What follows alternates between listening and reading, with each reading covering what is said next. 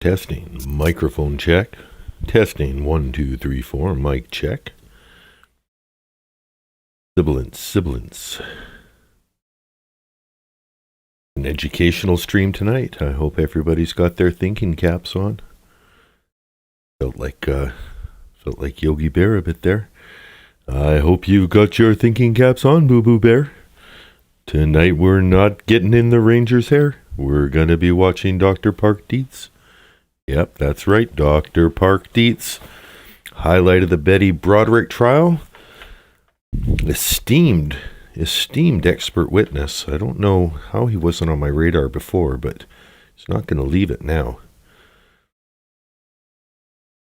Set up a couple of quotes that I can read while we're warming up here, letting people join.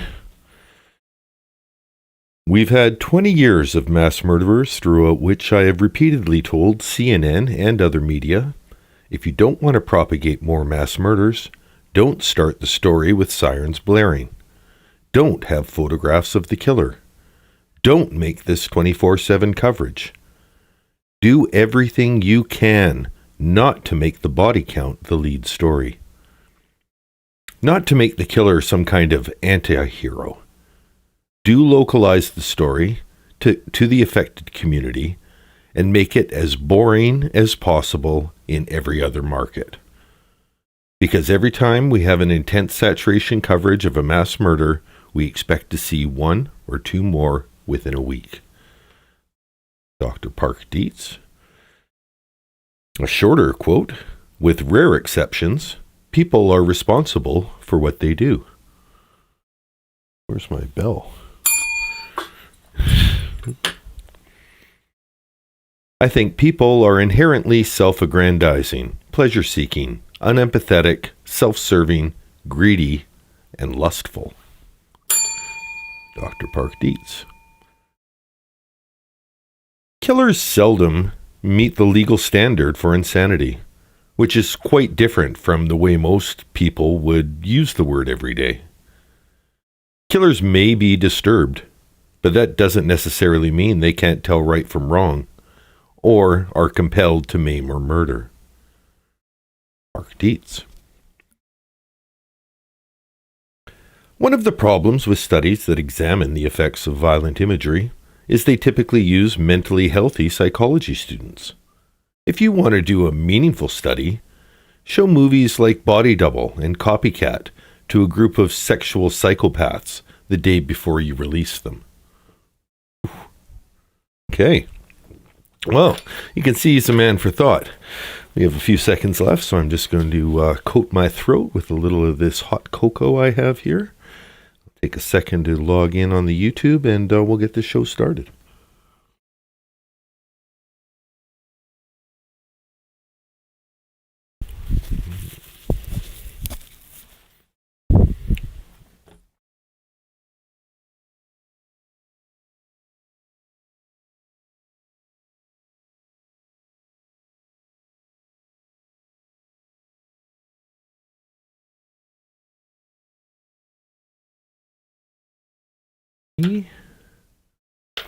All right, let's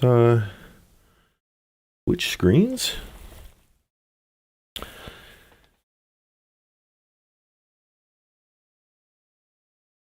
It's Friday, May 15th, and 8:35 p.m. on the west coast of Canada. Wherever you are, I hope you're fine, because I'm Dan D. And let's get ready to ramble! Woo!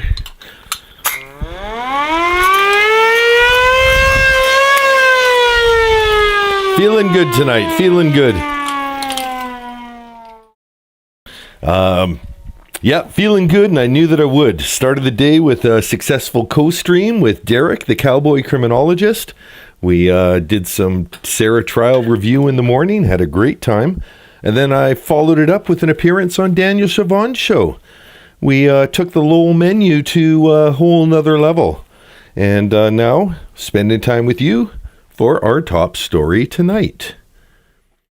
1 second while I switch to Good evening. He is the man who looks into the eyes of absolute evil and helps juries understand what is staring back. If you've followed America's most shocking true crime headlines over the last 40 years, you've seen the work of Dr. Park Dietz. As the nation's preeminent forensic psychiatrist, Dr. Dietz is the ultimate weapon for prosecutors. Tasked with answering a single agonizing question, is a killer legally insane or simply calculated? When serial killer Jeffrey Dahmer faced justice for his horrific crimes, it was Dr. Dietz who spent 15 hours interviewing him. His riveting courtroom testimony ultimately convinced the jury that Dahmer was entirely sane and fully aware of his monstrous actions. And when San Diego socialite Betty Broderick claimed she was driven to madness before executing her ex-husband and his new wife, it was Dr. Dietz who dismantled her defense on the witness stand, helping to secure her murder conviction. But Dr. Dietz's work is far from history. Today, he remains at the absolute forefront of criminal psychology, decoding the minds behind our modern era of mass violence. Just recently, he served as the state's star witness in the death penalty case against the Pittsburgh synagogue shooter, proving to a jury that the attacker wasn't delusional, but rather fueled by online radicalization. When he isn't in a courtroom, Dr. Dietz is working behind the scenes with the FBI's Behavior Analysis Unit and leading corporate threat groups that protect Fortune 500 companies from workplace violence. He's also issuing a stark warning to the media itself, arguing that broadcasting the names and faces of mass shooters directly triggers copycat killers. For a closer look at the man who goes inside the minds of monsters, we turn to our chief investigative correspondent, Dan D. Tonight we look at the life, the legacy, and the chilling modern mission of Dr. Park Dietz. And so that's our... I don't really have much to say at this screen. So actually, I do have a couple things to say. So quickly, I really wasn't too familiar with Dr. Park Dietz before the Betty Broderick trial. Super impressed with his testimony.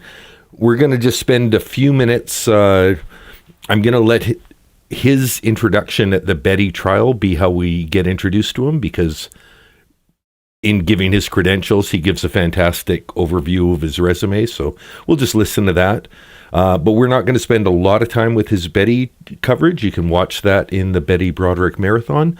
What we're going to be spending a lot of time with today is his Jeffrey Dahmer trial coverage. So we're not going to be covering the details of the Jeffrey Dahmer trial. If you guys want to look into it, but can really sink your teeth into the available material that's out there. But we're not going to be doing that. We're just going to be watching Dr. Park Dietz's testimony of this. There's about 8 hours of it, so we're not going to watch it all tonight. But this is a good bank of cool testimony. And this happened in 1992. So this is 1 year after the Betty Broderick trial. Another thing to keep in mind, I was looking for his testimony at the Menendez brothers trial because it's a common part of his biography that he testified there. And I could find tons of Menendez trial clips, but none with Dr. Dietz. Turns out Dr. Dietz testified at the second trial, the one that got the conviction. That was in 1996. The second trial, no TV. You think, why would there be no TV for that one? If the first one it was a big hit. Just before the second trial was another trial. It was also a big hit, so popular, in fact, that the judge for the Menendez brothers trial said, "We're not having another OJ circus. That ended like 3 days ago. There's riots. There's everything. No, we're not doing it. No media. It's a closed courtroom." So we can't watch his Menendez brothers testimony, but we can watch his Dahmer testimony. That said, we'll go into his introduction at Betty Broderick's trial. This is Dr. Park Dietz. If you're looking at the head that's peeking over the top there, we've learned that's Mary. Mary's a court reporter. She's great at her job. Super focused. The only time you ever see her look up is because somebody stopped talking. And judging from her expression right now, Jack Early's getting his notes together. Or no, this is his introduction, so she's just waiting. It's just that pause.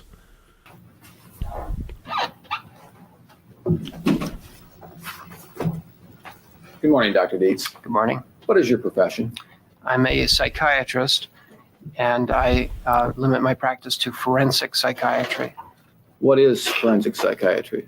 Forensic psychiatry is the application of the principles and practice of psychiatry to the purposes of law. In other words, it is psychiatry designed to be used for legal purposes, to try to answer legal questions. Dr. Dietz, could you describe for the jury your education that prepared you for this sort of endeavor? Certainly. I had my undergraduate education at Cornell University in Ithaca, New York, and there received a degree in 1970 in psychology and biology. In 1975, I received an MD degree, a Doctor of Medicine, from the Johns Hopkins. Psychology and biology is a great combination. I think specifically because he probably felt from his understanding of psychology that there's people who treated him like he's just this, like a witch doctor amongst doctors, oh, that's airy-fairy mind stuff. There's no proof of it. But by really understanding the biology, you can look at things that are, now just taken for granted as, okay, yeah, there's a connection. But this was state-of-the-art study at his time and multidisciplinary knowledge that you just don't get by focusing in one area. University School of Medicine in Baltimore. In the same year, I also received a master's degree in public health from Johns Hopkins. At that time, I'd done the coursework for a PhD, that is a Doctor of Philosophy in sociology, and years later, when I finished a dissertation, I received that PhD as well. But in 1975, I began my special training as a physician. What additional training have you had, Doctor?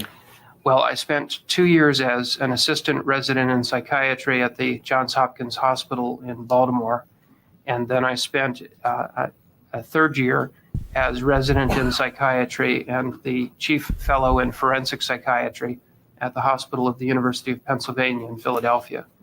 And that was the end of my formal residency training.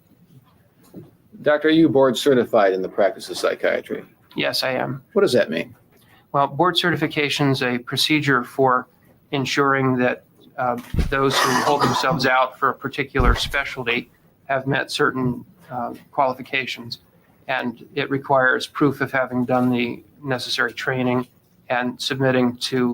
That board certified question, I don't know why, but it just made me think of Criminal Lawyer Reacts, because he starts so many of his videos with, what does board certified mean? Well, it means I have a ton more experience than your average prosecutor or criminal defense lawyer. I sit on the board.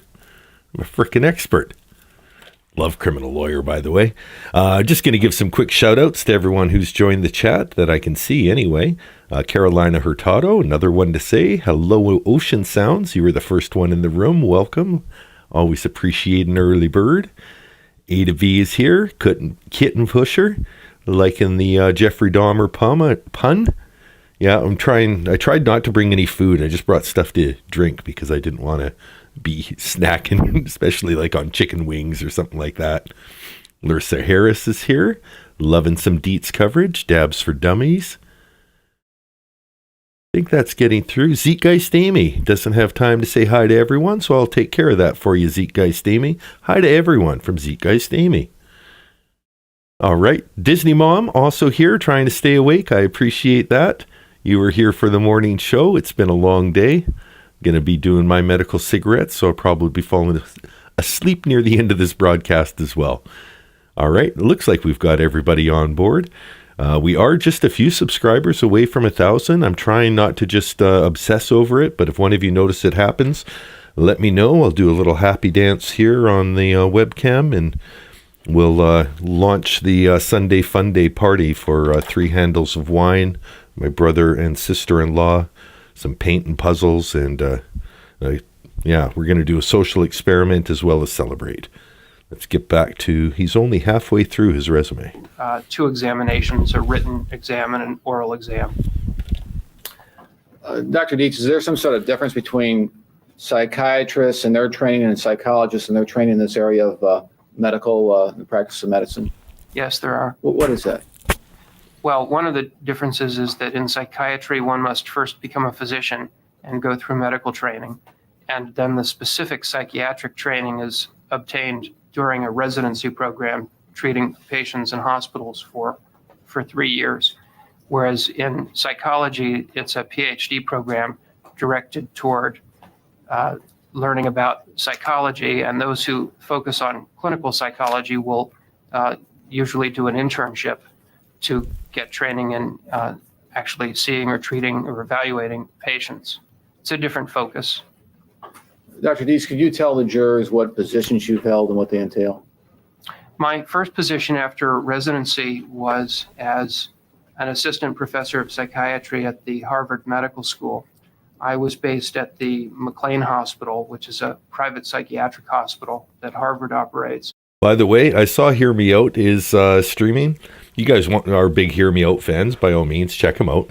But last time I ended early and told people to go there and just say hi to him, and he seemed to think there was something going on. He's like, why would you be talking from Dan's stream? And anyway, this time we're gonna just keep plowing through it. I think the Lorne fans and the Park Dietz fans going to be 2 different buckets of people. I think people who are looking for a little Park Dietz analysis are looking for a different type of content than the Lorne coverage. So, and feel free to come back. If you lost a few brain cells following Lorne, come back here, gain them back, go back and forth all night as need be.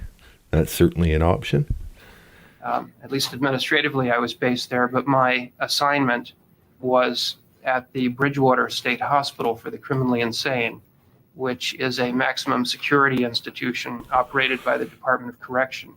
And yeah, I get all my yelling out right in the intro there, Dabs for Dummy, who doesn't like to be yelled at. So yeah, if you're coming for a yell, you can get it right at the start, get it out of the way, and the rest of the time I'm just going to be giving you the smooth voice of Dan D, best I can. The task was to try to turn this somewhat infamous institution into a Harvard teaching hospital. I'm sorry to say it's a task at which we did not succeed, but we tried. That was a good goal too, and to be able to admit failure. So they went in probably with grand ideals. We're going to take over this sanitarium that probably had all kinds of institutional abuses built in, thinking, hey, we're really smart Harvard students. What if we've got all the patients here, way better to learn from patients than from psychology students who, are generally fine and just have to take the tests, and, you're not going to learn as much from them as you're going to learn from people with real psychological and mental issues. Sad that it didn't work out, but I can also imagine how the reality on the ground, it probably was a big awakening for him as an idealistic student that, hey, I've learned a little bit, now I can change the world. Like, well, fuck, the world's a little messed up. Some of these guys need real help. Well, we gave it a shot. My time there was 2 years actually working at this security hospital. And then I had the opportunity to spend my 3rd year at Harvard.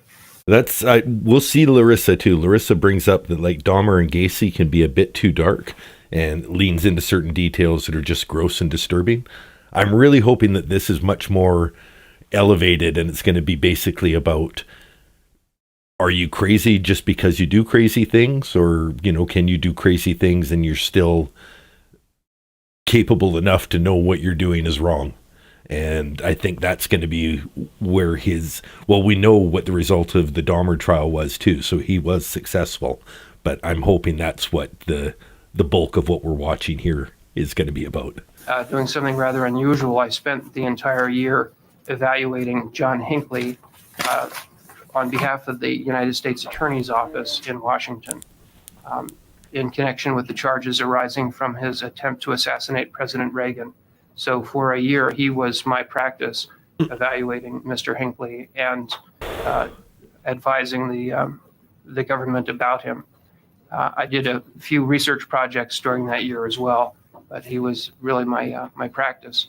And then my fourth year at Harvard, I spent conducting research primarily on mentally disordered offenders, and had a subcontract from what had been a violence grant from the Justice Department to the University of Pennsylvania. And my work was focused on mentally disordered offenders who commit battery or who commit homicide. After those 4 years, I then accepted a position at the University of Virginia, which had invited me to become the medical director of its Institute of Law, Psychiatry, and Public Policy, which was a program operated, and still is, by the University of Virginia Law School and Medical School and by the Commonwealth of Virginia, and which helps draft legislation, which trains students in both law and medicine and the various health professions, and which operates a clinic, a forensic psychiatry clinic, where evaluations are conducted. And while I was at Virginia, I was half-time in the law school and half-time in the medical school, originally as an associate professor and later as a full professor of law, and also as a professor of behavioral medicine and psychiatry. I taught courses for law students on psychiatry and criminal law, and on criminal behavior, on criminal violence. And in the medical school, I taught forensic psychiatry and trained fellows who are young psychiatrists in training to become forensic psychiatrists. And I was in charge of the evaluations conducted at the forensic psychiatry clinic for the university. I'd had a training program also at Harvard, a fellowship program, but it was smaller in scale. Larissa Harris, yeah, you got here just a moment late, but I did bring that up. The comment is, did he work on the Menendez trial too? Because I watched it about a year ago and I don't recall Dietz. Ann Burgess was an expert for the defense and another doctor who testified, but not Dietz. That's exactly what I was asking myself today when I was putting together the playlist for tonight's show. I was like, I was sure I heard Menendez and Dietz same sentence.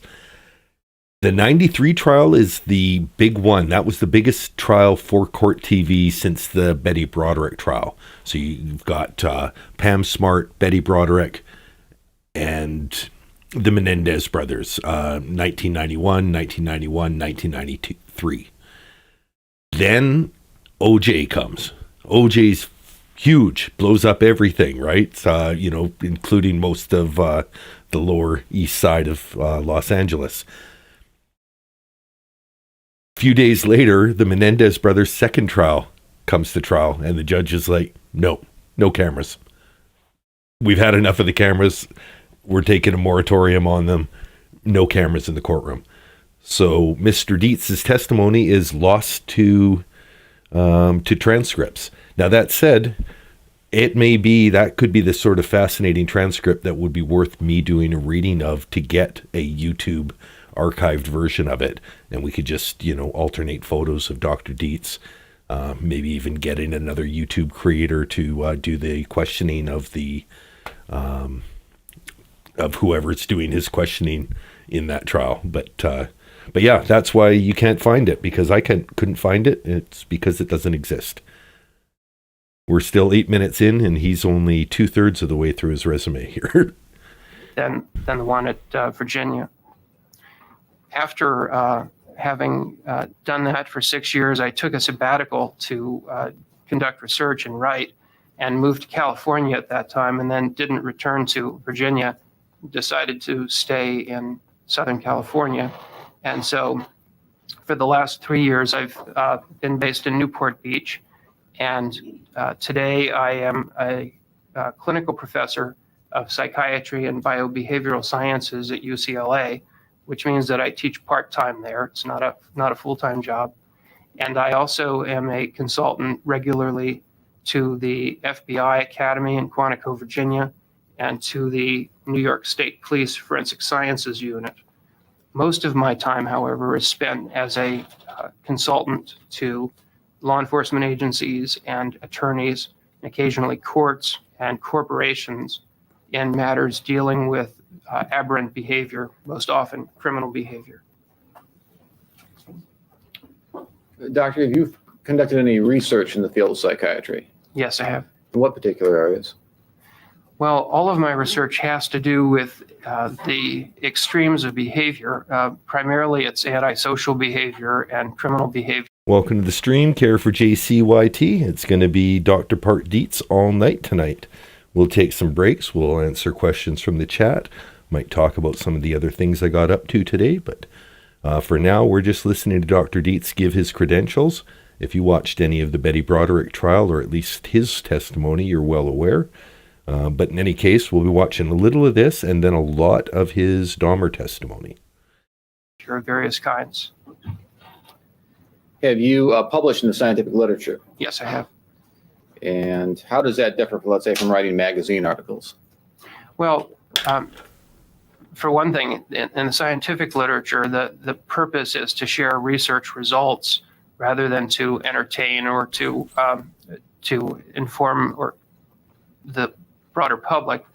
And so a portion of the scientific literature requires that one do rather thoughtful and careful research, and that the work that one submits for publication be reviewed by peers, people who have some knowledge of that field and who decide whether it's acceptable to publish, whether the thinking is done well enough, whether the methods are accurate enough to warrant publication. Those are called peer-reviewed journals, and there's no payment for that, but it's considered an important part of one's career and an important contribution to make. It's how one contributes.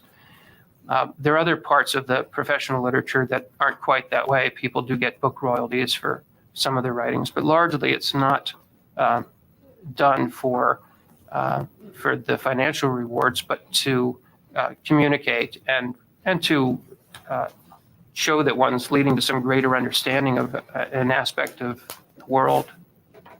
I take it you've published in these peer review articles? Yes, I have. Have you written a number of books and reports? Yes. Could you tell us about that just briefly? Well, now we're getting into the books and reports. What's crazy to me is this is one of his first trials, and it takes him about 15 minutes to get through his credentials. So one of the last videos I have in this playlist is, let's look at my playlist here. This is the playlist? No, that's not it. Betty Broderick. Okay, there.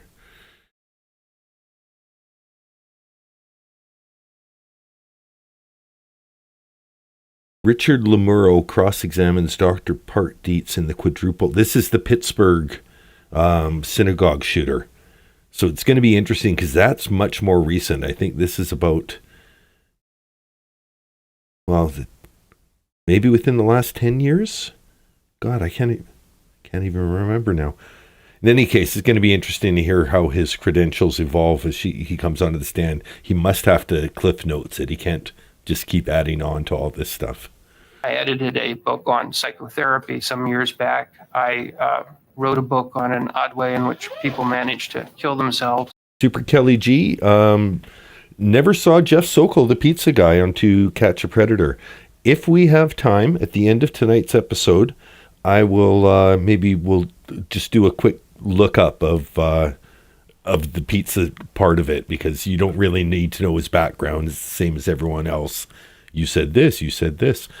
But the pizza scene is pretty hilarious because he's just like, have a seat. And he sits, and then he opens up the box of pizza, and you see it kind of bent and dripping. It looks like a really nice thin crust pizza. Not too greasy, it's not dripping, but you can tell it's like, yeah, it was good. Apparently the pizza joint did really well after that too. Like, I'm sure they could sell it as, the pizza's so good, even when you're going to jail for life. You can't resist. And I've written lengthy reports on mentally disordered offenders and on individuals who harass and stalk other people. So you've written a book on suicide, is that correct? On suicide? No. Oh, I thought you said on the way people kill themselves. Well, that's very interesting. Have you written a book on suicide? No. Oh, I thought you said on how people kill themselves. One of the things he got started was working in injury prevention. And he thought, well, why just try and prevent accidental injuries? Why don't we try and prevent intentional injuries? Sarah Boone, intentional, right? And yeah, that's kind of how his career evolved because of his early work with an injury prevention, like a workplace injury prevention kind of internship thing. And he thought, wow, if we could stop intentional injuries or prevent them, that would be good. It's not exactly suicide. Okay. Have you written any chapters in books published by other people or edited by other people? Yes, perhaps 15. And was one of these a chapter on patterns in human violence that was included in the American Psychiatric Association annual review? Yes. Another one, defenses against dangerous people when arrest and commitment fail. I'm sorry. Defenses against dangerous people when arrest and commitment fail. Yes. And that was in the American Psychiatric Press Review of Clinical Psychiatry and the Law. Yes. And there are numerous other ones we probably don't want to take the time to get into. Right. Have you edited any professional publications? Well, yes, I've edited some special issues of journals on violence or criminal behavior, and I've also been on the editorial boards of a number of journals, mostly in the forensic sciences and in psychiatry and law. Have you done any lectures, Yes. both nationally and internationally? Yes, I have. Approximately how many times? There are about 150 occasions when I've gone somewhere to give a special lecture or address at a national meeting or at someone's invitation to give a lecture somewhere. That's not including the teaching that's been my job. And have you ever testified in a court of law as an expert witness before? Yes, I have. In which particular states? I think it is 40 or 45 states that I've testified in. I haven't done the Dakotas. There are a couple others. Would this be both civil and criminal cases that you testified in? Yes. In the area of criminal case testimony, approximately how many times have you testified? In the trial phase, I believe it's been hundreds, but I don't have any accurate way to count.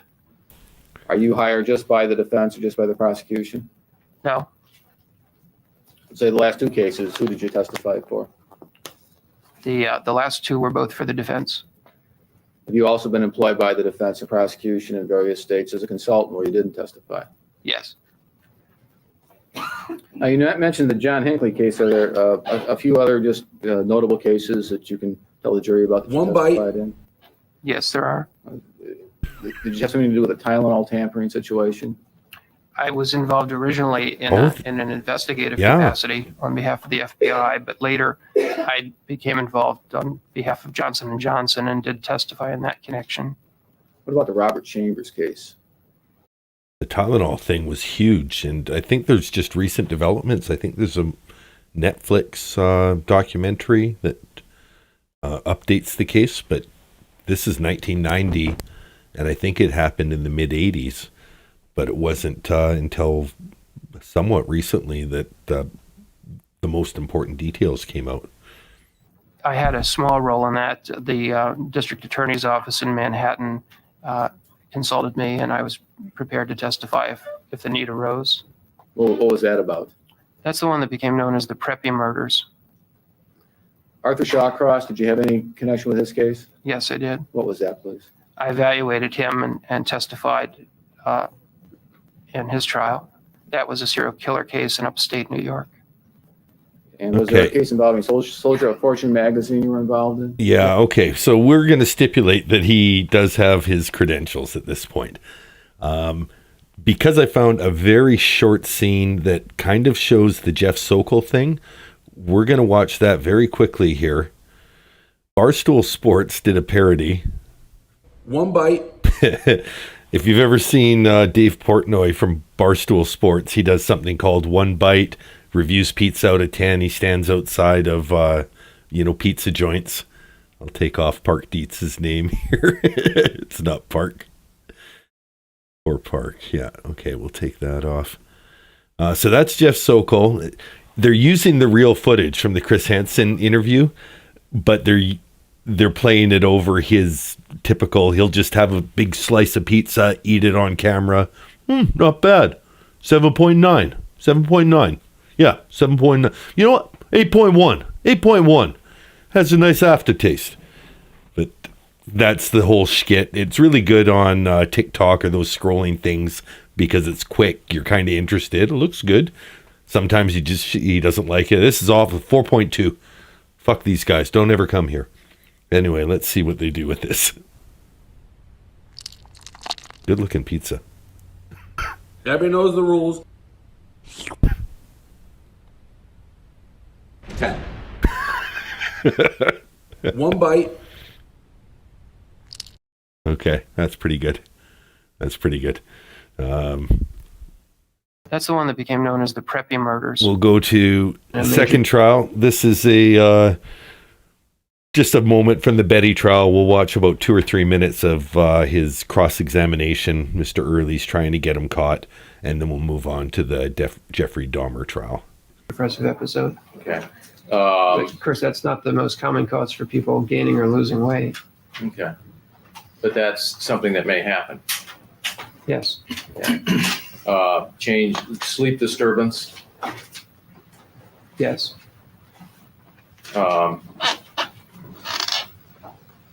Difficulty thinking or concentrating. Yes. Reoccurrent thoughts of death or suicidal ideation or attempts. Right.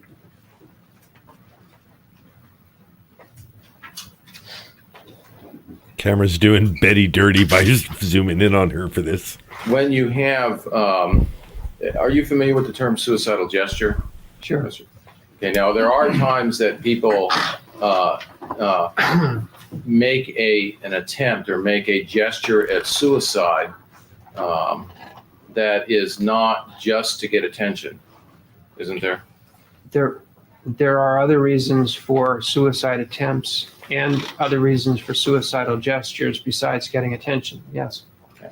Sometimes you have people who do suicidal gestures. They'll have thoughts about wanting to die as a solution, but also have some very strong feelings about not wanting to die, to live. Isn't that correct? That's something that can happen. Okay, and that can have some effect about maybe where they might not be successful or they may not do a very serious attempt at suicide. Would you agree with that?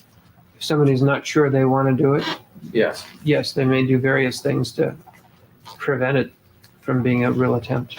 Okay, and it may be part of these. Just so you know, the food montage is from a little challenge me and Daniel Chavon did where we took an item a day of the Lowell menu, happened to be a dinner in December, and created our own inspired meals from it. If you look at the perfect prison tray, like that is an idealized version of what you would get in a prison, like in a perfect world.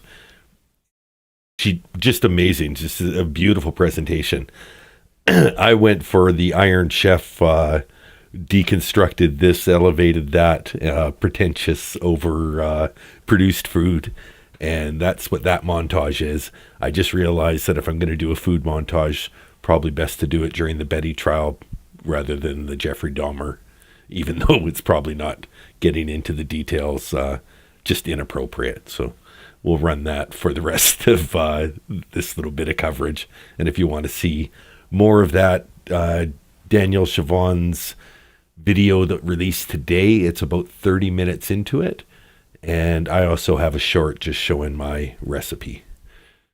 Association may be that they have a part of them that wants to die, and also it may be a way of getting attention or manipulating somebody. Would you agree with that? Yes, it could be all of those things at once. When we talk about impairment in major depressive episodes, there's various degrees, is there not? There's various types of criterion that you look at. There are particular levels of severity that are described in the manual. You can have a major depressive episode, and there is a code that you would then put as to the level of the severity. Is that correct? Right. These aren't used most of the time, but the code's available. And One of the codes is mild, few if any symptoms in excess of those requiring a diagnosis. Symptoms result in only minor impairment or in occupational function or unusual social activities or relationships. That's one, is that correct? Correct. And even though you would have that, you can still have a major depressive episode and still have the mild, what appears to be mild symptoms to the outside world. Not just the outside world, you can have a mild case of it. Okay.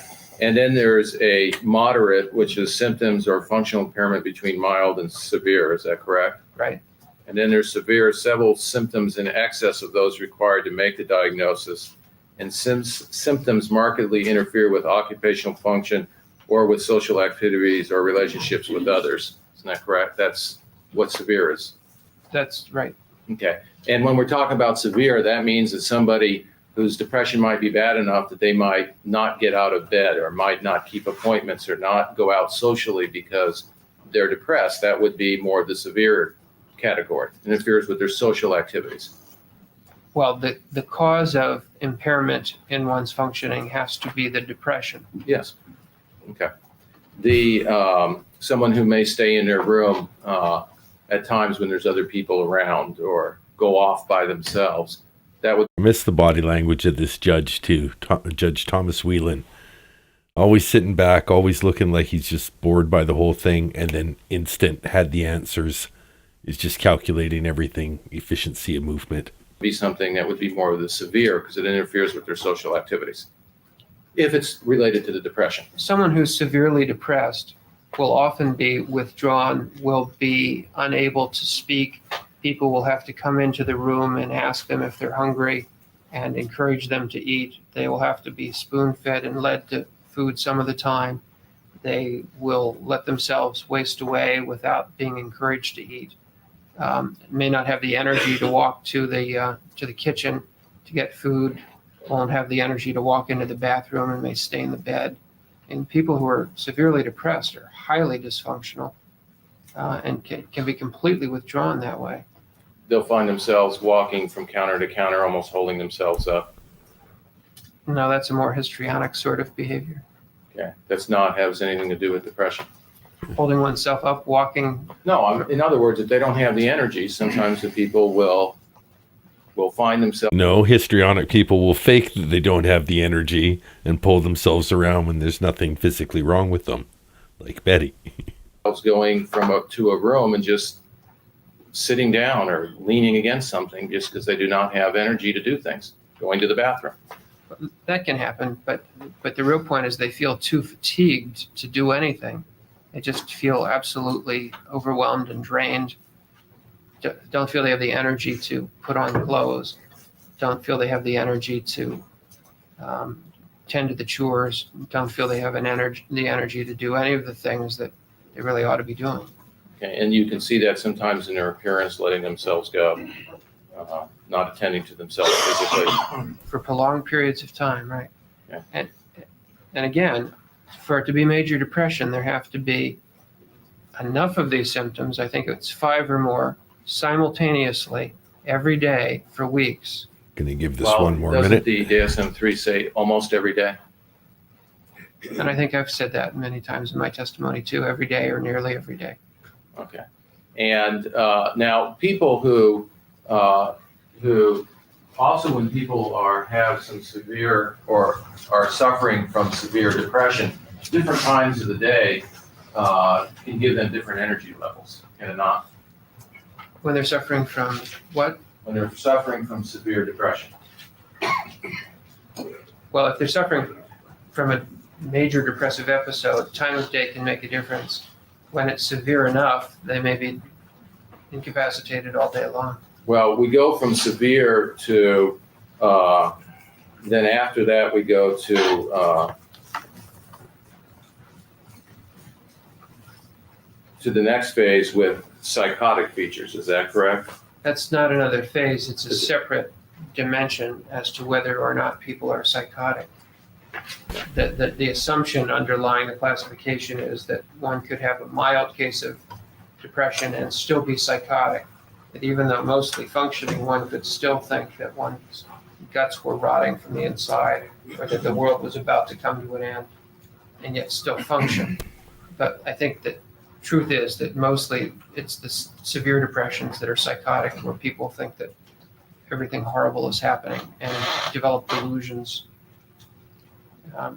And certainly anybody who's got those kinds of delusions, I would call psychotically depressed and severely depressed. Well, there's examples of people who have severe depression who function.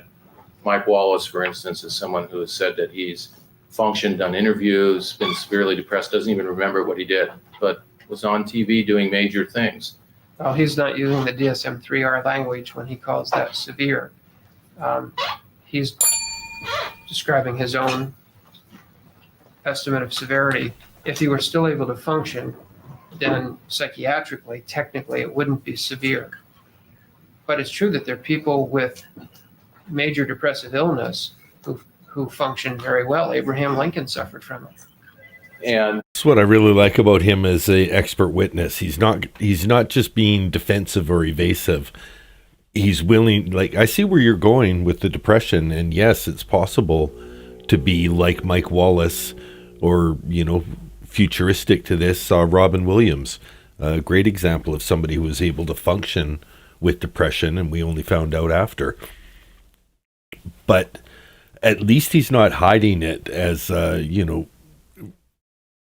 being cross-examined, feeling like he needs to defend his argument. He's like, no, I see what you mean. Like, somebody could be very depressed and still functioning, but it doesn't meet the psychiatric definition of severe depression by virtue of the fact that he's functioning.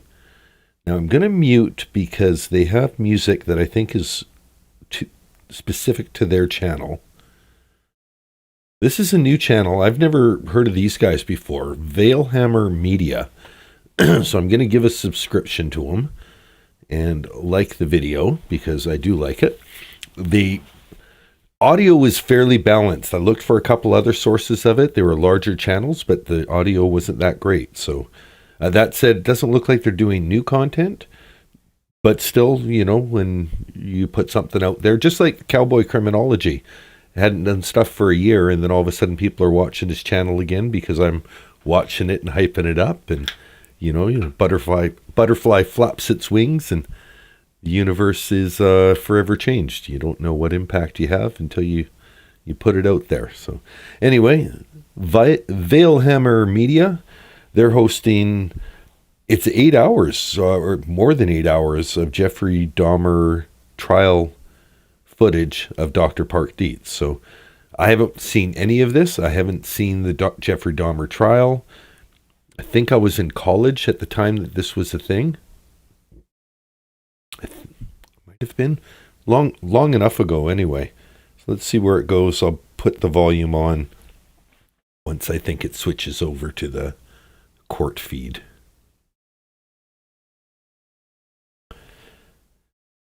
Okay, the volume is on now, but they say audio remastered. I think it's because I noticed there was lots of gaps in it.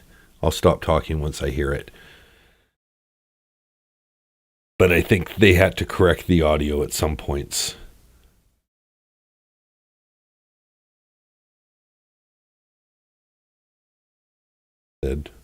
Times Square bookstores to the White House on that. Let us know. Dr. Dietz, will you? Okay. That was weird because it wasn't. Spelling your last name, please. I'm Dr. Park Dietz, Dietz. You may proceed, Mr. Speaker. Let us know. Dr. Dietz, will you please advise the jury of your educational background, beginning with college? I graduated Here we go again. college at Cornell University in Ithaca, New York in 1970 with a bachelor's degree in psychology and biology, and then entered medical school. I received my next degree, which was... We're going to assume that not much has changed with his resume since the two trials in between Betty and this one. I'm going to skip ahead about 10 minutes. outside this country, but always something rather unusual. Are you a member of any professional societies? Yes, I am. Would you advise the jury of those societies, some of them? Well, I'm a member of quite a few, but the organizations in which I've been most active are really just three. One's the American Psychiatric Association, in which connection I've served on a number of committees. I chaired the Committee on the Misuse and Abuse of Psychiatry in the United States. I've served on some other components of the organization. I've also been active in the American Academy of Forensic Sciences. That's an organization made up of forensic scientists from various disciplines: pathology, toxicology, forensic dentistry, and psychiatry, as well as others. And in that organization, I was the... Yeah, we're going to skip forward again. Well, it looks like there's a question at about 13-minute mark. So Copies of the curriculum.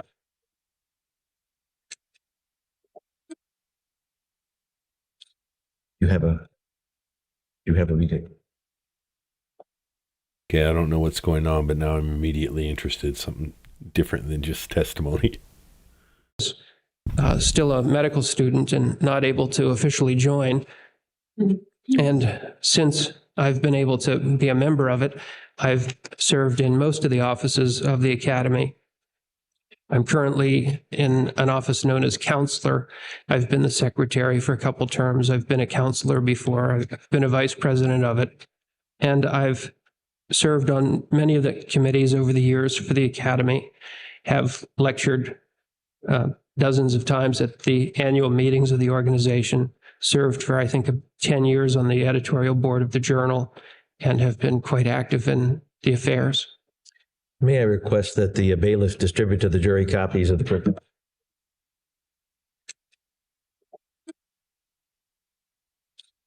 You have a meeting.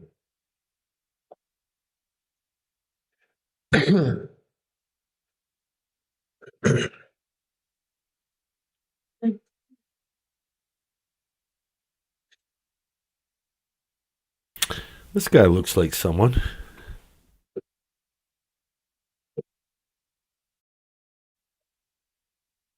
The audio's dropped out for me. Okay, come back. And Doctor, I have taken the liberty of circulating copies of your curriculum vitae. I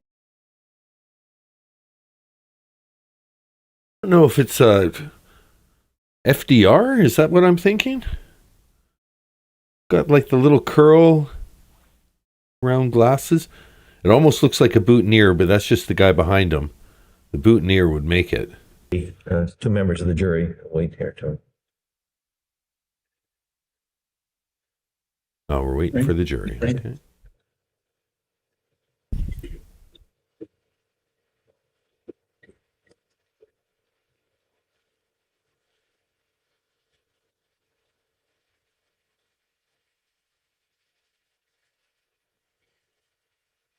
All right, wait. I think the attention of the jury probably will turn to page 9 of the curriculum, page 9. But have you published any scholarly works in professional journals? Yes, I have. And would you touch upon some of those which you think would be of particular interest in this procedure? I don't have a copy of that in front of me. All right, that's fine. Because Everybody's got a copy except you, so why don't you? Sure. Thank you. Thank you. okay, we're going to stipulate to that. Projects. Then there is another paper related to the same project, number 23, on sexual fatalities. Stipulate to that. That group then petitioned the president, who appointed or decided there would be a new committee. I do know about this. He was part of some commission to testify about pornography. I can't remember if it was for or against. Commission on pornography. And so that seemed like a long road from Times Square bookstores to the White House on that study, but it seemed to have had some impact. Then the next item, number 25, on atypical autoerotic fatalities, was again a look at... Just so we're all up to speed, we're now going to be talking about atypical autoerotic fatalities as opposed to your typical autoerotic fatality, like your run-of-the-mill autoerotic fatality. Say it one more time. Autoerotic fatalities. Fatalities. Some particularly bizarre ways that people manage to die during masturbation, and ones that were confusing to medical examiners' offices. Confusing, like the kind of stuff like you wouldn't believe what happened on my shift last night. Or to homicide investigators who had a hard time seeing whether that this was an accident that had happened while someone was masturbating, because the scene was often so bizarre.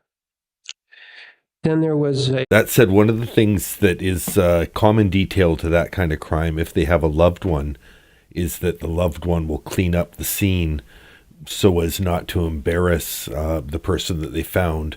And because of that, both they've contaminated it, they become a suspect in it, and it makes it that much harder for the authorities to figure out what actually happened. But you can understand the instinct, like, to cut someone down or whatever it is. Like, a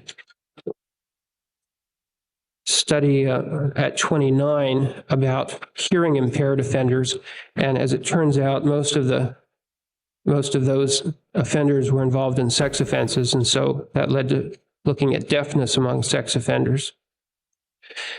Item 31 on detective magazines, subtitled Pornography for the Sexual Sadist, set forth a... Okay, so this is kind of interesting because realistically, he's talking about us right now. The detective magazines of the 30s are the true crime fans of today, right? It doesn't mean that everyone who's watching this is getting off on the lurid details of it, but there certainly can be an element of people that do exactly that. Anyway, let's see what he says. This is starting to get into something. Theory that sexual sadists, that is, men who enjoy the suffering of victims and are sexually attracted to the suffering of others, would find particularly attractive the covers at that time of detective magazines. These are such monthlies as True Detective, Homicide Detective, Inside Detective. I'm going to go on the record. Some of those covers were hot. There were some pretty good artists back in the day drawing bodacious women with their bosoms spilling out of the trench coat, high heels, stepping forward. Larissa Harris says Dietz said in an interview he would meet with Dahmer for hours in a room without Dahmer being cuffed and no guards. And he wasn't worried because he wasn't Dahmer's type. Good looking guy. I guess, just not his type. When you know, you know. And we asked several sexually sadistic offenders about that, or had heard spontaneously from them, and learned that from their point of view, that was the most appealing kind of pornography, even though most of us didn't think of that as pornography. Some of these men thought that what was sold in adults-only bookstores was faked from their point of view, but what was on the covers of these magazines was more appealing. And that speaks a little to the power of fantasy, because when you're seeing something that's, an artistic rendition, already it's idealized, it's objectified, it's not reality anymore. And your brain recreates the gaps between reality and what it's inspired in what you see. That's okay. I knew we were getting to good stuff now. Classified the covers of the magazines and looked at what was inside, what they were selling, who they were trying to appeal to. The upshot of it all is that not too long after the article came out, things changed. We had found that the covers generally portrayed a woman bound, gagged, looking sexy because some part of her underwear or her anatomy was exposed, being threatened by a man with a weapon. And we pointed out that this appealed to these men who were committing such crimes. And very soon thereafter, the whole industry changed so that instead of showing a sexy woman threatened and bound, they began to show a sexy woman with a gun. which was a step in the right direction and improved what they were marketing there, and made it so that it would no longer be appealing to that particular group of offenders. Then the next item is number 33 on mass serial and sensational homicides. That really was a lecture that I gave at a meeting. I think it was at the New York Academy of Sciences or the New York Academy of Medicine. And their journal published that article. And that simply described the patterns generally observed among serial killers and mass murderers and certain other offender groups. Number 38 on pornography and obscenity was a survey of somewhat over 5,000 books and magazines and films sold in 4 American cities. And that grew out of work done by the Pornography Commission, where investigators went out and categorized all of these items. And then 2 of us wrote up the results and published them in a law review, the Michigan Journal of Law Reform. Item 40 on the sexually sadistic criminal and his offenses was the first report to come out of a study of men who were committing sexually sadistic crimes. That report, I believe, was on the first 25 or 30, right, the first 30 of the offenders we studied, who together were responsible for, as I recall, about 125 murders. And we were looking at the behavior patterns of these men, how they conducted their offenses, how they would get away with repetitive offenses for so long.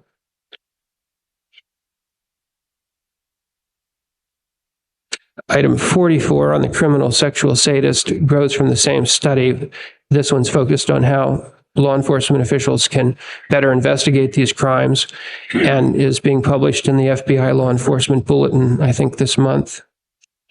Item number 45 on patterns among mentally disordered offenders is on the question of the various kinds of mentally disordered offenders that exist, and explores the relationship between mental disorder on the one hand and crime on the other, and divides mentally disordered offenders into several types. Because, as it turns out, there are times at which a mental disorder is merely a coincidence to a crime. People who happen to be mentally ill and happen also to commit crimes, but there's no relation. There are times that committing crimes results in a mental disorder because people get depressed when they're in prison or because they've killed a loved one.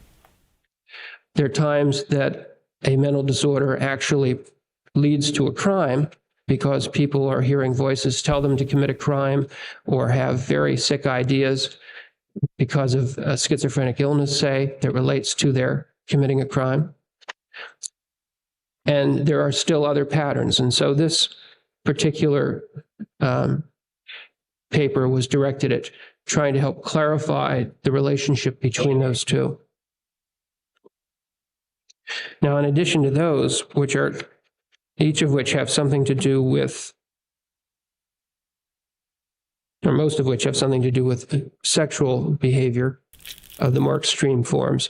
There are other articles here that deal more generally with homicide or with violent offenses, but don't bear so particular a relationship to this case as the ones that have to do with sexual abnormalities.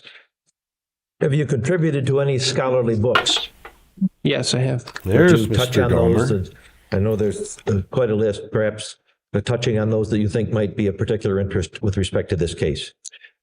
Well, Hazelwood and I did publish a book, as I mentioned earlier, on these masturbation-related deaths, and that goes into some detail on the paraphilias and how sexual deviations, known as paraphilias, underlie the forms of experimentation sexually that led to these deaths. Item number 3 was really the report from that project I did my 4th year at Harvard that compared mentally disordered offenders of various kinds.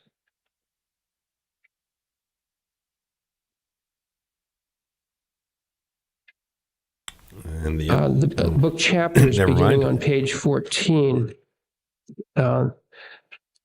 The second chapter on rapist behavior is the one that I was working on when I wrote that article on the scientific issues in the field.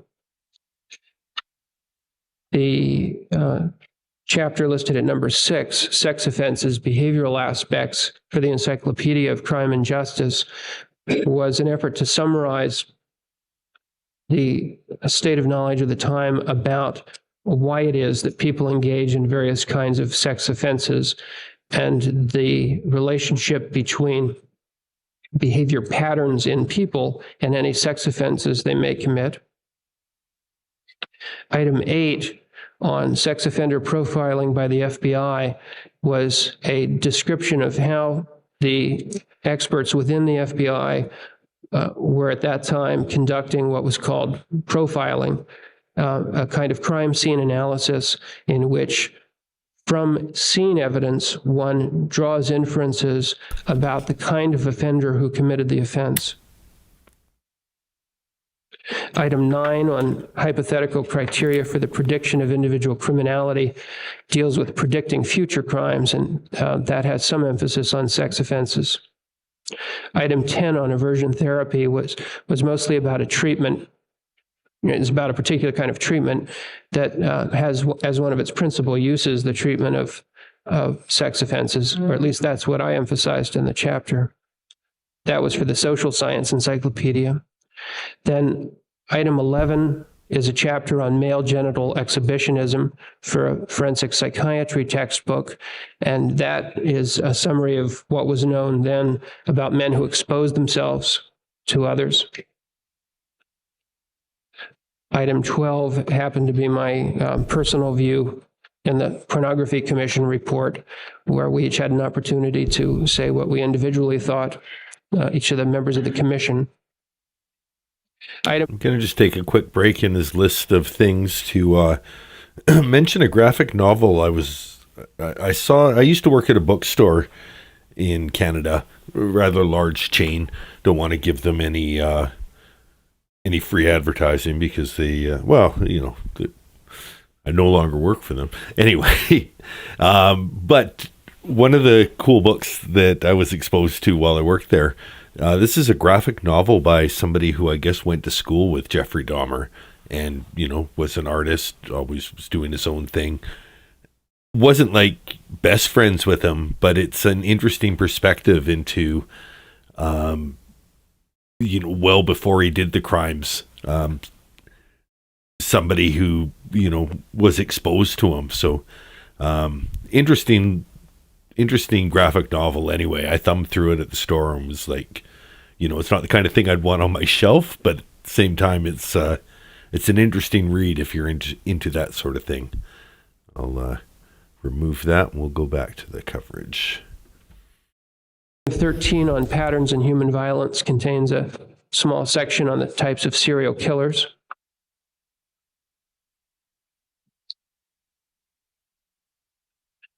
And item 16 has to do with how people can defend themselves against very determined, dangerous offenders who can't be kept in captivity.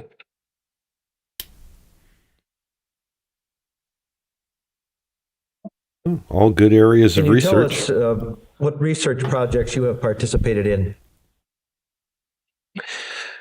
Well,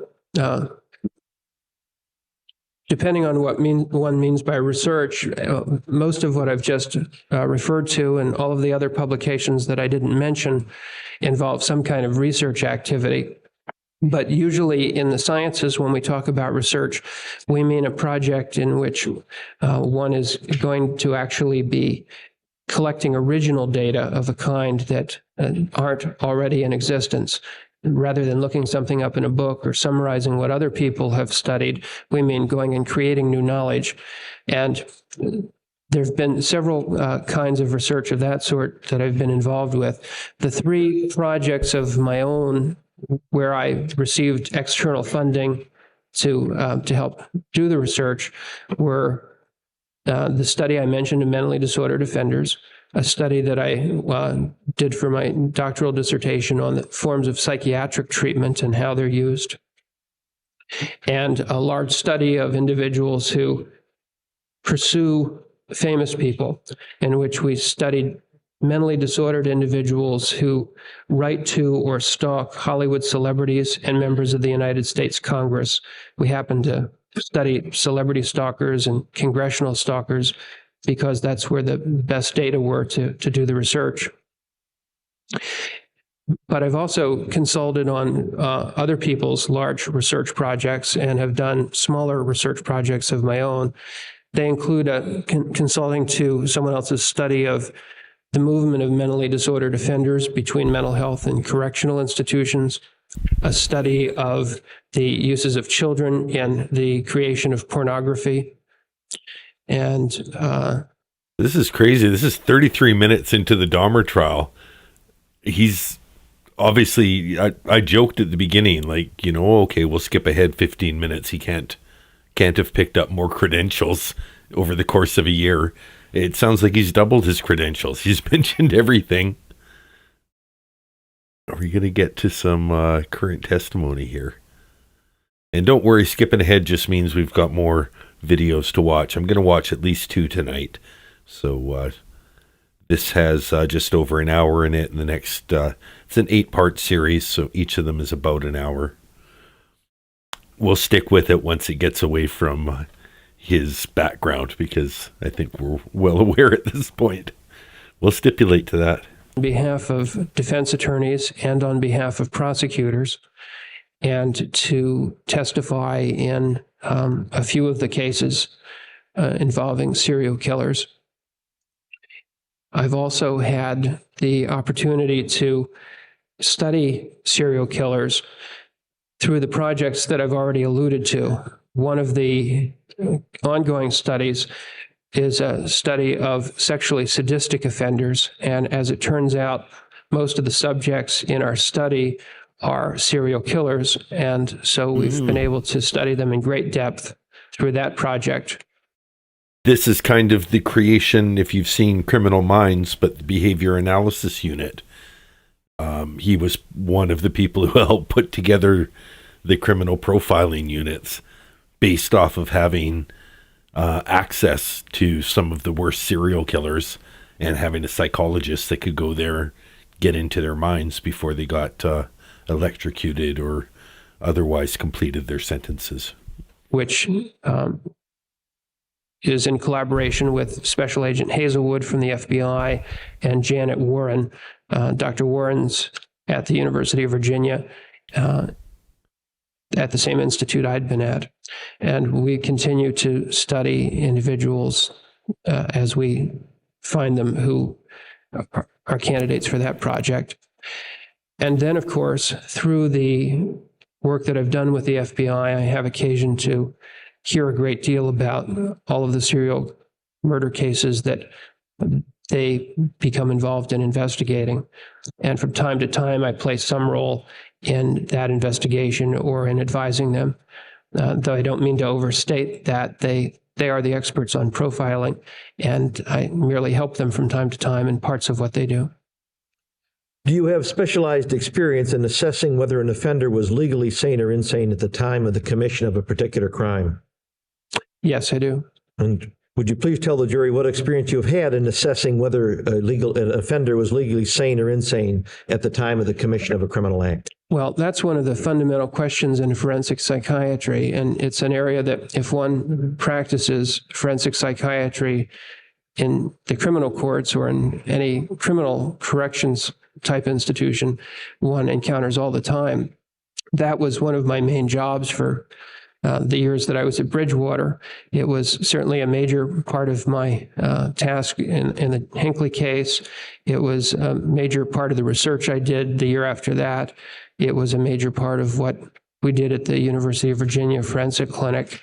And it's always been a large fraction of my consulting practice to assess individuals concerning their responsibility at the time of a crime. So that has probably occupied somewhere between 20 and 50% of my professional life since 1978, 77, actually. Have you testified in court before? Oh, yes. And how often? Well, hundreds of times on a variety of issues. But I lost count a long time ago. Right, the number too high. Yes. Right. Have you testified in murder cases before? Yes. And how often? I think well, I've examined hundreds of murderers, and perhaps as many as 1,000, but not all of those have come to any trial. And I think, or I haven't been called to all of them. And I think I've testified in, well, certainly scores, maybe 50 or 100 murder trials. I don't have any real way to count them, I'm sorry to say. Can you tell us whether you have testified on occasion for the state and or for the defense? Oh, yes, I've testified for both sides. Have you testified in any cases that might be familiar to the jury or the court? Yes. Would you tell us those? Well, the Hinckley case I've already alluded to. I've also testified in a case involving a man named Walter Leroy Moody, who was eventually convicted of the series of mail bombs that killed a civil rights lawyer in Savannah, Georgia, and a U.S. Circuit Court of Appeals judge for the 11th Circuit, Judge Robert Vance. He'd also sent mail bombs to some NAACP offices in Florida and Georgia. I testified in the trial of Arthur Shawcross, a man convicted now for serial killings of prostitutes in the Rochester, New York area. I testified just last week or the week before at an appeal hearing concerning William Bonin, the freeway killer, a serial killer of men in the Los Angeles and Orange County areas. I've testified in some cases involving mass murderers, a man named George Banks who killed 13 in the Wilkes-Barre, Pennsylvania area, a woman named Sylvia Segrist who shot 10 people at the Springfield Mall, also in Pennsylvania, a man who did one of the schoolyard shootings in South Carolina, named Wilson. Those are the ones that come to mind. Dr. Dietz, when were you first contacted in this case? Sometime in December 1991. And what was the nature of that contact? The first contact was a telephone call from you, Mr. McCann. And did you eventually agree to conduct an evaluation on behalf of the Milwaukee County District Attorney's Office of the defendant in this case? Yes, I did. Were there any ground rules agreed upon for your evaluation? Yes, there were. And would you share those with the jury? Well, in the initial discussions that we had, Mr. McCann asked me if I would be available and willing to evaluate Mr. Dahmer. And I told him that I would enjoy the opportunity to evaluate Mr. Dahmer, but there were certain conditions that we would have to agree on before I could do that. One of those conditions was that I'd have free access to any information that the government had acquired. And Mr. McCann volunteered to make everything available to me that the government had learned in the course of its investigation of Mr. Dahmer. A second condition was that I be free to testify for either side, that if at the conclusion of my evaluation, my findings were such that the defense thought I would be a favorable witness, that I would be free to testify for them if they asked me to, and that if my findings were such that Mr. McCann thought that he would like to call me as a witness, that I'd be free to do that too. And finally, we discussed payment and agreed on a budget because Mr. McCann told me that the county funds were limited and that we would have to agree on how much could be spent on this. And we did agree. And what did you subsequently do to conduct that evaluation of the defendant? The first thing I did was to obtain various documents and to review those documents. The documents didn't arrive all at once. They continued to come by the carton, but they included eventually what I believe to be. So if you notice, I've never been able to put people's comments up on my stream like the professional streamers do. And I just realized I can always just type the comments onto the screen, but it seems like it changes them live while I'm typing them and gives you a window in too much. You can see, don't pay no attention to the man behind the curtain. All of the police reports that concern Jeffrey Dahmer, all of the police reports that were interviews with witnesses who had actually observed Mr. Dahmer or spoken to him at any time in his life. Oh, thank you, Bedtime all the police Lullabies. Reports that were from people who might have. Bedtime Lullabies came into the chat so kind with made it so awesome to enjoy each other's company. Don't care what the topics are. Dan D always puts out the finest content. Well, thank you very much. I wouldn't be fine and dandy without the finest chatters in the YouTuberverse.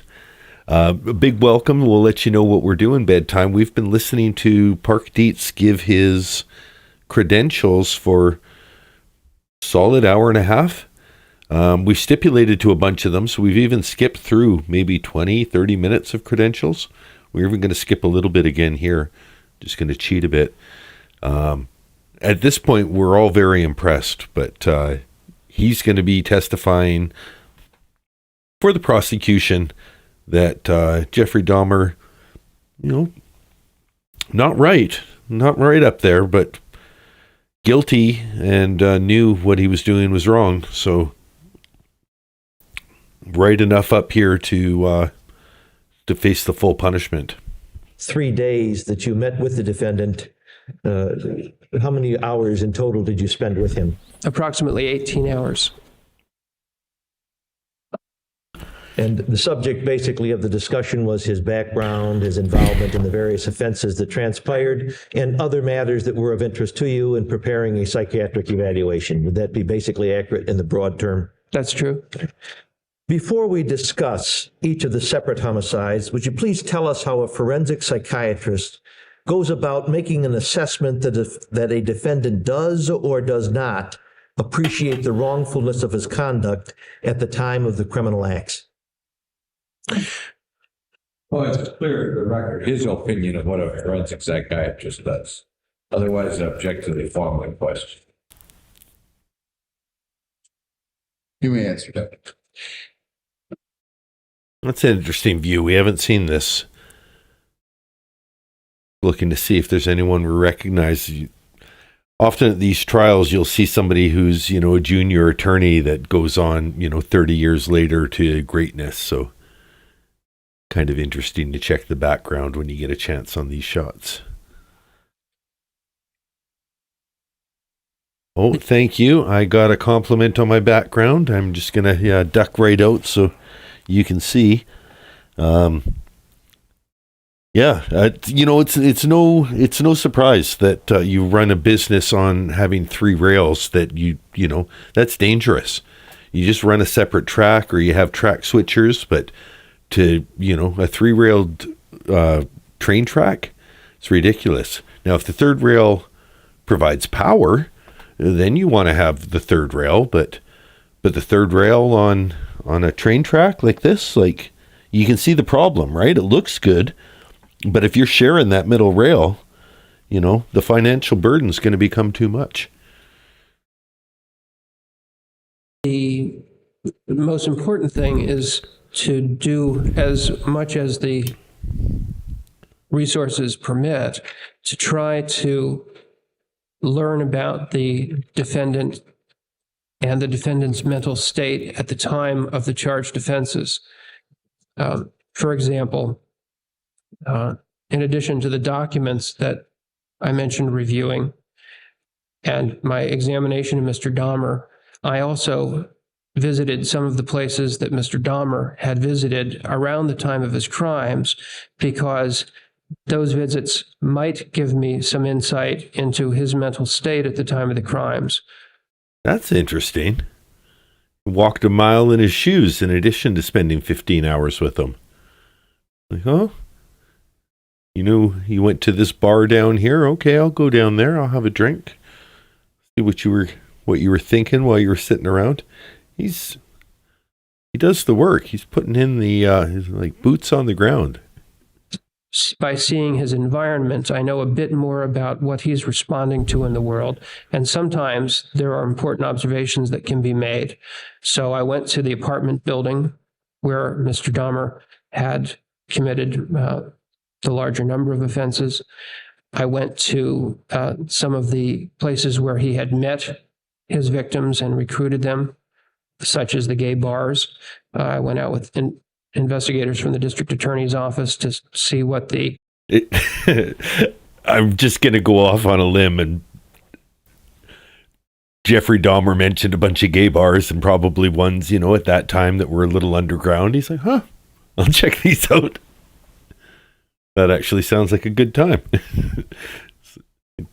It's like a work holiday. Locations were like and what the atmosphere was like. I looked at the pornography that had been confiscated from Mr. Dahmer, both on an earlier occasion when... That's just like Sarah. I looked at the pornography just to see. You know, I didn't look at it for myself. I looked at it just to see. He was arrested for something else. And at the time of the present arrest, I looked at selections of pornographic videos with Mr. Dahmer. He directed me to particular passages, and at a couple horror films also. Okay, that's a visual, right? It's going to be my first rewind. That's not a phrase that a lot of people who are still alive are able to say. I looked at the pornography that had been confiscated from Mr. Dahmer, both on an earlier occasion when he was arrested for something else, and at the time of the present arrest.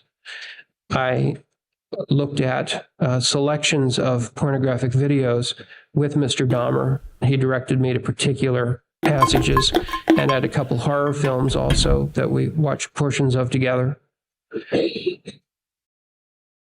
Awkward. Like, wow. I can understand, you know, it makes sense. It's not like a totally illogical thing. It's just like, what a wild, like, you know, for the guards that are just standing outside, like, so he's just in there watching Sleepaway Camp 2 with Jeffrey Dahmer. Like, okay. And Hostel? Really? We're giving them a Hostel? Don't give him Human fucking Centipede, please. Anything that could help me understand his mental state at the time of the crimes was germane to what it was I wished to do. But generally... But yeah, what a wild job. So Candace asked earlier, think about what he's seen and heard. Imagine the things he saw and heard when he was watching the confiscated porn collection of Jeffrey Dahmer, in addition to directed passages and sections. You know, wow. When a forensic psychiatrist seeks to evaluate whether a defendant appreciated the wrongfulness of his conduct. This stream is brought to you by General Foods, Kraft, Hyundai. Yeah, I don't Pepsi Cola, Coca-Cola, Dr. Pepper. I don't think this one's going to get anything, even if I do make 1,000. This might be the first of the demonetized streams. At the time of the crime, the questions that have to be addressed are, first, whether the defendant had any mental condition that could possibly have interfered with his ability to appreciate the wrongfulness of his conduct. Some mental disorders can affect a defendant's ability to appreciate the wrongfulness of his conduct. Some can't possibly do it, and some can only do it under particular circumstances. And so one has to look for what mental disorders there are and see if he has any of the kind that might impair his appreciation of wrongfulness at the time of a crime. Secondly, I might have put words in his mouth. I might have said passages. Starting to do a lot of reading. Passages rather than scenes. has to look for each crime at whether the behavior of the defendant at the time indicates an awareness, an appreciation in particular, of the wrongfulness of his conduct. And thirdly, or lastly rather, one has to look at what the defendant says his awareness was or his thoughts were at the time. But behavior during a crime always speaks more loudly than defendant's statements after a crime. And so that's testimony we could have heard during the Sarah Boone trial for sure. I'm going to listen to that again. This was or his thoughts were at the time. But behavior during a crime always speaks more loudly than defendant's statements after a crime. And so looking at the behavior during the crime, as far as one can tell it, becomes quite important. Unfortunately, we often have to rely on what defendants say about behavior during a crime, particularly in unwitnessed homicides, because there may not be any other living witness. Particularly in unwitnessed homicides. So you look at you might not know everything, but look at what you do know and use that to judge the person. That's how they judged Sarah. That's how they judged Corey. That's how they judged Betty Broderick. Largely. It was 11-1 in that final trial. And the one person didn't seem to understand the manslaughter instruction, because for any of us that watched the whole Betty Broderick trial, it seemed pretty clear that it couldn't be manslaughter because, one, she intended to do it. It was fully intentional and malicious. And then the other side of manslaughter was self-defense. They were sleeping in their beds in a house that wasn't hers. It's not self-defense. So there's not involuntary. There wasn't voluntary. There wasn't psychotic manslaughter. There was no manslaughter. And in order to try to verify what defendants say at the time of a crime, in which there are not other living witnesses, we look. Yeah, okay, good. Okay, thank you, Amy. See, I'm a little out of it. I've kind of gotten fractious. I was up early this morning. Me and the cowboys spent a good hour trying to figure out how we could both watch a video, hear the video, and talk to each other and have you hear us. And we posted the link to the last time we tried to go online when we didn't sort it out first. Figuring that we'd figure it out online. We did not figure it out online. It went bad. It went really bad. But this morning it went fantastic. But that said, it was an early day. And then cooking with Dan D. I made an appearance on the Daniel Chavon show. Both cooked food from the menu at Lowell. You know what? They haven't gotten into anything gross. I'll show that food montage again. Danielle put together a perfect prison platter of a perfect tray of, if you were in prison, this is the ideal food. I think this is truly like what you would get at a luxury prison for the rich. I went overboard. I did this pretentious elevated sandwich and just kind of tried to pimp out every ingredient. We'll run the food montage again for a few. Look at physical evidence. We look at the setting in which it occurred. We look at their behavior at other times. And because of that need to look at behavior at other times, it even becomes important to look at the life history and what other people have observed about a defendant's behavior.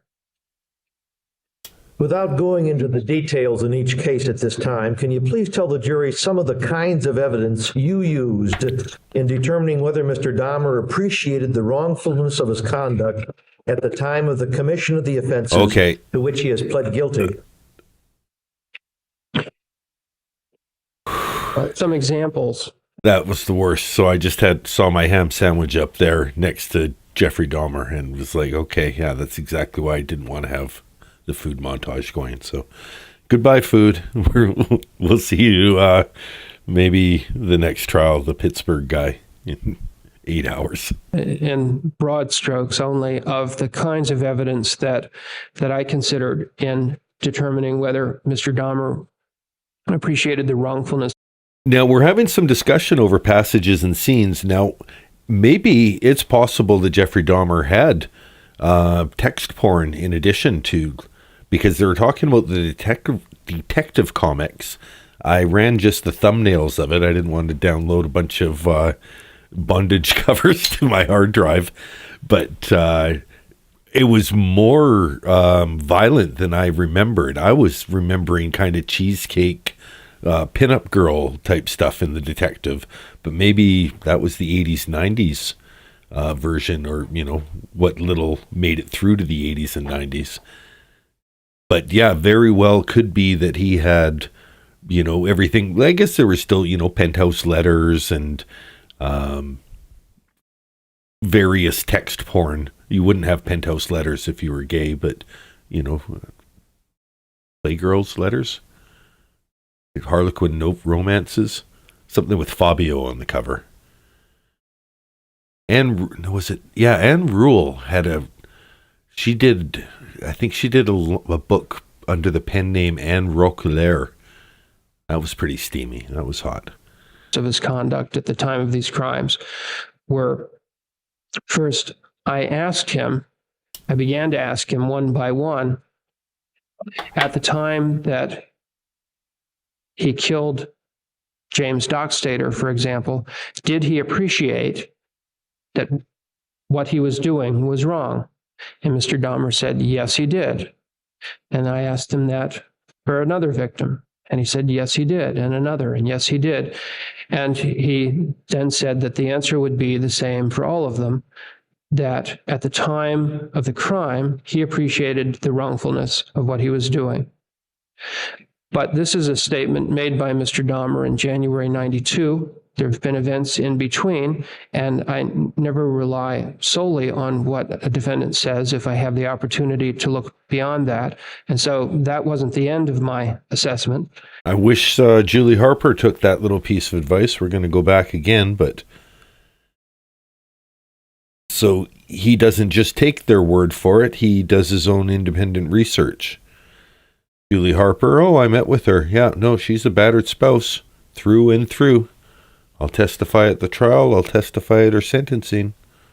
There have been events in between, and I never rely solely on what a defendant says if I have the opportunity to look beyond that. And so that wasn't the end of my assessment. I also looked at what other evidence there was. A second example was that Mr. Dahmer, in at least some of the instances, took steps to reduce the chances that he would be the last individual seen with a victim.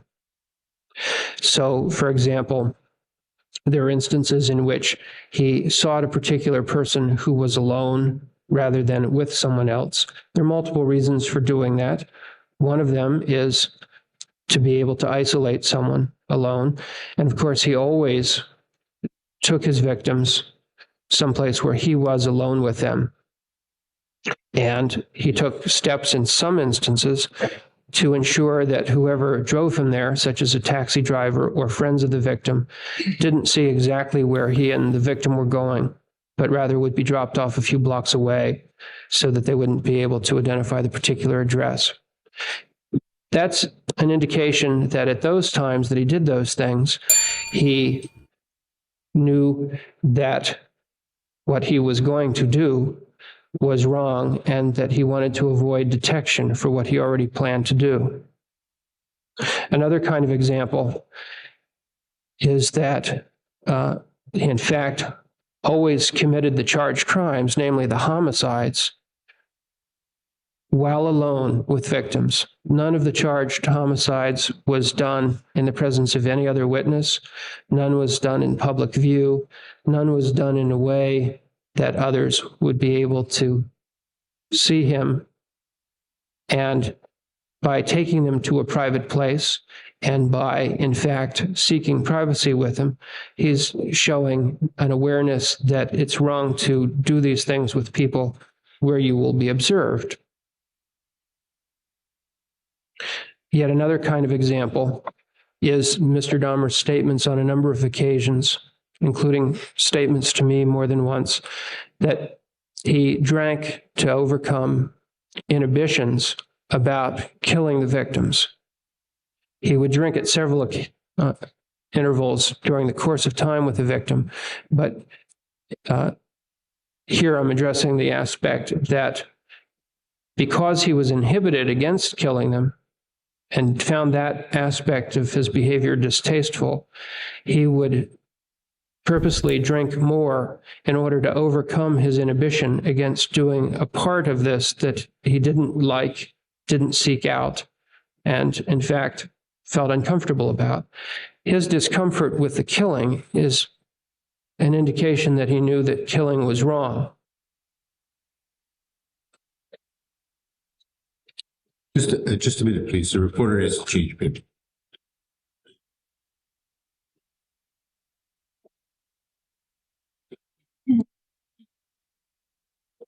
Okay, you may proceed.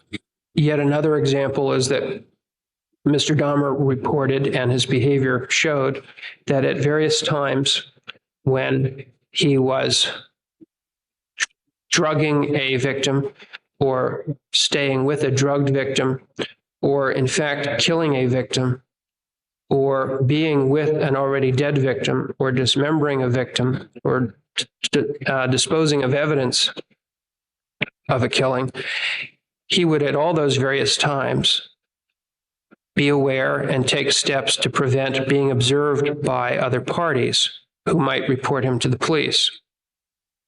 That's because he knew at each of those stages that what he was doing was wrong, and that if he were detected doing those things, he would be in trouble for it. And so he went to some lengths to try to prevent other people from seeing him do any of those things, including the killings, which is the aspect with which he's charged.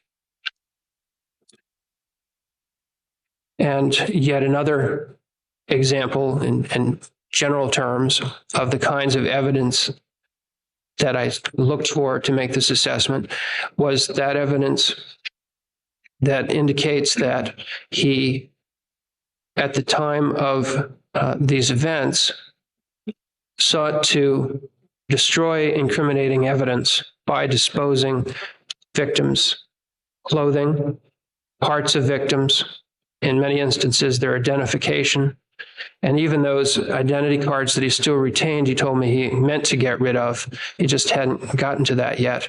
But he wanted to rid himself of much of the incriminating evidence, though he also retained mementos that could incriminate him.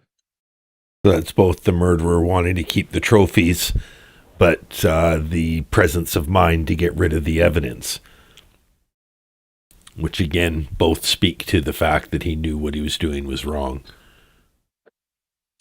Now, those are merely some examples in broad outline of the sorts of evidence of behavior at the time of a crime that one has to look at in trying to make such an assessment.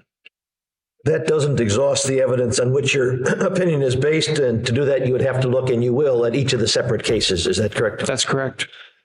Dr. Dietz, before we get into the details of each case, can you tell us how a forensic psychiatrist goes about determining that a person possesses?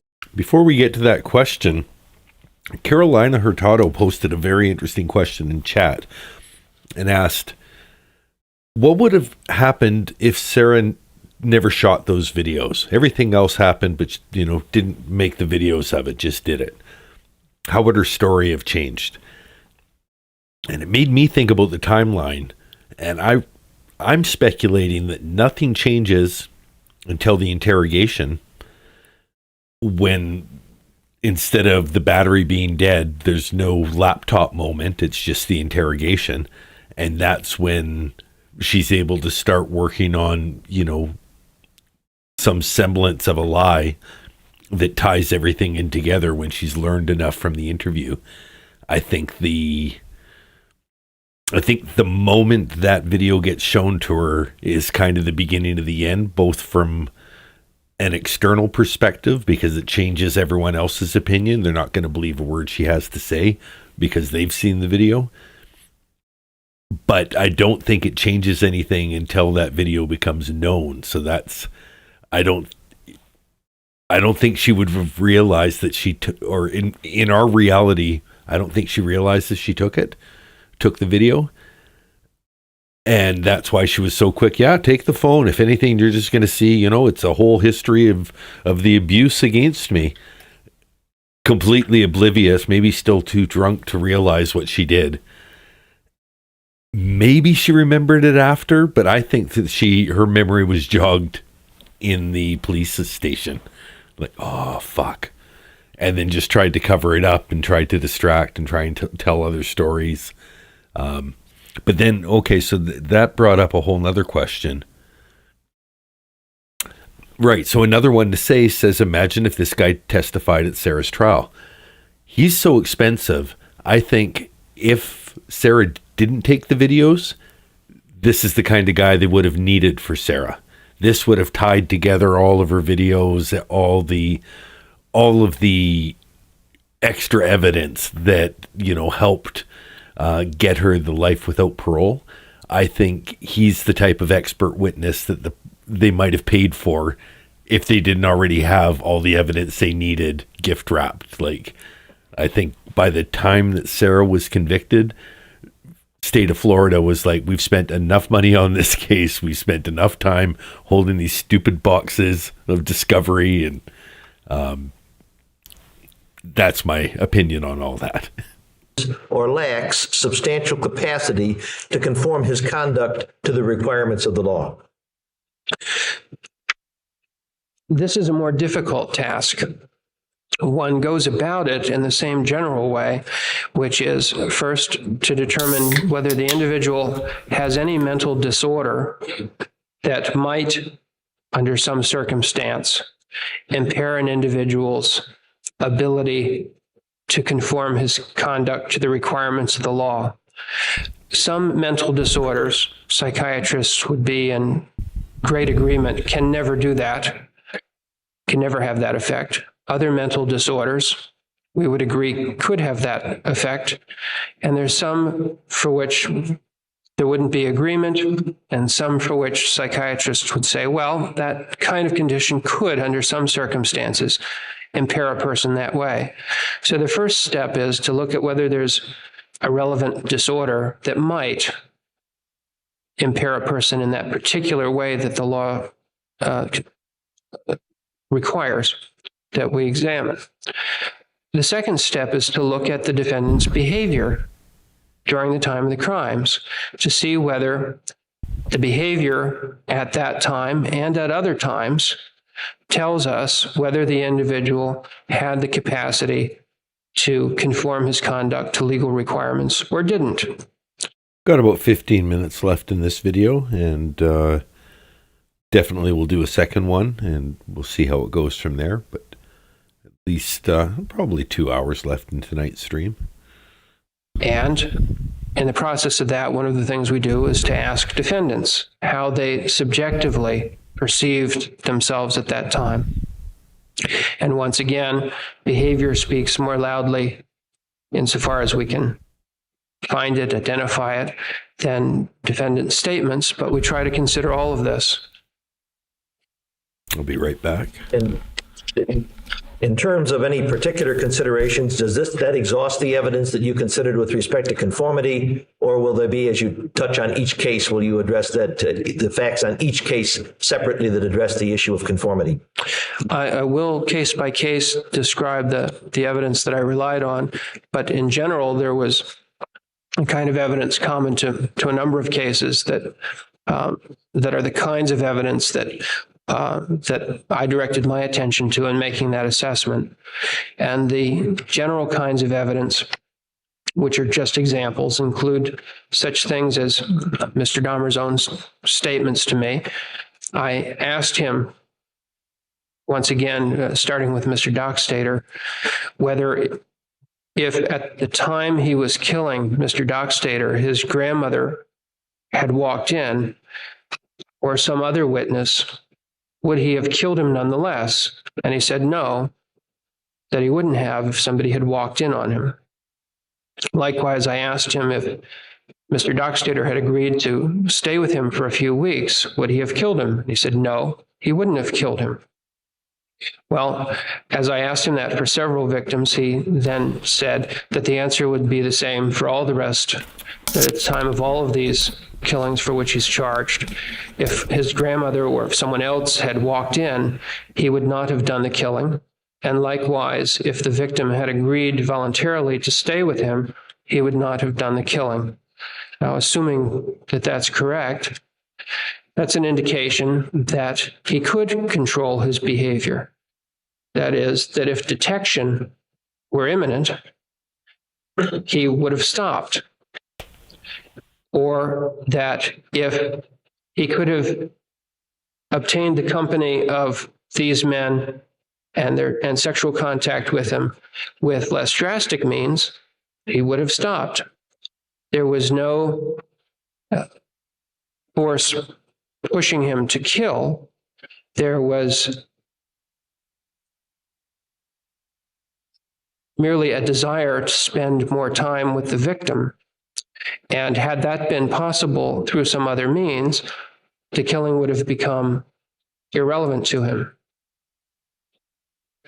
A second kind of evidence that bears on the capacity of Mr. Dahmer to control his conduct is that he did not engage in these behaviors without reflection. On each occasion, he made preparations for doing those acts that led up to a murder, including, not in each case, but from time to time, having powderized the tablets in advance. On most of the occasions, he had already crushed a tablet or several tablets and had it ready so that he could drug the victims when he brought them back. So before he even went out, he prepared the drug. On some occasions, he would prepare himself for going out to recruit a victim by watching particular scenes and videotapes that he had, both pornographic videos and horror films, which he'd use to pump himself up and to get himself in the proper mood to go out looking for a victim. He would, of course, devote time to finding an attractive victim, because he always knew the physique that he was looking for. For Mr. Dahmer, it was a particular kind of masculine physique that was most appealing to him. And he would go out hoping to find someone with that kind of physique. For Mr. Dahmer, it was... The co-counsel there reminds me a little of Joyce DeWitt from Three's Company, Janet. A particular kind of masculine physique that was most appealing to him.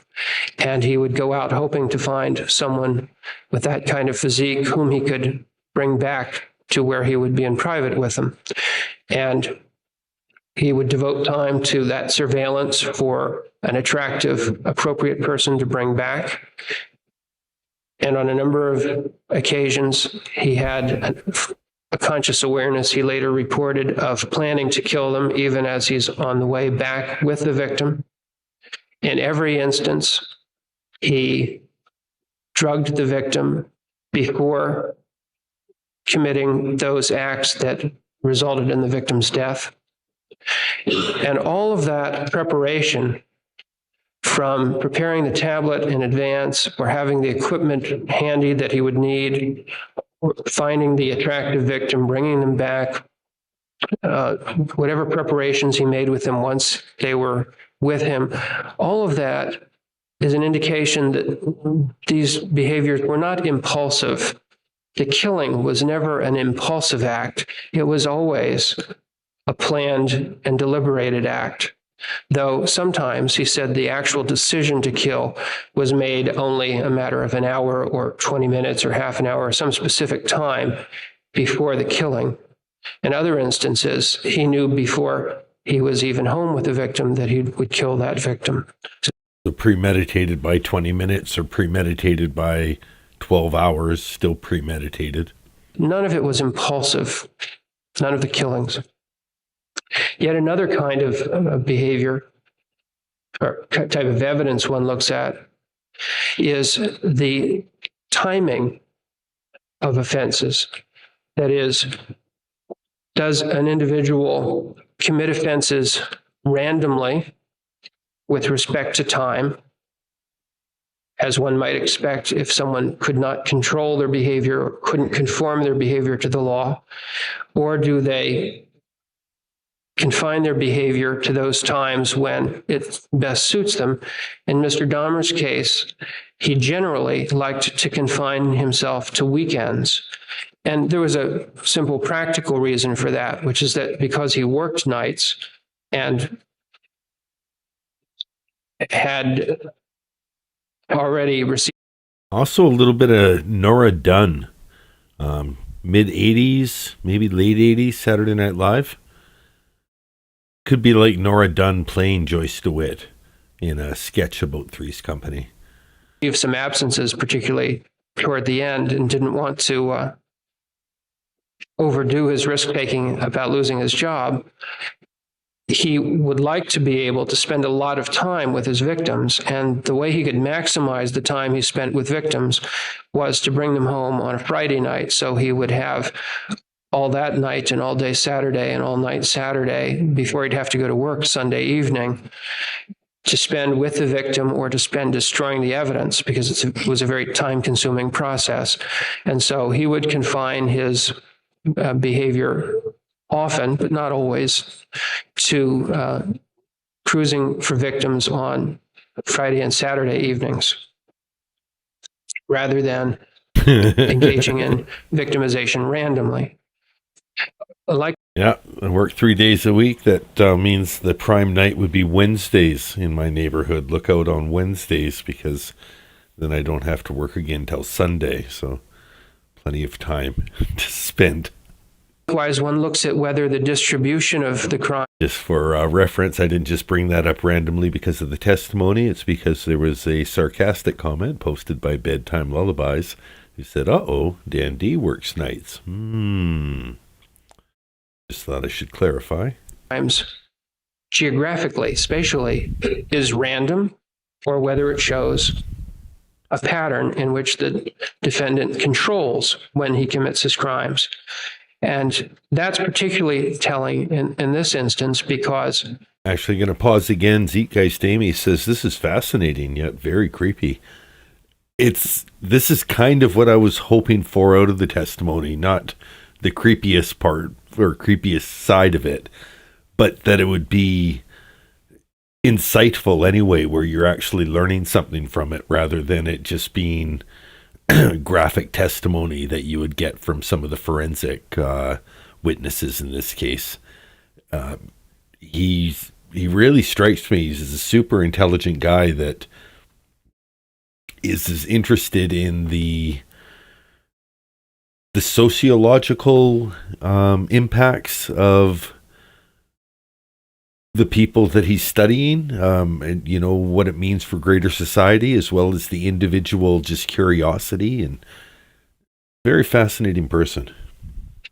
As opposed to someone out of control who commits crimes wherever they happen to have the urge, Mr. Dahmer always commits the offenses with which he's charged at a place of his choosing behind closed doors. He never committed homicides while with an attractive man with the right physique in a peep show booth or in a bathhouse, even though Sometimes in the bathhouses, he had them drugged and could readily have done so, except he would have had the disposal problem. He controls himself not to kill them in that setting. Mm-hmm. Only when they are somewhere else. If you had an uncontrollable urge to kill, you wouldn't be able to control yourself by definition. And if that's going to be part of his defense, that, you know, he was just a victim of the internal thoughts and voices, then he wouldn't have been able to pick his times and places so carefully. There we go. Where he has complete control behind closed doors, does he engage in homicide? And of course, he learned after an uncharged offense that it was a problem to dispose of a corpse on someone else's property, as at the Ambassador Hotel. He had to buy the suitcase and take the body home and so on. And that. Oh my. Oh.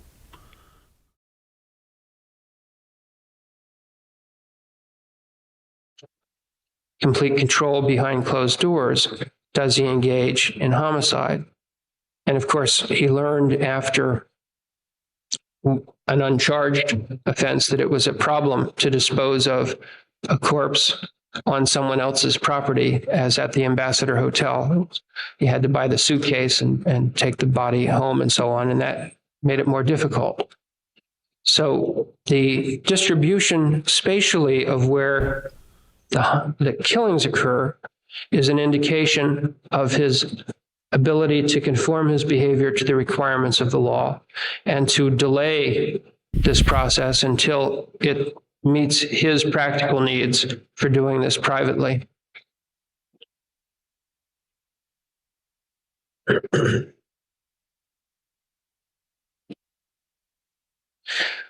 The evidence I already alluded to of Mr. Dahmer purposely drinking to overcome his inhibitions against killing is, in addition to being evidence of his knowledge of the wrongfulness of it, evidence of his capacity to conform his behavior, in that it shows that he had to take this additional step to overcome his natural inhibition against the killing. If he had an impulse to kill or a compulsion to kill, he wouldn't have to drink alcohol to overcome it. He only has to drink alcohol to overcome it because he's inhibited against killing. So his drinking more alcohol to overcome his inhibition against killing is very important evidence that there was no compulsion to kill and no impulse to kill, and that he could conform his behavior and had to drink alcohol to help himself do the crime that he'd rather not have done because of the distaste of the killing part.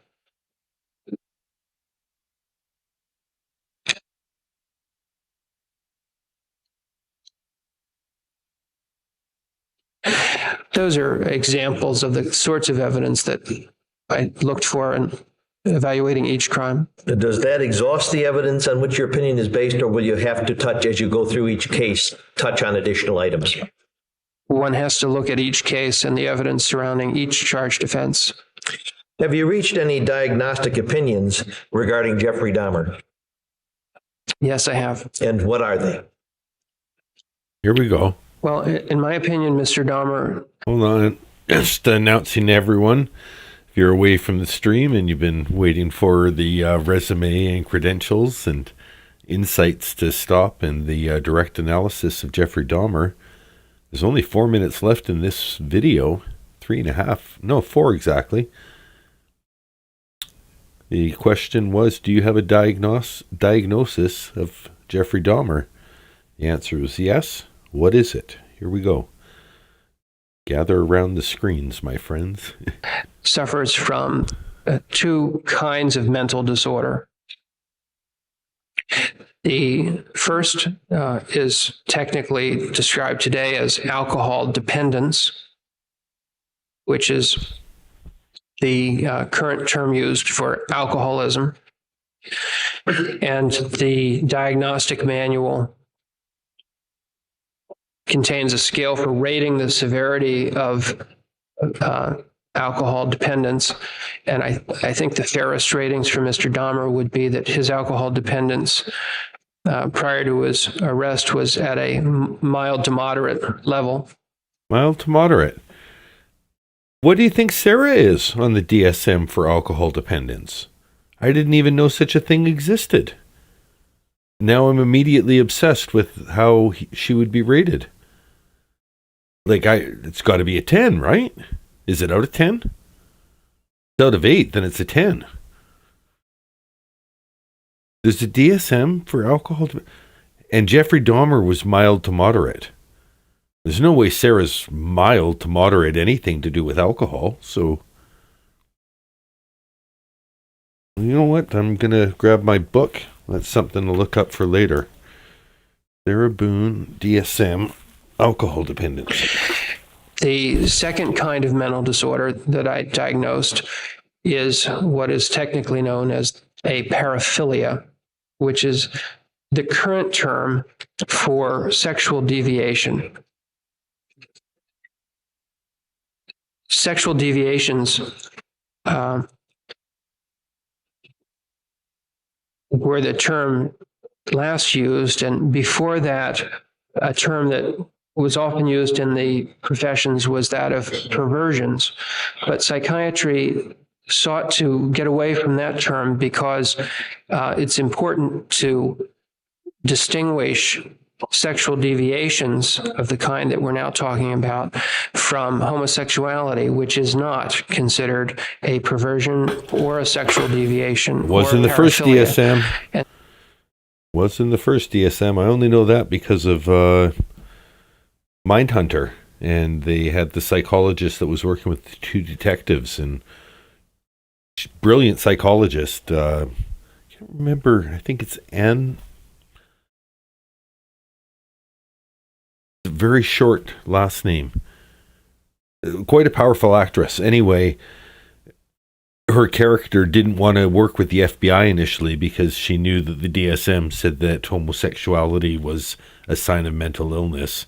And despite her confidence in her ability and the fact that she would help the two detectives who were building the BAU, she was reluctant because she knew she could, what is your boss is going to think when you tell them you're working with a deviant. But I think it was a bit of a story about how, I don't know, how that was right around the time of things changing, but still it was a reality for people that were homosexual at that time. They were literally classified as a deviant, like so many other real messed up people. And so in part to move away from an older view that could confuse homosexuality with all of this, psychiatry has changed the terms, and it's been an important move for the profession. By coincidence, it happens that Mr. Dahmer is gay, but that has nothing to do with what I'm describing as paraphilias, which is something else altogether. What does the term paraphilia mean? Well, actually, Doctor, with all due respect, I missed one word you said, and I'm going to ask the reporter to repeat your whole answer back so I make sure I heard that one word. Okay, why don't we do that, and then we're going to take a recess. Fine. Good. Okay. And we'll be going to the next video after that. Right in the middle of the sentence, that's the problem. Well, this is interesting. I always wondered how the court reporters can read it back. So, oh yeah, here's the spot you're talking about. Because they're just sitting there typing every single word that's happened. Well, in my opinion, Mr. Dahmer suffers from two kinds of mental disorder. The first is clinically described today as alcohol dependent, which is the current term used for alcoholism. And the diagnostic manual contains a scale, a rating, severity of alcohol dependence. And I think the fairest ratings for Mr. Dahmer would be his alcohol dependence prior to his arrest was at a mild to moderate level. Second kind of mental disorder that I diagnosed is what is technically known as a paraphilia, which is the current term for sexual deviation. Sexual deviations were the term last used, and before that, the term that was often used in the profession was that of perversions. But psychiatry sought to get away from that term because it's important to distinguish sexual deviations of the kind that we're now talking about from homosexuality, which is not considered a perversion or a sexual deviation or paraphilia, and so in part to move away from that older view that could confuse homosexuality with all of this. Psychiatrists changed the terms, and it's been an important move for the profession. By coincidence, it happens that Mr. Dahmer is gay. It had nothing to do with what I'm describing as paraphilias, which is something else. All right, so I just muted it there. We'll make sure that we're not reusing any music we don't have the license to. But it's going to kick into the next video if I did everything correct. In 2, 1, switch. We're to the next video. This is their little graphic. Veilhammer Media. We're going to give them a like. Only 8 likes. Yeah, see, so this is another channel. Like a lot of, channels do a lot of work and then just don't get the rewards and they're not producing. So only 8 likes. 894 views. No comments. I'm not going to comment because I'm not going to just say hey. But yeah, thank you to Veilhammer Media. Maybe you'll come back to it. You've done a good job with the audio. Doctor, did you serve on the subcommittee on paraphilias to prepare the DSM 3R manual? Yes, I did. And to reflecting on your professional involvement in it? Your writings in the area and your interest, is that correct? I presume so.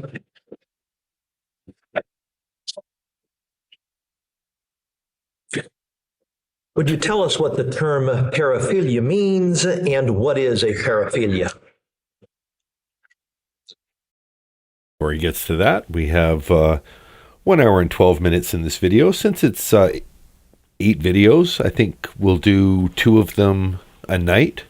So we'll do Sarah Boone in the evening, Park Dietz at night. Might flip it around a little bit. It seems like Cowboy, if he's going to join me for Sarah Boone, it might be easier to do in the evenings with him. So if that's the case, then it'll be Sarah Boone in the evening. We'll do Park Dietz in the mornings. In any case, for the next month, it's going to be Boone and Dietz. Dietz and Boone. The term paraphilia comes from Greek roots and was reintroduced in 1980 as a means of getting away from the term sexual deviation that had been used before that time. And the Greek roots refer to the idea that what a person with a paraphilia is sexually attracted to is something alongside the normal, other than the normal area of sexual interest. And each of the paraphilias for which we have a name refers to a more or less common form that unusual sexual interests may take. Now, the fact is that anything, or just about anything, can become sexually attractive to an individual, and all manner of unusual, even bizarre sexual interests are observed, but only some of them happen often enough that it's been useful to develop a particular name for that kind of sexual attraction. There's a recognition in DSM-3R, and certainly among people who work in this area, that the names that happen to be mentioned in the book are not quite sufficient, because there are so many other kinds of sexual interests that can occur and become a particular preference or interest of an individual.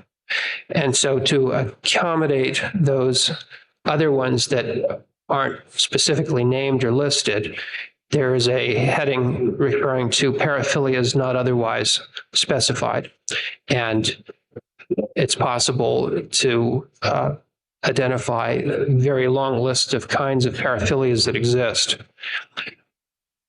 But the word means no more than what we used to mean by sexual deviation. In other words, it is a pattern of an enduring sexual interest in a particular kind of unusual image, it's considered that the ordinary or usual sexual image that someone finds erotic is an adult human being who is alive. And when individuals find something else sexually exciting and persist in that pattern of sexual excitement for long enough, we happen to use 6 months as an arbitrary cutoff point, then we label that a paraphilia. Now, there was one political issue that came up during the DSM-3R discussions about which there's some disagreement, and that is whether one should call a particular interest a paraphilia if the person never acts on it. And the way the debate was resolved was to say that we will only agree on using the term paraphilia for the purposes for which DSM-3R was devised when an individual has strong sexual urges toward a particular unusual kind of activity and either is bothered by those urges or acts on them or both. So if a person has such urges, doesn't mind having them, and doesn't act on them, it's technically not a paraphilia. Okay. I was in the minority on that particular vote because I think if someone fantasizes torture. Okay, so he's the dissenting opinion. Let's hear it, because I think the dissenting opinion may be very valid in this argument. Torturing a woman every time he has sex with his wife, it's a paraphilia, even if it doesn't bother him. Ah. But technically not a paraphilia. I was in the minority on that particular vote because I think if someone fantasizes torturing a woman every time he has sex with his wife, it's a paraphilia, even if it doesn't bother him. There you go. He's not bothered by having that feeling, but it's still a little sick. And if it's like imagining those kinds of fantasies that are required to complete the sexual act, then yeah, Dr. Park Dietz, dissenting opinion. I think you had a winner there. But my colleagues outvoted me and think that it shouldn't be given a label unless it bothers him or he acts on it. So a paraphilia is... What a debate. Can you imagine that? There's 50 learned psychologists, psychiatrists, experts in their field debating the finer points of, what if he's really turned on by it, but he only thinks, it doesn't bother him, and he only, fantasizes about it. The vagaries of the debate, they would have just been getting into such weird, nuanced arguments. And crazy, you're defending that? No, I'm not defending it. I'm just saying we shouldn't include it with this because it's something different. Oh, yeah, that would have been a weird fly on the wall place, the servers and wait staff that had to overhear the conversations they're having. Wanting to do some unusual sexual behavior. And Disney Mom, not only can he be fascinating, but he can help lull you to sleep. It's possible to do both. I find that some of the most intellectual stuff I listen to is so soothing that my brain almost tells the body, just sit back. I'll listen to it while you're sleeping. You've got enough on your mind. Just relax. There's a lot of good info coming in here. You can sit back. There's no action. You're not if I don't look up, I'm going to miss the part where he makes a funny face. He does kind of have funny faces, but bit of a angry demeanor with those eyebrows, which look a little less angry than when he first appeared at the Betty Broderick trial. He may have had them threaded a bit to make them less intense. Repeatedly over at least 6 months, and either being bothered by one's desires or acting on them. Can you list some of the more commonly known and recognized paraphilias? Well, some of the more familiar ones are exhibitionism, In other words, individuals who have the desire to expose themselves to unsuspecting strangers. If they repeatedly, for more than 6 months, have such desires and are either bothered by that or act on it, then that's the diagnosis of exhibitionism, a kind of paraphilia. If an individual likewise has the interest in peeping into people's windows and watching strangers undress or have sex, and is bothered by that or does it for long enough, then that's the paraphilia of voyeurism. But if an exhibitionist lives next to a peeper and neither of them are bothered by it, is it a problem? Very, one hand clapping, or does a tree fall in the woods and make sound kind of argument. If an individual likes to make obscene phone calls and is bothered by that or does it for long enough, that's the paraphilia of telephone scatologia. If an individual wishes to rub up against unsuspecting strangers, as men are known to do in subways in New York and crowded elevators everywhere, then that is, if he does it or is bothered by the desire, the paraphilia of rewatcherism. What is that called? Retourism? Sounds like a French word. Almost like a ratatouille. That is, if he does it or is bothered by the desire, the paraphilia of rewatcherism. Retourism. Might be a fun one to slip into, if the politician comes to town. And any questions from the audience? What is your opinion on the local retourism rate? Oh, I think we should have more tourism. You're for more retourism? Boo! If one wishes to have sexual contact with a corpse and is either bothered by the idea. Wow, wow, that escalated quickly from people rubbing against people in an elevator to necrophilia. My goodness. Or does it? That's the paraphilia of necrophilia. If an individual wants to have sexual activity with children under 12 and either does it or is bothered by the urge, that's the paraphilia of pedophilia. All right. All of those, I think, are described specifically. So if we weren't sure that the stream is being demonetized, there's no way this one's going to make any money for me going forward, but we're having a good time, so we're just going to let it run. There's nothing wrong, with using the clinical words, but you can understand why the good people at Kraft or Milton Bradley or General Foods or General Electric or Ferrari or Mercedes-Benz don't want their products mentioned during a telecast like this. Or at least mentioned by name in DSM-3R, but that doesn't even begin to cover the turf because there are so many unusual things that people from time to time find sexually exciting.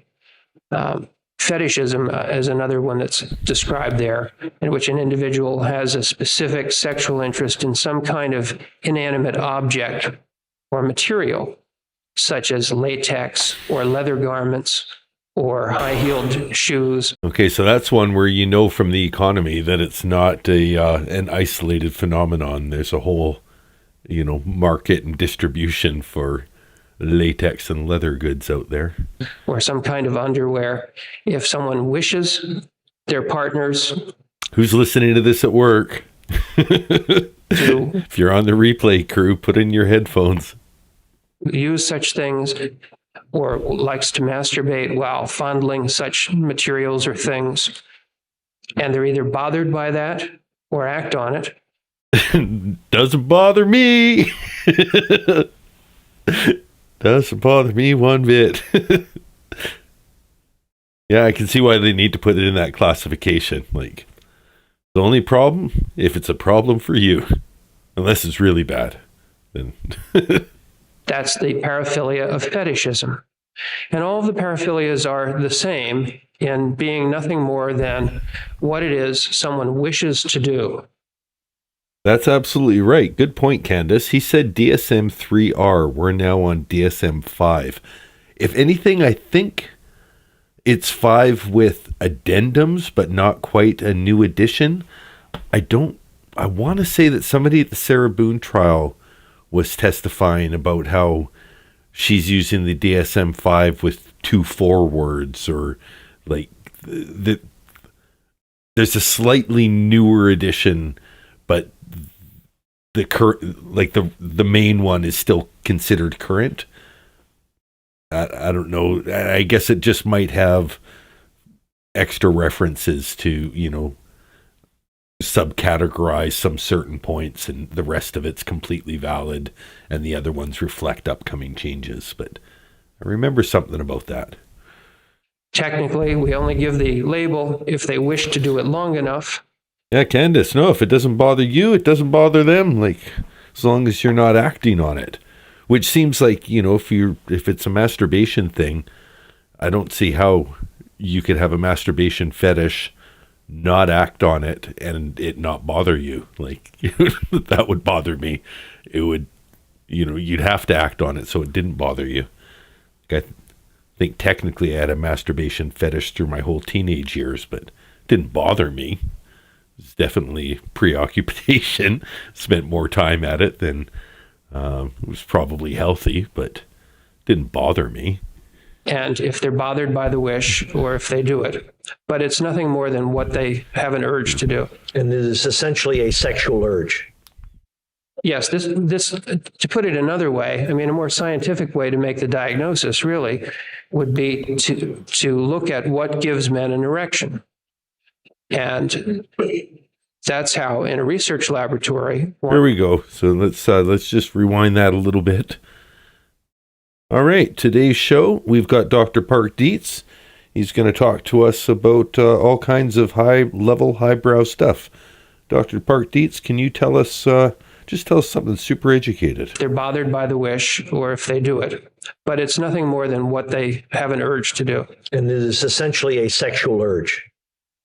Yes, this to put it another way, a more scientific way to make the diagnosis really. Yeah, I messed that up, but really, Dr. Dietz, we don't have much time. We need you to just get on the record here. Can you tell us something that's just going to make us all a little bit smarter? Would be to look at what gives men an erection. Okay, if you think that's going to make us brighter. And that's how, in a research laboratory, one studies paraphilias by seeing... We're going to do a deep dive into what gives men an erection tonight on Dan D, the Friday Night Ramble. Boom, boom, boom, boom. What stimuli will produce erection in the male. And if men regularly can become erect to a particular kind of unusual image, then that is what scientifically we mean by a paraphilia. So it has to do with what is a turn on. Now, if it's a normal... Hold on. So you're saying the Sears catalog was paraphilia? I thought it was just, attractive women modeling underwear. Kind of image that the culture accepts, then we don't call it a paraphilia. Oh, thank God. So in the United States, no one would call it a paraphilia for men to be attracted to the kinds of women portrayed in Playboy centerfolds, because many men... Okay, Playboy and the Sears catalog, I'm sure they're equally acceptable, because, yeah, the Sears catalog went to more households than the Playboy, so, yeah, that's fine. It's fine. There's nothing wrong with that. Will respond to that image with an erection. But if they're responding in the same way to a picture of someone who is bound and chained, that would be called a paraphilia, because that's not an acceptable image in our culture. So you can see that to some extent... It's almost like the discussion in Spinal Tap where they're like, why did our album cover get banned? And it's, you had a woman on all fours bound in leather while you were holding a glove in her face. Yeah, smell the glove. What's wrong with that? It's offensive, and okay, well, we can't do it. They end up doing a Black Album. Then their rivals put out an album, and the rivals on the ground. He's bound in leather and women are whipping a glove in his face. And they're like, what's that? He's the victim. Oh, he's turned it around. Such a fine line between sexy and clever. Something like that. Fine line between sexy and clever. And it's what's accepted by the culture and society that determines which interests become labeled paraphilias and which do. Good point. Candace says, unless you were looking at the Sears catalog in the coffee maker section and getting erected, that may be a paraphilia. Yeah, no, the coffee maker section, that wouldn't have done. Now, that said, sometimes the jams and jellies, they were presented so well. No, we're getting off topic. Not. And the term paraphilia relates really to what excites the person sexually. It does not as such apply to the strength of the sexual drive. Would that be accurate? Yeah. That's very accurate. The strength of sex drive is something altogether different from what it is one wishes to do. An individual. That's a Shakespeare quote. Something to do with alcohol, but alcohol provokes the desire, but inhibits the performance. But it's not about the performance. It's just about the desire. Can have pedophilia, that is the attraction to children, and yet have a low sex drive and only be motivated to have sex with a child once every 6 or 8 months, and not to be particularly motivated the rest of the time. Or an individual can have a high sex drive and also be pedophilic and want to have sex with a child many times a day. Okay. The strength of the drive is separate from whether they have the paraphilia or not. And people have a lot of variation in the strength of their sex drive. Do some persons have more than one pedophilia at the same strike? So the important thing is whether you have a deviance to you, your virility is completely separated from that. That's just a biological thing. That's the takeaway from that. YouTube, this is a learning stream. We're just learning here. We're not doing anything else than learning. So now we've all learned several new things. That have more than one paraphilia at the same time. Yes, it's quite common for individuals to have multiple paraphilias simultaneously. That's partly a byproduct of the way we classify the paraphilias. We've broken the more common forms down into clusters that we've given names, and because of the way we've named them, someone who Bedtime Lullabies mentions the tool section being a particularly sexy part of the Sears catalog. And I'm going to bring up, if anyone's seen the music video for Benny Benassi's Satisfaction, music you can't show on YouTube, you definitely get copywritten. But I'm going to post the link to it in the chat, and it's super objectifying and stuff, but it came out at a time that, I was fairly virile, so I can definitely appreciate how power tools can work towards the fantasies of the young male mind. likes to expose himself and make obscene phone calls would be given 2 paraphilias. But we could have named it differently. We could have said that we'll call it a particular paraphilia of courtship, a courtship disorder, if someone goes about interrupted courting rituals and either just exposes himself or makes phone calls or just touches people or rubs against them. Those are all examples of tidbits of normal courting behavior, because in a normal courtship, one would look at people and call them on the phone, and there'd come a time that they would touch and perhaps rub and see each other naked. But in the paraphiles, there may be just a piece of all of that they're particularly interested in. And we've broken it down with these different names. It's very common to have multiple paraphilias, and one line of research indicates that on the average, someone who has 1 paraphilia is likely to have 2 to 3 paraphilias. How do persons who have the paraphilias adapt to the paraphilia? Well, there are a variety of adaptations possible to those who are going to live with these urges and not make any effort to change them. Those who choose to live with the disorders can adapt lawfully or quasi-lawfully or unlawfully. At the lawful end of the scale, the paraphile may confine himself completely to fantasy, so that when he is masturbating, he fantasizes about his unusual interest. You know what's funny is when I started this stream, I was making fun of the fact that Hear Me Out's doing the stream on Lorne, and here we go. We're getting into all the, like, albeit, you know, from a scientific and educational point of view, but we're really getting into the detail of masturbation. You know, we're not talking around the subject. We're not just hearing a loose, you know, a guess at what's going on next. You know, you try and go highbrow. He's literally highbrow. And yeah, here we are in the gutter. He is having sex with an adult partner. He fantasizes about his particular interest. And of course, there's nothing illegal about that.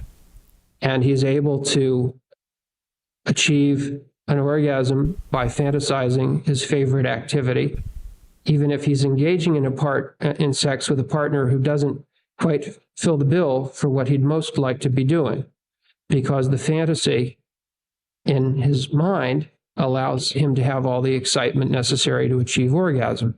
And so he's relieved the biological urge, or he's relieved his sex drive in that way. Another way that sounds so sexy when you call it the biological urge. It sounds like a great band name for like a cover band. Tonight, the band you came to see, but first, the biological urge. people lawfully adapt is to find a partner who's willing to simulate whatever. Candace, I think it's Kanye West that likes fish sticks. He must be a gay fish. The unusual desired activity is, and who by agreement will wear particular kinds of clothing or perform particular kinds of acts or pretend to be something they are not in order to fulfill the partner. And that too is perfectly legal. So, for example, men with necrophilia may merely fantasize about corpses while they masturbate, or fantasize about corpses while having sex with a live partner, or they may find a consenting partner who will simulate death. And so this accounts for men who... Oh, that's a mental picture. Like, I could see it appealing to somebody who's lazy. Oh yeah, that's your thing? Fill your boots. But, wow. What a weird, oh yeah, that's what you like? Okay. I'll help you fake it. From time to time will ask their wives to take a cold bath before having sex and to lie still with their eyes closed. Oh, I did simulate. Oh my God, we're not going to rewind it, but I didn't realize there'd be a how-to. I just thought it was, yeah, no, that wouldn't be realistic. You have to have a cold bath first. Stupid. You don't know. You don't even know. The things he could tell me. It's a death-like condition, and some wives will gratify their husbands. Do we need to go back and watch fantasy. that? Oh my God, it's giving me the ickies. But yeah, Disney Mom, I kind of had to stop myself. I didn't realize what I heard there. Okay, let's just brace ourselves. Everyone strap in. Take a deep breath and... kinds of clothing, or perform particular kinds of acts, or pretend to be something they are not in order to fulfill the partner. And that too is perfectly legal. So, for example, men with necrophilia may merely fantasize about corpses while they masturbate. Or fantasize about corpses while having sex with a live partner. Or they may find a consenting partner who will simulate death. And so this accounts for men who, from time to time, will ask their wives to take a cold bath before having sex and to lie still with their eyes closed. That simulates a death-like condition, and some wives will gratify their husbands' fantasies and desires that way, which is lawful, one of the lawful adaptations of a necrophile.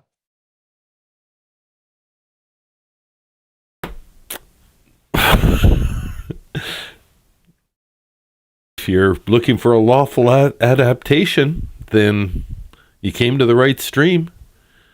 I don't know who it is on the replay crew that came specifically for that bit of knowledge, but, there it is. Go be lawful. Ugh. In addition to those, there are some things that begin to skirt some legalities, such as making use of pornography or illegal obscenity or pornography to fulfill the fantasy by looking at pictures of whatever it is that is stimulating and unusual, or by finding a paid partner who performs either frank prostitution services of an unusual kind or else some simulation. For example, in West Hollywood, I need to smoke another one. or at Holy least there fuck. were when I went out with the Vice Squad and toured these places, at least half a dozen specialized bondage and domination parlors where, for a fee, a man can have a partner who will simulate being a sexual master, will chain the client. Okay, we'll just take a miniature break from this just for a comedic story, just a little aside, just a little palate cleanser, if you will. There's a Tom Green movie called Eurotrip. It's a stupid movie. It's not worth watching, but, if you see it for free and you're just flipping, but you don't go out of your way to watch it. Anyway, they end up in Europe, and at one point, one of the characters is in a German sex dungeon, and he's actually looking forward to it. He wanted to see, some of the darker side of the sex tourism market in Europe. But anyway, once he gets in there, it's a fairly attractive woman who leads him into the room, but then it's somebody who's just a little bit more meat and potatoes and hands-on that's applying the hard work, the elbow grease, as it were. Anyway, they give him a safe word, but it's on a piece of paper, and he's ball gagged. And the safe word is like this German word that's at least 25, 30 characters long, like Schlupen, Gluben, Stubenstein. He's just, they can't hear him. He gets the whole experience. He comes out looking pretty shell-shocked. But tell us more of these places, Mr. Dietz. Here we are. We're here to learn. And spank him or whip him or beat him, or on demand will play the role of a slave. Is that the one with Scotty Doesn't Know? Don't Tell Scotty? Bedtime Lullabies, I think, knows exactly what movie it is. And Don't Tell Scotty is great. That is Matt Damon singing Don't Tell Scotty. He plays just the stupid scene at the beginning of the movie. They're at a party, and punk band's up there. It's Matt Damon. He's all pierced and stuff, and he's singing kind of catchy Blink-182 style song. And the chorus is, "Don't tell Scotty. Scotty doesn't know. Scotty doesn't know." And then Scotty's girlfriend gets on stage, and the singer sings a fairly descriptive verses what he did with Scotty's girlfriend. And Scotty's in the crowd thinking, really sounds singing about me. And they were singing about him. Scotty didn't know. Don't tell Scotty. And allow the client to restrain and spank and otherwise abuse the person who works there. Bedtime Lullabies, sometime you're going to have to tell us about your trip to the Amsterdam Red Light District in 1984. Drop in that little tidbit in the comments. Be part of the discussion for after this episode. We have about an hour and a half left in the stream tonight. Some such places engage in outright prostitution and sell explicitly sexual services. Others don't. Some prostitutes cater specifically to clients with these unusual tastes, and through those means, using pornography or these services or prostitutes, many paraphilic individuals can gratify their sexual drives, actually engage in some of the sorts of things that they fantasize as most arousing, or have particularly high quality photographs or images of what they like best, and can fulfill their sexual drives and gratify themselves in those ways. And then there are those, of course, who adapt unlawfully and who act on their paraphilic desires by committing crimes, or commit crimes in order to be able to fulfill the paraphilic desire. So, for example, there are fetishists who like a particular kind of underwear, who will lawfully purchase it at a store, or quasi-lawfully purchase it by mail, soiled from somebody in the business of selling soiled underwear. But there are also others who will commit the crime and shoplift underwear, or steal it from the laundromat, or steal it from a clothesline, or even burglarize a house to go through an underwear drawer and steal underwear from a victim. Those are all varying ways that someone with that fetish can adapt to the desire, but only some people commit the crimes to fulfill their sexual urges. Are there some paraphiles who never act out their paraphilia? Probably most paraphiles never act on their paraphilias in any criminal way. That's In an terms of the interesting person fact. who wants to stop involvement. I wouldn't have guessed that. Like, on its face, the more you think about it, the more it makes sense. But you think that, all these people that are deviant would be out committing crimes. But then, yeah, if everyone was out committing crimes, there would be a lot more crimes happening. So, interesting detail. Go back and get that. That's almost a good piece of news. Well, I don't know. The fact that they exist is bad, but Underwear from a victim. didn't have to go back this Those are all far. varying ways that someone with that fetish can adapt to the desire, but only some people commit the crimes to fulfill their sexual urges. Are there some paraphiles who never act out their paraphilia? Probably most paraphiles never act on their paraphilias in any criminal way. In terms of the person who wants to stop involvement in the paraphilia, would you respond to what that person can do, looking first to the fantasy aspect and then to the activity aspect, the acting out aspect? Well, with all due respect, I think that it's immaterial and irrelevant to the issues before this court that some paraphilias cannot do certain things relative to their paraphilias as having any relevance in this inquiry, and I object to the form of the question. Objection overruled. Just like, I like where this is going. The paraphile I want to hear more. chooses not to commit a crime need not commit the crime. The paraphile is as free as any other human being to choose whether to commit a crime to gratify his wishes, or to not commit a crime to gratify his wishes. Okay, so this is now taking it outside the sexual realm, just like somebody who's a kleptomaniac, or, gets a rush off stealing things, can still make the decision. It's not like they need to steal. They may, enjoy the rush they get from stealing. They may, some people may get so into it they can't stop. But I bet there's a lot of people who, used to steal things and now, kind of legally do it by stealing lighters and just picking up lighters whenever they're around. And it doesn't matter if other people bought them or not. You just pick them up and take them home and then they're yours. But, you don't steal. Stealing's wrong, right? So you find a lawful way to kind of get out those desires. But okay, I can see where you're going with this. Just as an individual who would like to have money fast and lots is in our society free to choose to commit a crime to get that money or go about it the hard way and earn it,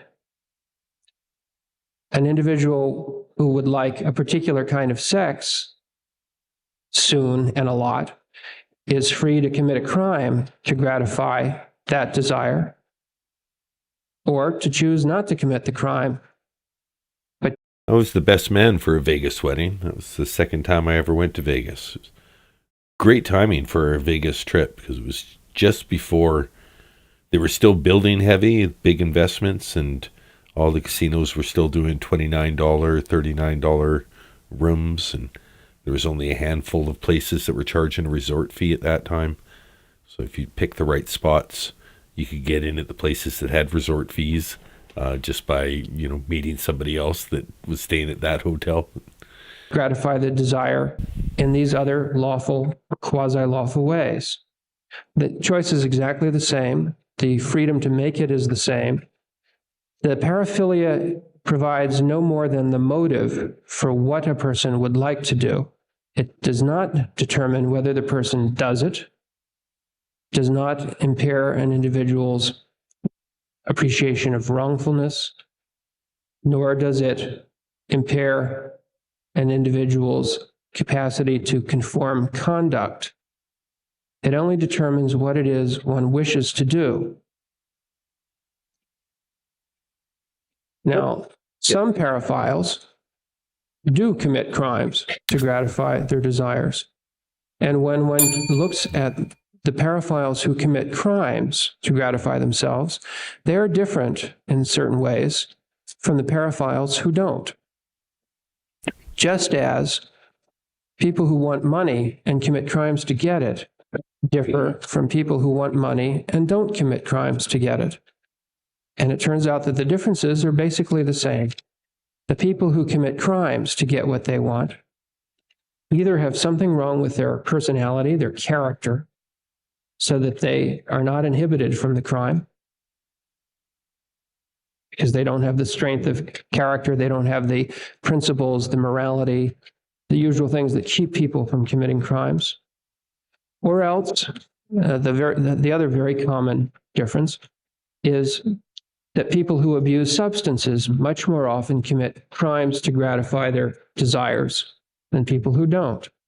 And so one finds that paraphilic criminals are much more often personality disordered, alcoholic, or drug abusers than paraphilic non-criminals, just as robbers are much more often personality disordered or alcoholic or drug abusers than other people who'd like money but don't rob.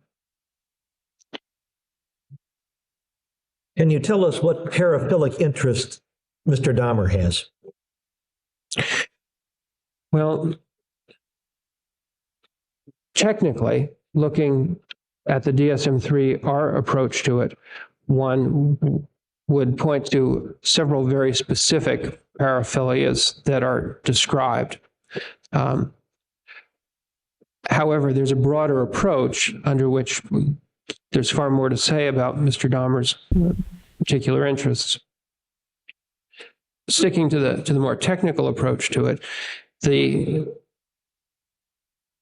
three paraphilias that I think he meets the criteria for are, first, necrophilia, because for more than 6 months, Mr. Dahmer had fantasies of and a desire to have sexual contact with corpses, and in fact did so. And so that qualifies as necrophilia.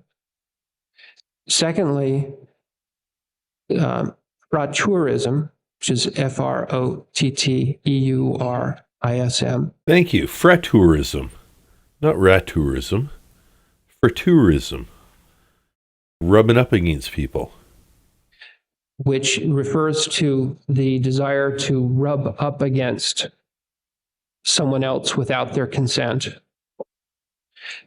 The U-R-I-S-M, which refers to the desire to rub up against someone else without their consent. The evidence for that is that there were occasions when Mr. Dahmer did that to strangers at Summerfest, in which he would go around people where they were playing rock and roll and drinking beer, and he would rub up, he'd find a man with an attractive physique and rub up against him. He did that on several occasions, but more importantly, he did this with the men that he brought back to his apartment, including the ones who became the victims of the crimes with which he's charged, and the rubbing up against men he had drugged in bathhouses or at hotels or at his grandmother's or at the apartment.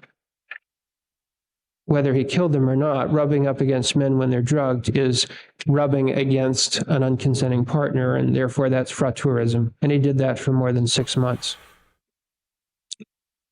And the third one that I think one might say he has requires a little bit more of an explanation. DSM-3R makes mention of a paraphilia known as partialism. Partialism is an older term, and if my memory is correct on this, I think it may have been I who recommended we put it back in the book. I don't recall clearly on that, but I think I argued that in favor of it. And originally the idea of partialism was to distinguish it from fetishism, where a fetish is some inanimate object that the person finds attractive. In partialism, it is a part of the human body that one finds attractive. The most familiar kinds of partialism that many clinicians have seen and that are the subject of jokes on shows like Night Court are foot fetishism or hair fetishism, these used to be called. Under DSM-3R, those would be called partialism rather than a fetish, because it's a part of the human body that's sexually attractive, namely feet or hair.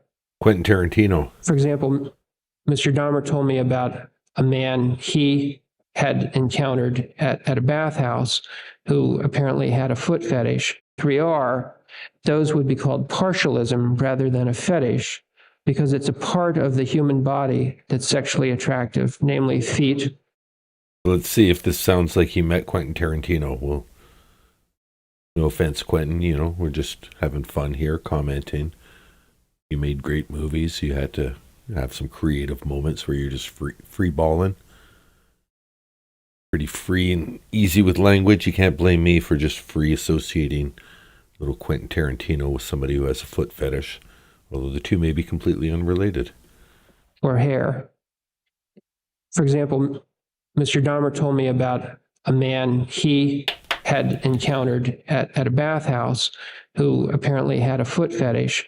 The man would, for prolonged periods of time, give other men's feet a massage by taking the other man's foot in his mouth, and he would suck on the other man's foot and massage it with his mouth for a prolonged period.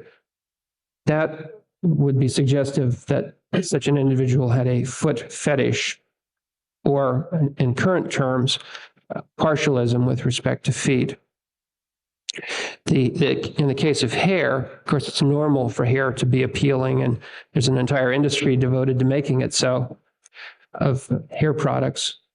But where men find hair by itself appealing, and, for example, will cut the hair from a woman's head in a crowded place or in a library, and then... What are you doing, Lenny? I was just trying to pet the rabbits, George.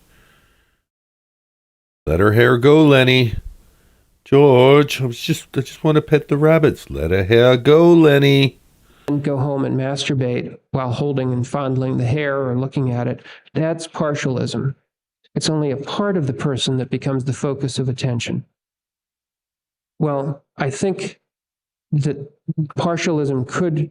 That was my interpretation of the novel Mice and Men by John Steinbeck, I believe. Maybe John Steinbeck. Definitely Mice and Men. George and Lenny.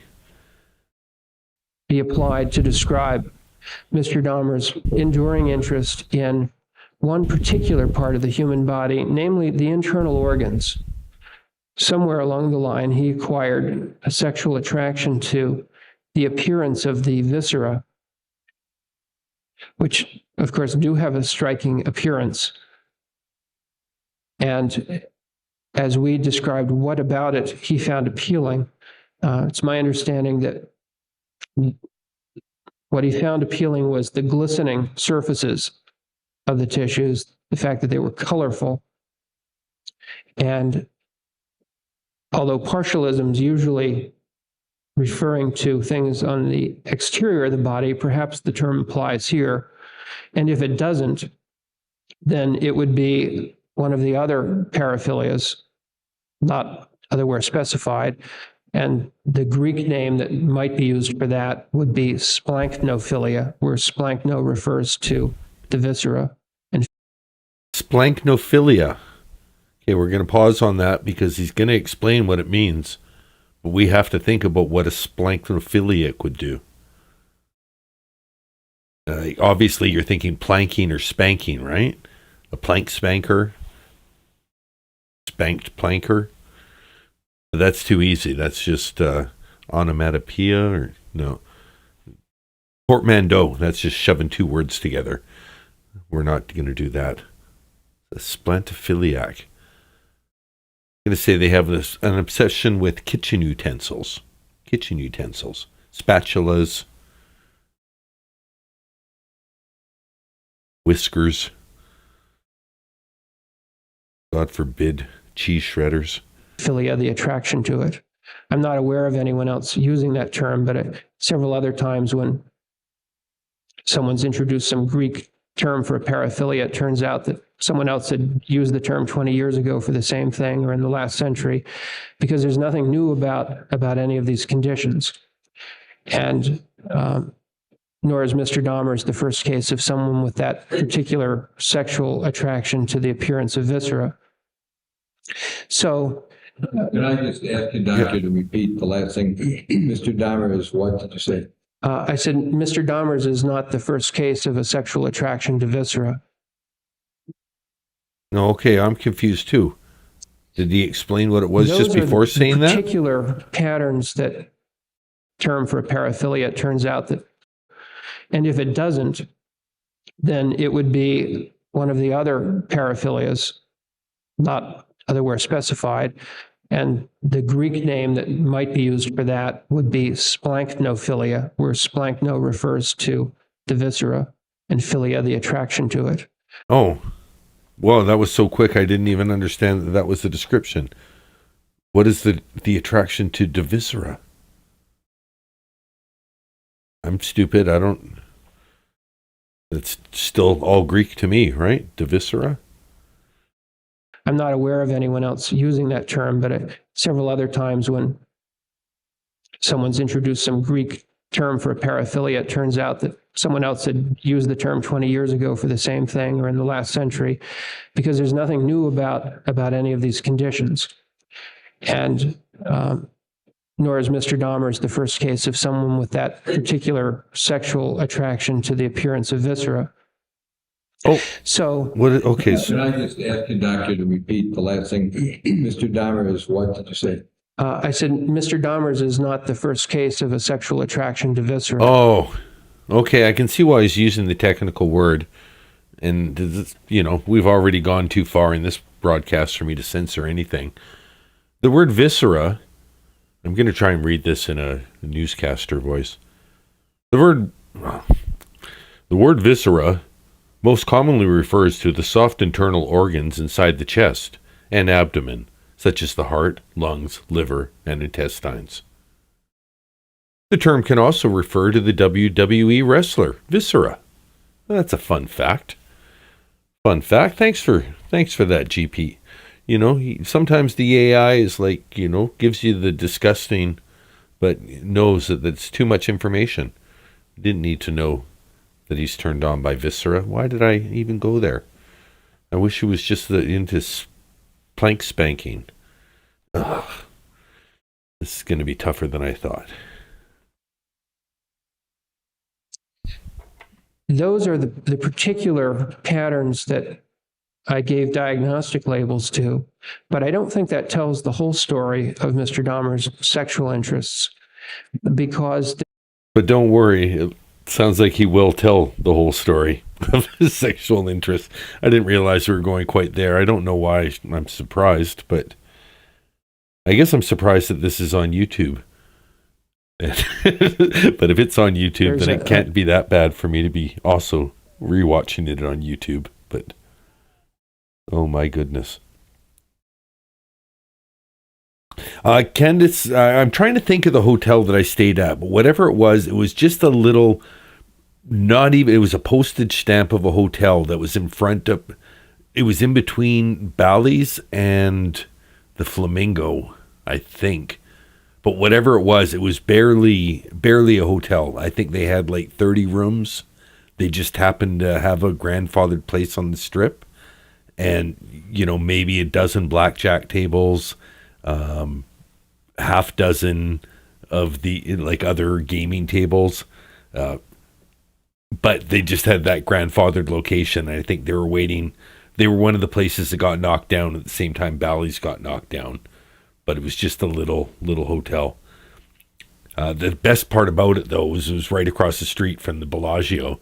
So you could spend big money to stay at the Bellagio and look at the fountains that were way far away from your room, or stay at the shitty hotel that just happened to be on the Strip and look out at the fountains that were actually quite close to the road, which meant they were quite close to the hotel on the other side of the road, which was pretty cool.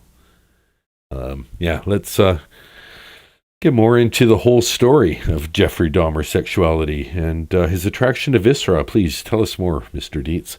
And welcome to the people from Australia who, this is a late night stream. If enough of you join, you guys made it to number 3 in my viewers. If enough of you are still on here, I'll do another hour of Mr. Dietz after this. If everyone's feeling like going to bed, we'll also just go to bed. At this point, it looks like about an hour left if the Australians don't show up in force. Really a more important theme even than those, and that is that what I believe he has consistently indicated, and his actions are consistent with, the idea that what is most appealing sexually to him is having control over another human in such a way that he can make primarily gentle uses of their body sexually. The favorite activities he describes are what he often refers to as light sex: kissing, touching, rubbing, hugging. The kinds of activities that between consenting adults would often amount to foreplay are things that he has emphasized with victims and with other partners. Those were activities, and those are normal activities with a consenting adult, that give him pleasure and that he always enjoyed. But he describes difficulty in getting partners to restrict themselves to just that, because the partners that he found most often wanted to do more than that. And one of the things more than that some of them wanted to do was to have anal sex with him, which he did not like. Having had a few painful experiences, he did not want to be in that position. Thanks for elaborating why. I can common reason to not want to do it again. Also, the partners that he was able to find universally had a deadline when they had to leave, and he was unable to spend as much time as he wanted doing these more gentle, ordinary activities with them.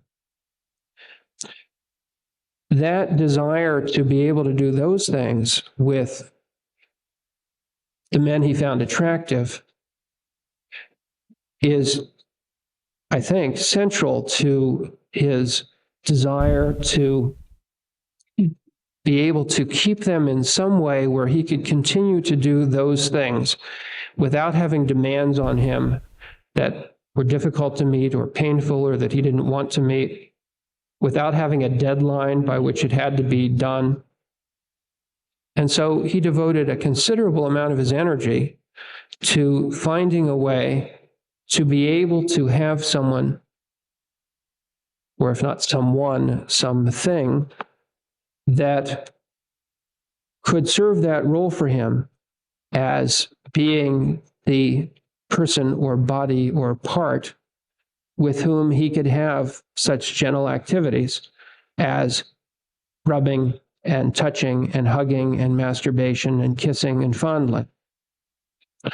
And it's in the course of trying to find a way to keep a person for that he engages in most of the more extreme behaviors surrounding the killings for which he's charged. If I understood what Mr. Dahmer told me correctly, and we spent a lot of time on this during my examination, It was the Barbary Coast. his preference, his first choice would have been always to be able to have a living, breathing, consenting partner who permitted him to engage in all of these light sex, to use his term, activities that were his favorite. And in fact, he said to me that had any of the victims agreed to stay with him for several weeks, then he would not have killed them if they'd agreed to stay and do these things. And there were a few whom he found particularly appealing because the physique was so close to his ideal that had he been able to have a continuing relationship with those men, he felt he would have had no need for any of the rest of what he did, no particular desire to do it. Bedtime Lullabies is worried that it's getting late and she needs to sleep. So go to sleep, go to sleep, go to sleep, Miss Lullaby. Forget about Mr. Dietz, Mr. Dietz, and his masturbation tales. Go to sleep, go to sleep. Forget about the splatophilias right now. Go to sleep, go to sleep. Time to pass out. I wonder if that's a song that Dahmer sang. My God. All right, here we go. Likewise, there were a couple ideal men in videos whom he pointed out to me and described what it was about the physique he liked so, which the Mob Museum was fantastic. That's a good segue from my singing. The Mob Museum was one of my favorite things to do in Vegas. I was down on a solo trip the time that I went, and I probably spent a good 3-4 hours. There's so many different exhibits. There's interactive stuff. There's stuff where there's a courtroom that's recreated where you can really just get a sense of, I don't know, they just do a really good job. It's not just a museum with things on plinths that, you look at the little tag and move on. A lot of this, they've got the whole wall from the St. Valentine's Day massacre. Pretty wild stuff. I really enjoyed the Mob Museum. That was one of the best attractions in Vegas, I would say. And I imagine I know it's gone down quite a bit recently. That would be one of the places that would be just as good now as it was then. So if you're ever in Las Vegas, definitely check out the Mob Museum. Him as consenting partners would have been all that he wanted or felt a need for to fulfill himself sexually.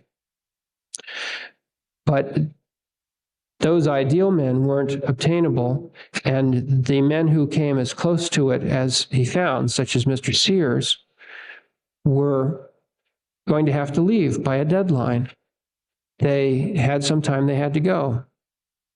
So if he couldn't have them in that way, as a consenting, continuing partner, the second best way would be to have them in some other state in which they would remain with him and still be available for these activities. And the second choice that would be best for him, he thought, would have been if he could have had one of them whose will had been destroyed. He wanted to be able to take one of the men. Oh no, this is where we're going to get into. He was trying to make brain dead zombies that would stick around the house and like to be cuddled.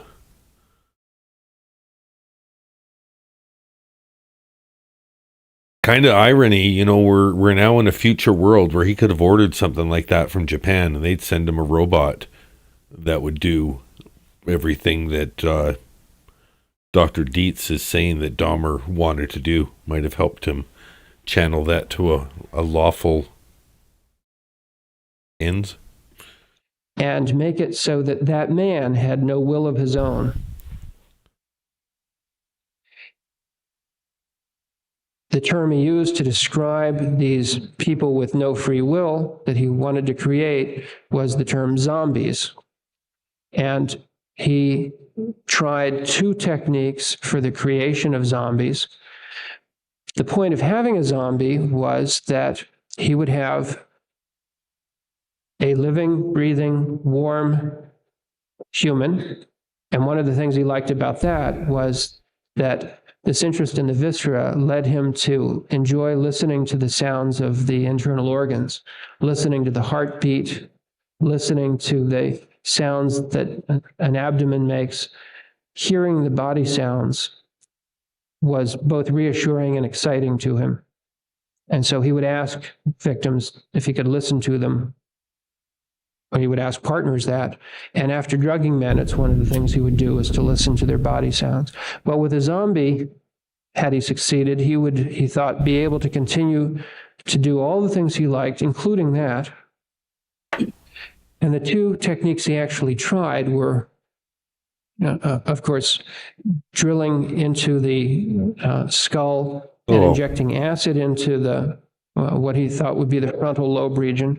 Likewise, drilling into the skull and injecting boiling water into the frontal lobe region. Oh my God. He considered another possibility. Okay, I apologize. I really thought the testimony was going to be more about the mental side of it than the gory physical details.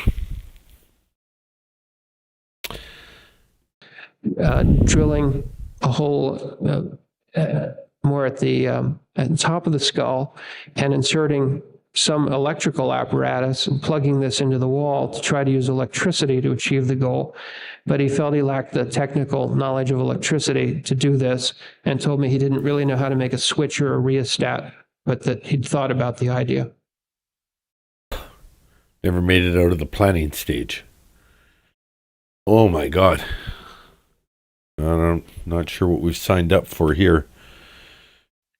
The purpose here was to have someone who wouldn't leave him, who wouldn't make demands, who wouldn't turn him in, who would do none of these other problematic things, and yet who would be available as a sexual partner.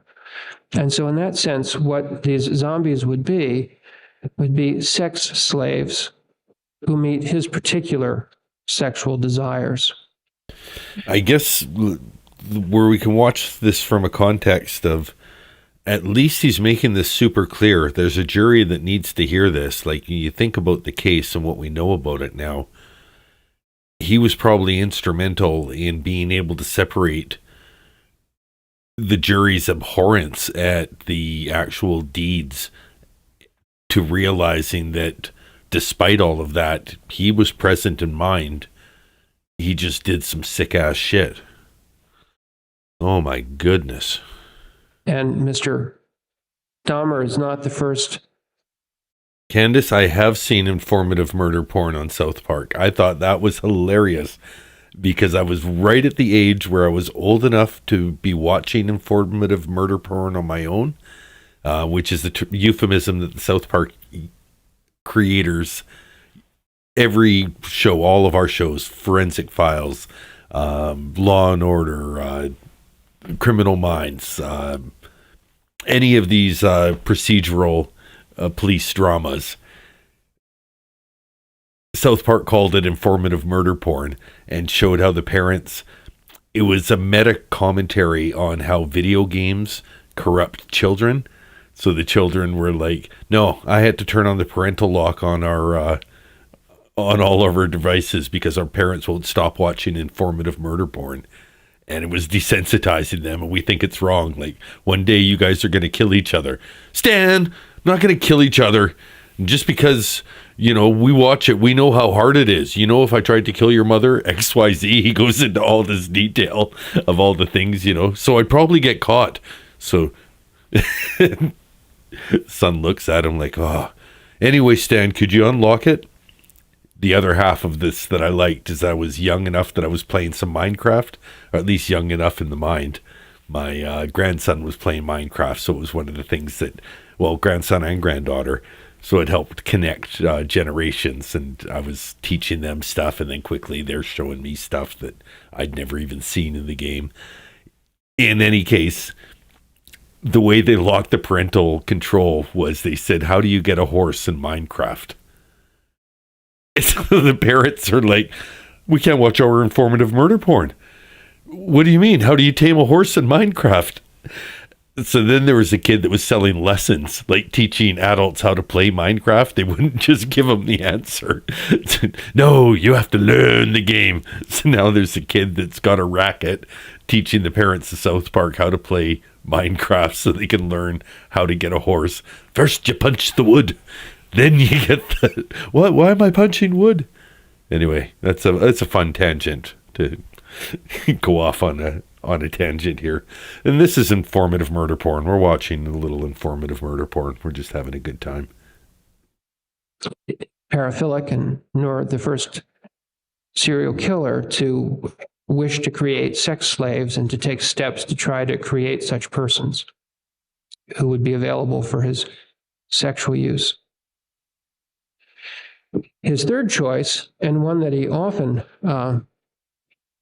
got, really, was an unconscious partner, because someone who is unconscious but alive allows him to do all of those things that he likes to do, like kissing and rubbing and listening to body sounds and touching and hugging. When he said his type, that he went into a cell. This is at the very beginning of the stream, so anyone who's still here might not been here for that. But it was discussed how he spent 15 hours with Jeffrey Dahmer, and a lot of that time was unlocked in the cell with him. Well, locked in the cell, but he wasn't shackled. Dahmer, he was loose, and the reason Dr. Dietz felt so comfortable was I'm not his type. And we kind of like, what do you mean? How could you be so confident? Speculated he's too old, whatever. I think his type is unconscious, controllable, being of agency, being, moving around. That's not his type. And of course, that he did many times at bathhouses, a number of times at hotels to which he took men from the bars, with all of the victims whom he's charged with killing, and with some of the people who got away. And that activity of drugging them allows him a period of hours, when he uses the dose he preferred, during which he can engage in all of these activities with an individual without having demands made on him, without having somebody who's going to get up and leave in the middle of what he's enjoying, where he has enough time to masturbate several times and to fulfill himself sexually in all of these ways. That unconscious victim mode was, of course, his principal means of gratification for some period when he was going to the bathhouses a lot. But he continued to use that with the other victims. And while not as good as the consenting awake partner who was compliant with all this, it was certainly sufficiently fulfilling for him. The problem, of course, is that keeping them unconscious long enough would be difficult to do. Keeping them alive while unconscious would be difficult to do. And if they regain consciousness sufficiently, they may escape and may turn him in for doing it, as in fact nearly happened earlier and did happen eventually. Mm-hmm. It's crazy that somebody escaped from the house and he continued getting away with it for like years after that. His choice after that, and one he only thought about and went to the library to look into briefly, was that if he could find one man with sufficiently attractive physique to keep permanently while dead, that would be useful because he could do many of the things he wanted, though not quite all. And here what he considered was something he heard about on a TV show. When we discussed it, we both thought we might have seen it on 60 Minutes, but neither he nor I am sure of the particular show. But one show did something on people who freeze-dried their pets. What? And Mr. Dahmer's idea was that if he could... What? Does anyone remember this? Was this a thing in the 90s? To freeze dry your pets? Taxidermy was like kind of weird. Like I remember people who got their pets taxidermied was already being side-eyed by the 90s. But I don't remember a freeze drying thing. I remember there being a phase where like rich people were getting frozen, like Ted Williams was frozen. Freeze-dried pets. Get the apparatus for that and freeze dry a man of the appropriate physique, he'd at least be able to continue to have him to look at while masturbating, to pose perhaps in various positions if they were flexible enough in that state. How are you flexible when you're freeze-dried? I don't know. I don't know why I'm trying to figure out the logistics of it. Like, oh, okay, you could do it. Wow. Fuck. To fondle, to rub, to hug, to touch. They would not have sounds to listen to, but they would have a lot of what he was interested in. And he thought that if he'd been able to freeze dry one of the more attractive men, that he would not have had a desire for the other victims. The step he took was to go to the library, and in a magazine he thought was called Taxidermy, found an advertisement from a supplier of the equipment for freeze-drying animals, and found that there were two sizes. I'd like to freeze dry a cow, please. Just give me something big enough for a cow. Of the machines, one of which seemed like it might be large enough for humans, but the cost was prohibitive. It cost $30,000. Did you see the face that Dahmer's lawyer made there? Just as Park was saying humans. Humans. He was just looking to freeze dry his own pets. Look at Miss Joyce DeWitt, Nora Dunn here. Seemed like it might be large enough for humans, but the cost was prohibitive. It cost $30,000. That was a scornful... I'm going to try and pause it on that too. Two sizes of the machines, one of which seemed like it might be large enough for humans, but the cost was...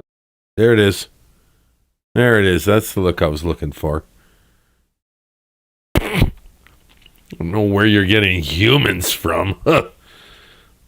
Never heard anything so ridiculous. Meanwhile, Jeffrey Dahmer, like, no reaction at all to that. Like, yeah, no, I was looking for one that was, 6 feet by 2.5 feet. Unless they were broad-shouldered, maybe 3 feet. Size of a big tin box. Look at the look she dials it in quick, to be fair. I had to freeze frame it, but was prohibitive. It cost $30,000 or so, he thought. And so that was not an available option. You know what? Now that I'm thinking about it, the look on her face is she's not the lawyer who gets to make the objection. And that was a look of like that should have been objected to. And now she's scribbling out what she wants the other lawyer, to be ready, like objection assumes facts, not in evidence, or whatever it is. That I'm going to give her a little credit back for that look, because it probably wasn't that the humans was so out of line, but that it's speculation. He's here to talk about his mental state, not to speculate that the box is human-sized.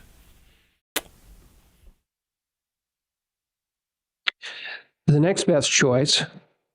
Watch, this note that she's writing is going to go straight across Jeff and to the other lawyer, and he's going to like, you dumb fuck. Object.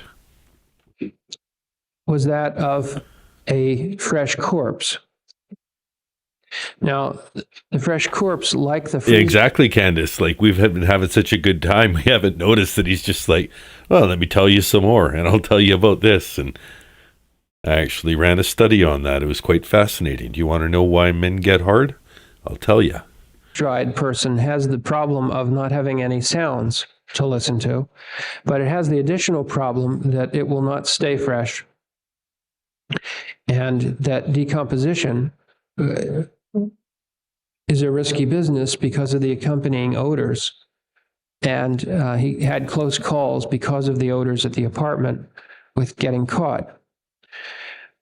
Still, when he committed the murders, or the killings with which he's charged, that's another good point. Notes for the cross-examination. Okay, you've brought up this, that opens up this, and then we're going to ask this on cross. And I guess that could be part of why we're going to get 8 hours of raw content out of this. Ability then of a fresh corpse was such that he made Disney use Mom. of that sexually in Zeke at least Amy. most of the instances. For the Disney Mom is speculating the attorney's thinking, I went to law school for this. few days where it was feasible to do that, and that use of those corpses and his interest. Now, Dabs for Dummies says kind of like drying weed, but personally, I like to go low and slow for my drying weed. I am fortunate to have a garage, and I can throw up the 2 plants that I do up in the summer, hang them to dry, and just leave a fan going in there, give them enough space, and it never gets down. I don't know. It gets down to freezing, I guess, but yeah, not too bad. They don't mold. They just dry out really slow, and then you can break them off and cure them and leave them in jars. And 6 months later, they're quite smokable. That said, they usually just get turned into hash, but that's another video for another channel. In that and these other activities underlies my diagnosis of necrophilia, even though it wasn't his preferred activity, certainly not his exclusive activity. It was a compromise to what he would rather have been doing, but an acceptable compromise that he employed a number of times. And he actually did consider obtaining corpses through other means, having at one point looked at the obituaries to try to spot notices of the deaths of young males. And by young here, well, that's pretty fucking sick. So back in the day, newspapers, common thing, and you'd see the obituaries, and right at the back with the want ads and the for sales and the personals all jammed together than 2 or 3 pages. And it would lead with the obits, and they'd give you all kinds of useful information if you were the type of person looking for young dead bodies. Can't do that anymore, so this is not educating you on how to do this. This is an educational stream about sickos from 30 years ago. That's what we're doing. That's why we're here. I mean, late adolescent or young adults. He's never had any known interest in children under 12. but that attraction to men from 16 to 25, if he could find one who died recently, he thought he might be able to obtain access to the corpse. And he, in fact, went to 2 funerals in pursuit of that goal. One where there was a closed casket, and so he didn't know if the man would have been attractive. The other where there was an open casket, and he told me that he did found that young man attractive. Oh And my God. No. So he went to the funeral. He just posed like, just random well-wisher. Who's he? Just some guy. Just wanted to pay his respects. Oh. That's the kind of thing that's going to make it tough for people to get to sleep tonight. Oh, yeah, we might need to move Park to the mornings. Like a wake you up kind of guy. Wide-eyed and bushy-tailed for the day. And then we'll go to Sarah Boone in the evenings. That might be the swap we do. If you're just joining, just so you know, I've been doing, or just started doing a Sarah Boone trial rewatch. I had Cowboy Criminology as my guest.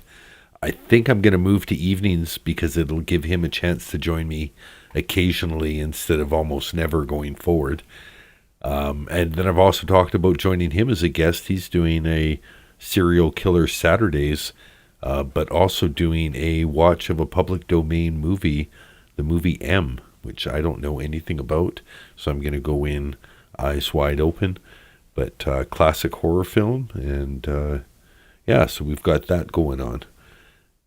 Continue here. Frequently went to the cemetery at night with the plan of digging up the grave and having access to that corpse. But the ground was too hard because of the cold weather, and so he couldn't dig. And it got frightening in the cemetery because he heard typical horror movie sounds of a dog barking and an owl hooting, and so he got out of there. Oh, fuck. Could you imagine that, too? So he's out there, he's like just blindly digging afresh, and he's hearing the sounds, and he's creeped out. He's like, oh, can't be here any longer. This is too weird for me. Too weird for me. I gotta go. And was unable to use that means.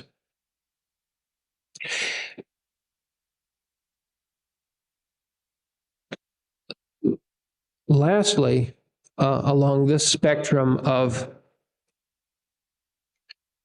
people or bodies or parts under his control was the other uses he made of those whom he in fact had killed. And here he told me that he made use of the viscera for masturbation by opening the victims in the course of dismembering them. And there was a particular phase of dismemberment where he would stop sometimes to take photographs, sometimes to masturbate, sometimes both. And that was upon opening the abdomen when the... You know what I feel? I feel like I'm experiencing Ryan's real reactions, like I'm Quantum Leap and I've just leaped into his body. Anytime I've watched Ryan's real reactions, he's just like mortified by what he's watching, and I can only imagine his crew is like, oh, this is a good one. You get freaked out by that. You'll like this or not like it, but the viewers, well, whatever it is. I feel like this is my, Dan D's undeniable demeanor. This is some tough stuff. The abdominal viscera are first exposed, and he would masturbate while looking at that. And that was a long-standing image as far as I could determine. Thanks, Dorgan. Yeah, I think, Cowboy and I will be doing a lot together now that we finally figured out the audio.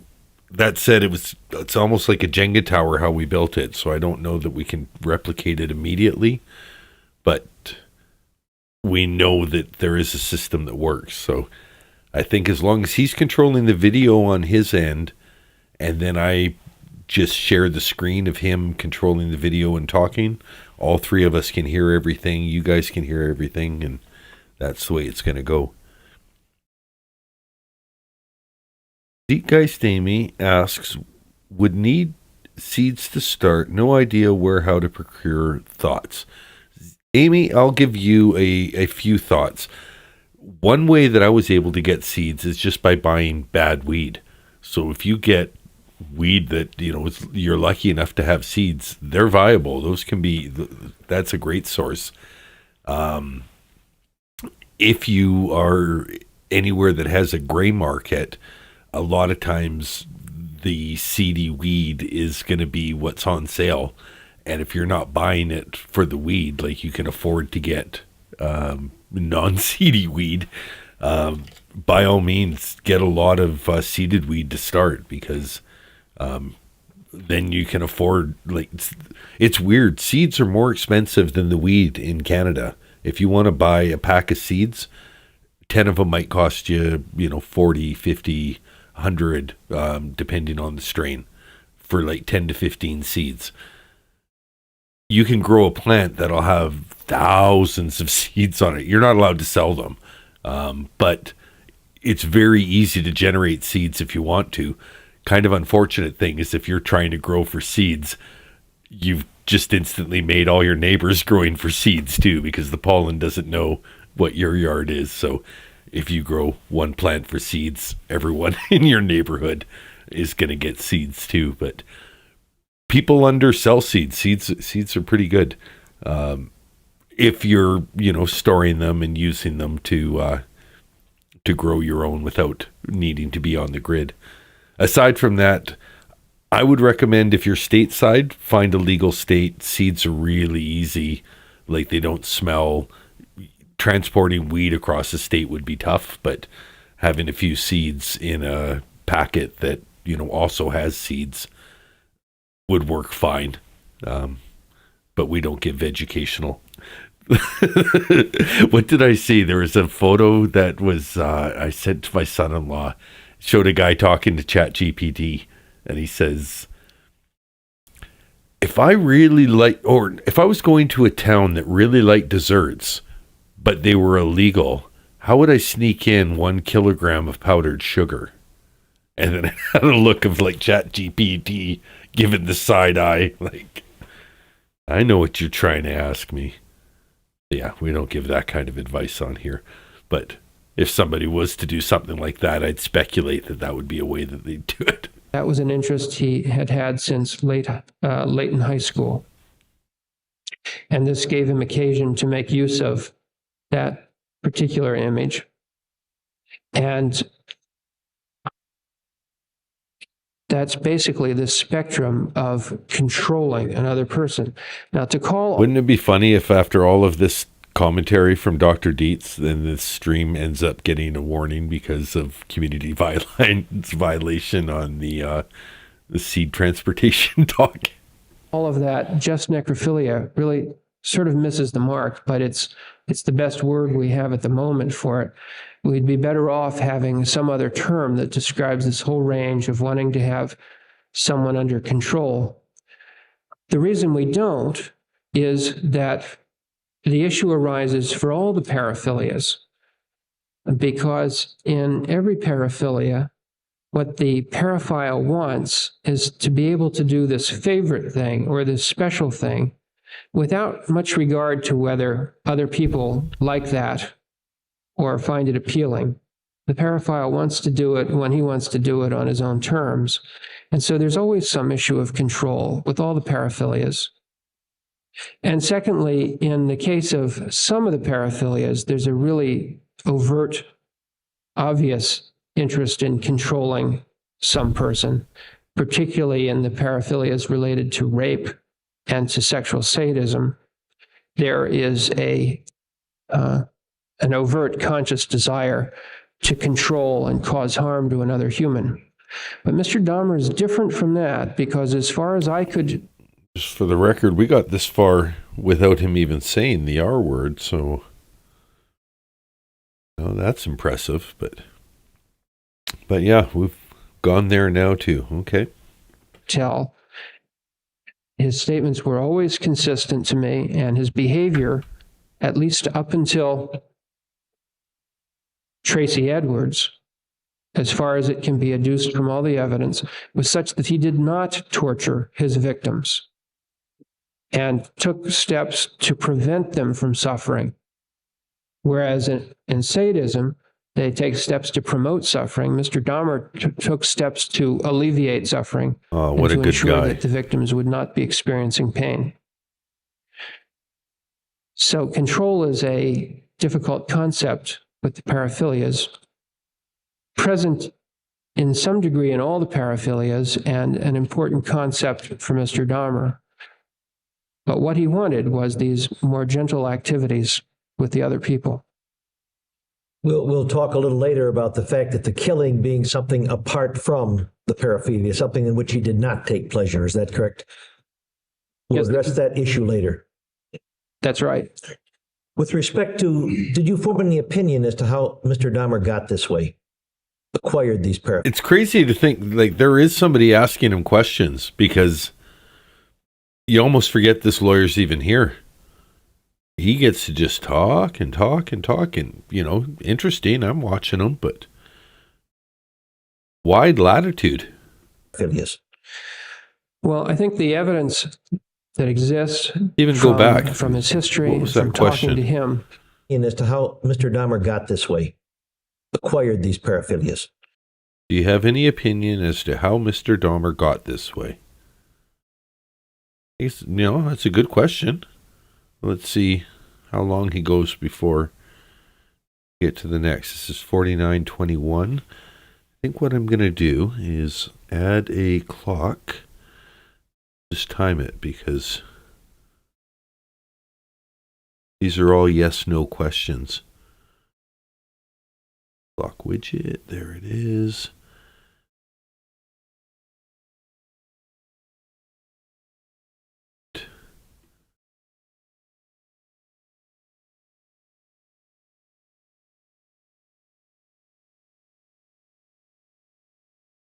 Stopwatch, yes. Okay. Sorry, just a little production time there. Close enough. well, I think the evidence that exists from his history, from talking to him, is suggestive of how he got this way. And that is specifically the timing of his first fantasies of such activities and what was going on in his life at the time. The timing of his first fantasies of bringing another person under his control in order to engage in sexual behaviors was sometime during the high school years. At various times, the specific age and grade that Mr. Dahmer has said this occurred has varied within a year or two, but it seems to be around age 15 Good or point, 16 Dorian. that he first had. For a guy who takes steps not to allow their victims to feel pain, pouring acid in the brain feels like a way to get pain. That make you insane in the membrane. Insane, got no brain. Acid in the brain seems painful. Insane, got no brain. Okay, it's getting late. Getting late here on the West Coast. Sexual thoughts of striking another person and rendering him unconscious by a blow to the back of the neck. Candace And gives us then- some crazy information. Candace with her bloody keyboard. Your brain has no receptors to feel pain or even touching it. I just thinking of like when you had to stick the COVID tests up your nose. I was like, oh, it's poking my brain. Oh, now I've mentioned COVID too, if there's any reason. 100%. The good people at Kraft, at General Foods, Red Bull, if you want to advertise. Probably not going to choose this video to advertise on. Sponsored by Gatorade. Making sexual use of the unconscious body. The first time he tried or meant to act on that was when, at around that age, he found a particular male jogger attractive to him. And he, I believe, broke off a baseball bat, and then he That's not easy to do. Broke off a baseball bat?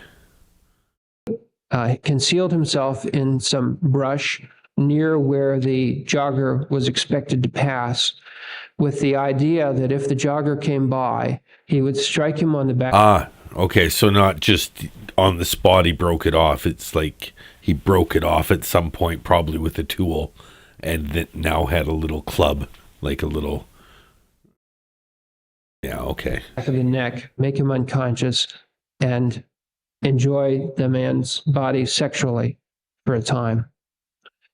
The jogger didn't come by, and so that didn't come to pass, and Mr. Dahmer never saw the man again. Lesson to be learned: don't jog.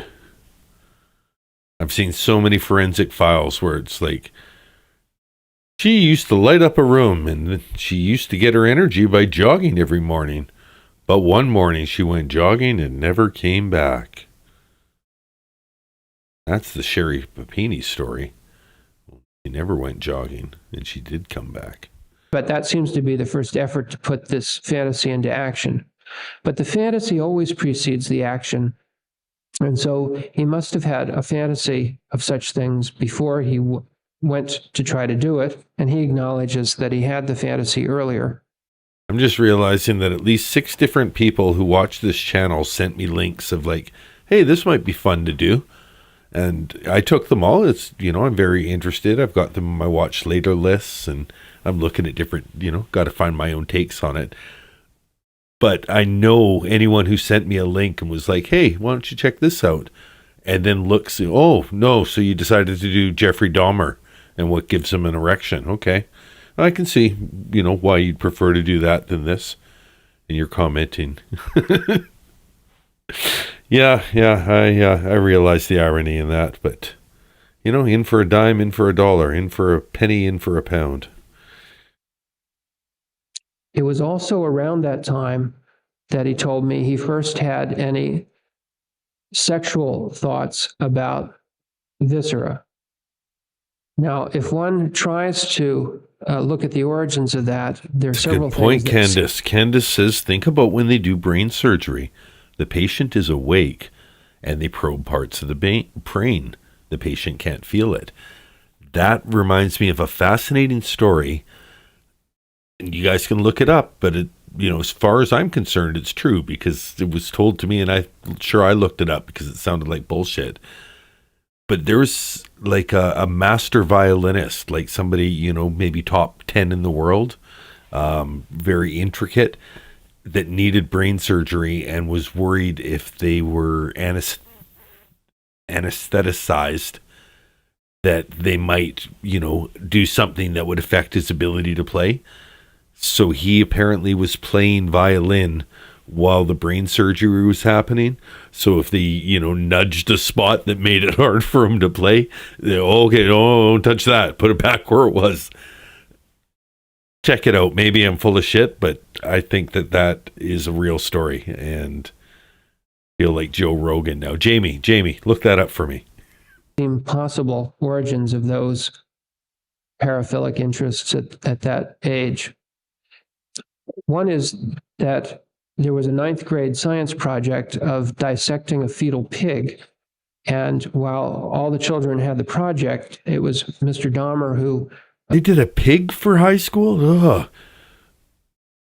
I remember frogs were in all the movies, and I was afraid of having to do a frog. And then we did a cow's eyeball, and I was like, almost wish we were dissecting a frog. But I still remember there's a part of the eye called the humerus, and I got a big laugh in the class by saying, it's not funny. Yeah. It doesn't take much to win over a class of 12-year-olds, but the vitreous humor, that's the part of the eye. The vitreous humor. What's it called again? The vitreous humor. That's not very funny. Ha ha ha. Dan D, you're going to be a YouTube star in the future. Obtained the teacher's permission to take home what was left from the dissection of the pig's head. And at home, he made further use of it to try to preserve the skull. There was nothing overtly sexual about that activity for him. It didn't sexually excite him, and he didn't have sex in mind, but it was an exposure to that kind of contact with the tissue of a mammal that occurred around that time in his life that may have, and he acknowledges that this may have occurred, may have entered into his mind at a time when he was, in fact, beginning to masturbate regularly and frequently. Remember that thought. Remember, when we come back, it was about when he was, remember that. Okay, so what I was talking about the violinist, the case of Dahmer Turner. Dahmer Turner, a 53-year-old violinist with the Isle of Wight Symphony Orchestra, underwent an awake craniotomy would be the way to say it. Craniotomy. Underwent an awake craniotomy to remove a tumor from her right frontal lobe. Look at me, misogynist. I can't. 53-year-old master violinist. I assume it's a man. Dahmer sounded like a man's name. Apologies, Dahmer. Her right frontal lobe. This area is dangerously close to the region of the brain that controls language and fine motor skills of the left hand, which are essential for playing the violin. The procedure. Surgeons mapped her brain and then woke her mid-surgery. By having her play the violin, the surgical team, led by neurosurgeon Professor Kielmars Ashkan, could monitor her hand movements in real time to ensure they did not damage the critical neural pathways. The repertoire. During the operation, Turner played music by Gustav Mahler, jazz standards like George Gershwin's Summertime. In the summertime, the weather is fine. The weather is fine. And we'll have women on our mind. Oh no, that's a different guy. Oh, maybe it started from George Gershwin. And pieces by Julio Iglesias. To all the girls I've loved before, who've traveled in and out my door, this song is dedicated to. The surgery was a success. Doctors removed over 90% of her tumor while preserving her full motor function. She was discharged 3 days later and returned to her orchestra within weeks. Right, wow. She died 2 weeks later. No, that's just me adding an ironic twist. She did not die. There's no information about her death. Dahmer still with us. Congratulations, Dahmer. Inspirational story there. Go back to Mr. Park Dietz. And what was, maybe we'll just go back about 10 seconds just to remember what we're listening to. Into his mind at a time when he was, in fact, beginning to masturbate regularly and frequently. In ninth grade, at about age 15, he was approximately 1 year into his pubescent sexual activity.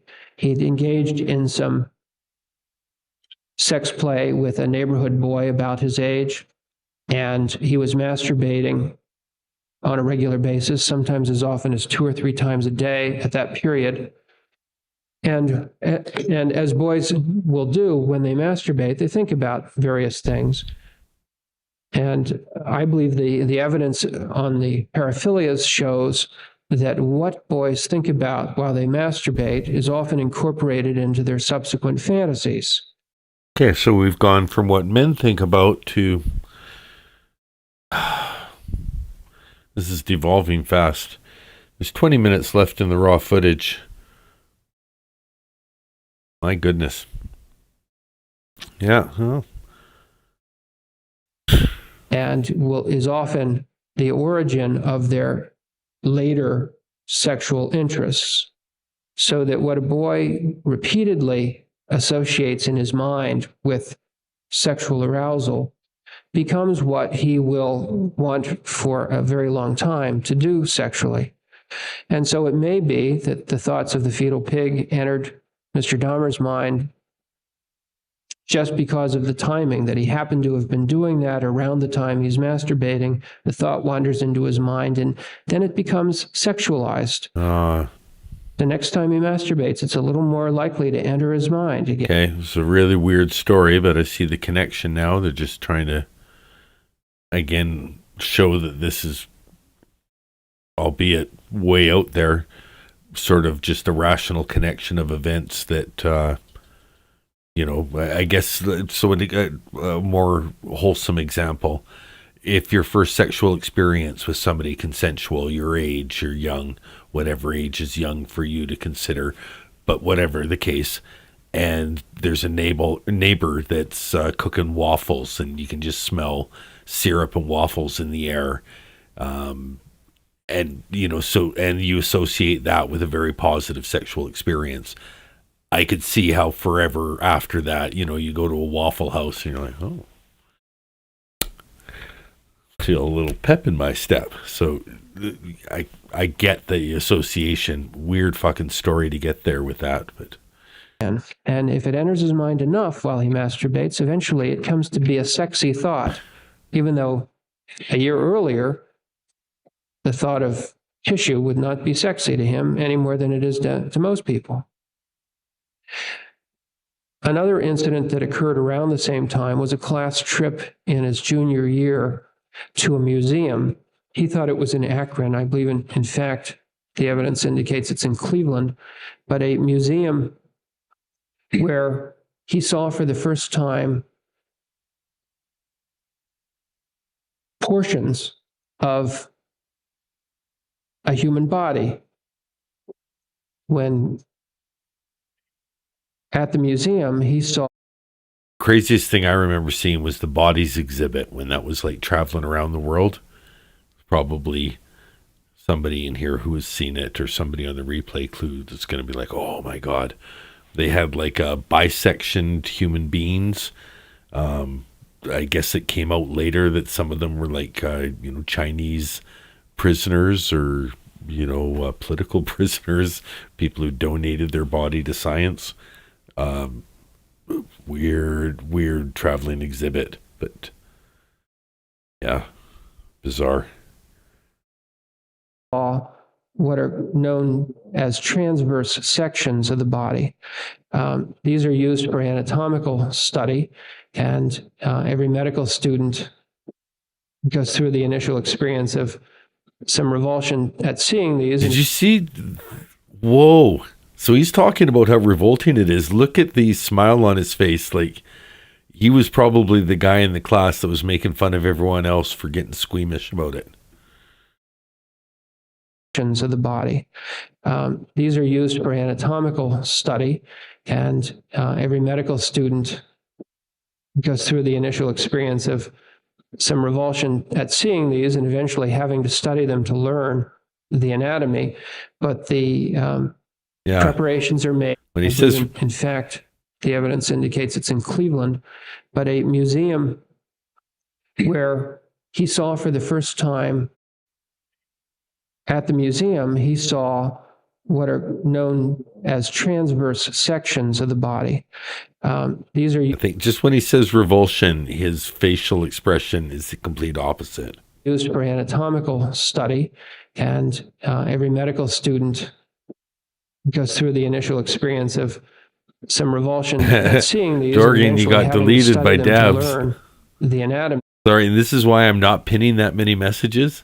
Dorgan's message just got deleted. That was the pinned message at the bottom. I'm trying not to use the pin until they put it back at the top.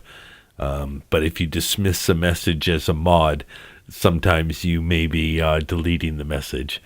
All Dorgan said was that I'm a sicko, and she was thinking the same way. But the preparations are made by preserving a human cadaver and then slicing very thin sections of the cadaver, preserving those slices in such a way that they can be seen. And Mr. Dahmer saw these slices of a human body at the museum, and he and the others stood around looking at these. That might have been the same time. So he might have actually seen that. Oh, fuck. That's weird if it inspired him, eh? Slices of a human body for about half an hour. He told me he hadn't thought of that particular incident in years. No worries, Dabs. It's a learning experience. Anything can happen. The worst thing would be if you put someone in timeout. And if you ever accidentally do and it gives you a time, just pick the lowest time. Even if somebody does need to be timed out, never make it more than 5 minutes as a mod. Like even a minute is enough for people to go, oh, I'm not allowed to type. I've been timed out. I'm a hockey guy, Canadian, so, a couple minutes in the penalty box, that's enough time to think about what you've done. If you keep coming out, you'll get an unsportsmanlike in a game misconduct, and you might have to go. But we can allow a little bit. So make your first instinct the lowest time, and no worries about strays. Until I asked him about it, and he was surprised to remember it. And although it's going to happen, as long as they pin chats to the bottom, there's going to be people trying to dismiss chats that accidentally delete them rather than dismiss them, because you've got the power to do both. And that's the big problem with them being down there. So, once they start listening to channels with just less than 1,000 subscribers, then you'll know it gets changed. But right now, the gaming channels are asking for it to be down there for some reason. So, and I've learned that just thanks to my own chat. I think maybe even it was Carolina Hurtado that told me. I think it's Emily D. Baker that's advocating for the true crime community. Pin it to the top. Does not recall that entering his masturbation fantasies, allowed us how that too. Thank you for coming right back to the masturbation part, Dietz. May have had some influence here. Likewise, it was around the same age. Detective Wobbuffet. Little warning to Detective Wobbuffet. The testimony you're about to hear is for mature audiences only. Don't tune into the stream if you don't want to hear about a variety of philias, most of them starting with PS and N. But there's others. There's many philias. There's a philia stream, unfortunately, but it's educational, and we're still enjoying each other's company. He was struck by a group of boys. There were some senior. Detective Wobbuffet, why is this happening? It's happening because Dr. Park Dietz was one of the main expert witnesses in the Betty Broderick trial, and I went looking for more material, specifically from the Menendez trial. Unfortunately, the Menendez trial he testified at is not televised. So I was like, there's a Jeffrey Dahmer trial. That's the next best thing. I really didn't put enough thought into Jeffrey Dahmer's crimes. I'm like, criminal's a criminal. Pretty bad criminal. We're getting into some dicey territory. Years from school who saw him walking home one night and struck him in the back of the neck with what at one point he said was a billy club. At another point he described it as a blackjack. But whatever it was, someone hit him in the back of the neck, and he ran home terrified about that. And that was a significant event to him, for which he had some fantasies of retaliation and some emotional response to having. Once the stream gets published, after it the live chat catches up and all of that, if you ever see like the little ask button, you can ask the AI what it thinks of the stream. Sometimes it's pretty amusing. Like I was doing one about Sarah Boone, and I saw one of the suggested questions was, what are medical snacks? I'm like, what do you think medical snacks are? So I pushed the question. It turns out medical snacks are what the audience uses to sustain themselves through the stream. The host was talking about eating cashews to maintain his blood sugar levels. So, and it was this real AI, oh, the humans eat the food to sustain themselves. Figure that one out. It's not that far off, but yeah, they haven't picked up that medical snacks is an inside joke. In any case, I'm interested to see what it thinks of this stream. Like, is this an educational stream? Is this the kind of stream I could listen to with, at work? We don't recommend you listen to this stream at work. This is a very detailed stream talking about a number of philias. The host himself recommends several times in the stream, don't watch this stream. This is bad. This is really bad stuff. Thank you for being here, but if you're not here, you've made the right choice. Been a victim of that. Likewise, it was around this time that Mr. Dahmer did engage in some dissection of animals that he'd brought. It's partially, Disney Mom says, oops, YouTube AI is going to scan this and be like, what the hell is going on? I find that if I meta commentary on the fact that, okay, I know you're reading this AI and now I'm talking about what you're reading, that's my opportunity to sneak a little commentary back into it and kind of, okay, despite the fact that the video goes into some touchy territory, the host makes an explicit demand to his audience to let them know that this is educational purposes only, and none of the information that is in this stream should be exposed to people who are easily triggered by such materials. Maybe having that in the script, maybe it helps. I don't know. All I can do is just try and be genuine and honest, and we know that this is educational material. It's weird. It's definitely weird. But, I wouldn't have chosen it if it wasn't already available on YouTube. So we're not gratifying ourselves while we watch this. Like, I'll show you. My pants are on. Home if he spotted them killed along the road. In one instance, he was playing something of a practical joke on his friends, and he set up a bizarre scene in the woods with the dog's head out on a tree and led his friends there without telling them that he'd put it there, so they'd feel as if they all discovered it at once, because he wanted to scare them. But at other times on his own, he would do a dissection, chiefly for the goal of getting the bones, which he thought he might sometime assemble and preserve in a skeleton.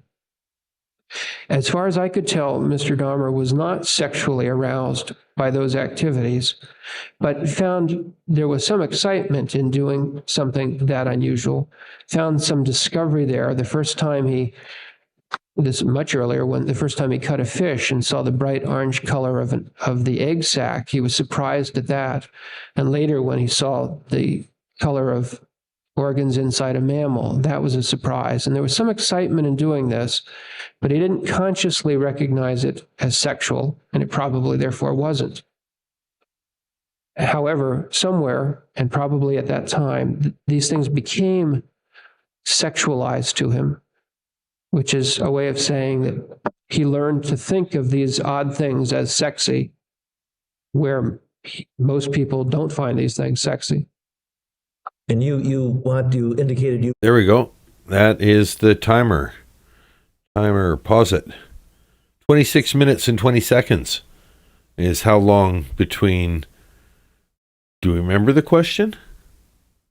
What was the question? Maybe that's going to be what I start doing going forward. Is when he gets the one question, if it's going to be 25 minutes, I should just type out the question somewhere, around here, and then we'll know what the question is when it's over. It was something about, well, I think it was about masturbation, but it wasn't just about that. Wow. Okay, we'll let it go, but then I'll take down the clock. You wanted to qualify this discussion about the causation. You wanted to add some qualifying remarks on that. Yes, I should point out that I can't offer an opinion with reasonable medical certainty of the precise origins of Mr. Dahmer's paraphilias, but as far as I can determine, it's the events in that time at that time of his life that led to his acquiring the paraphilias. Just so the jury understands, this qualifier applies just to the causation, the youthful causation that caused the connection, the sexual stimulus with those particular activities. Is that correct? Yes, because there's still some debate in the profession as to the causes of paraphilias. Does the fact that Dahmer had these paraphilic interests require that he act on them? No, having paraphilic interests means nothing more than what it is that will produce in the male an erection. The paraphilia is a description of what is sexually exciting. Whether one acts to seek out that image in varying ways is not determined by the paraphilia, but by other aspects of one's life, one's morals, one's character, whether one drinks, all these other things. But I think it is important to point out that acquiring a paraphilia is generally not a matter of choice. Mr. Dahmer couldn't help what became sexy to him, or couldn't have known at that point in his life how to control that. And what remained attractive to him over the years was as much an inherent part of him as any human's idea of what is sexy becomes an inherent part of that person. And we don't generally choose what we will find sexy. It happens to us in ways we're not quite aware of. What humans do choose is whether they will act on their sexual interests or not. And in the same way that an individual chooses whether to reach out and touch each attractive person he sees, a paraphile is able to decide whether to reach out and do those things that will gratify his attractions. Hey, excuse me, could I ask you to just mark that answer, and I'll ask you about it later at a reply. Thanks. What is the role of character then in a person who has a paraphilia? Well, character largely determines, for paraphiles and everyone else, how they will go about their lives, how they will behave themselves. In psychiatry, we use now the term personality traits to describe enduring ways people tend to respond to the world. And if individuals have personality traits that cause them problems or get them in trouble, or that make them unhappy, or that lead to their being unfulfilled in life, we will sometimes give a diagnosis of a personality disorder, which refers to nothing more than a set of personality traits that are causing distress or getting people in trouble. When individuals have personality disorders, or when they've got some strong personality traits that are not functional, don't work too well in the world, then they may get in trouble with the law as they go about their business. In the case of a paraphile, because there's always this interest in doing the sexual activity that's desired, or at least whenever the sex drive is there, the interest is there to do the thing they find sexually attractive. If there's also a problem with character, they may commit crimes in order to fulfill the sexual desire. And that problem with character is separate and a thing apart from the paraphilia. Is that correct? That's right. Are most sex criminals both sexually deviant and possessed of some antisocial personality characteristics or traits? I wouldn't use the word possessed here. That conjures up some other images, but it is true that most sex criminals have both. He doesn't believe in evil. He believes in a lot, but he's not going to get into the angels and demons and evilness. Well, leaving aside rapists for a moment, other sex offenders, most of whom are paraphilic, have both a paraphilia and a personality disorder of some kind.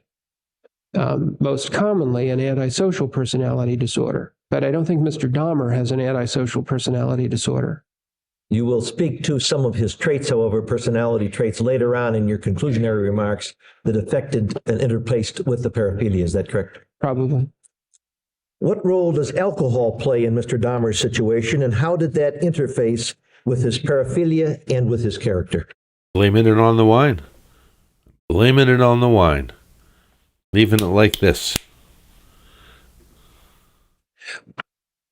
Well, in Mr. Dahmer's case, his drinking was very important in understanding the crimes with which he's charged.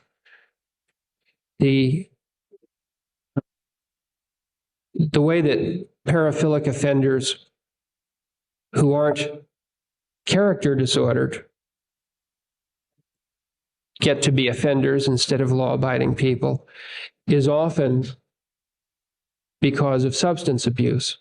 In other words, because the paraphilia doesn't cause anyone to commit a crime, we have to ask ourselves, why is it some paraphiles commit crimes? Well, some do because they're bad people. They have an antisocial personality disorder, and they don't care about anyone else, so they just do it. Some do because they're alcoholic, and they lower their inhibitions with drinking and then do these things they want to do. Others for other drugs or for other personality disorders. But it's not because of the paraphilia. It's because of these other problems that lower their inhibitions or that cause them not to have any inhibitions in the first place, that they'll commit the crimes merely to satisfy themselves sexually. In Mr. Dahmer's case, I think the key element as to why he did not confine himself to fantasy and masturbation is that he was also drinking very heavily. Because of his alcohol abuse, he was often lowering his inhibitions. And in that state, would find it capable to engage in a series of things that without drinking were very difficult for him. To begin with, Mr. Dahmer is not a particularly extroverted person. He can speak comfortably to people. He's not so inhibited from social contact that it makes him anxious just to have a conversation. He can carry on normal conversations with anyone and be polite and have no problem with that. But he was a private person and not very outgoing, particularly as he was engaging in... Alcohol is a shitty thing. Alcohol. Antisocial behavior, withdrew from other people. He saw the turning point as the Hicks homicide, I think, when he began to drink very heavily and withdraw from other people. And so from right after high school on, he had been a heavy drinker much of the time and had few, if any, close friends. Now, because he had few or no close friends after high school, it was a difficult thing for Mr. Dahmer to go meet someone to develop a sexual relationship. And part of the reason he would drink on weekends was to be able to work up the courage to go meet someone in the same way that heterosexual men will sometimes go to a bar and have a few drinks before they would approach a woman because they want to overcome some of this inhibition. Reasonable. That's why we do it. That's what we do, and that's why we do it. It's the same here. But another reason he would drink is that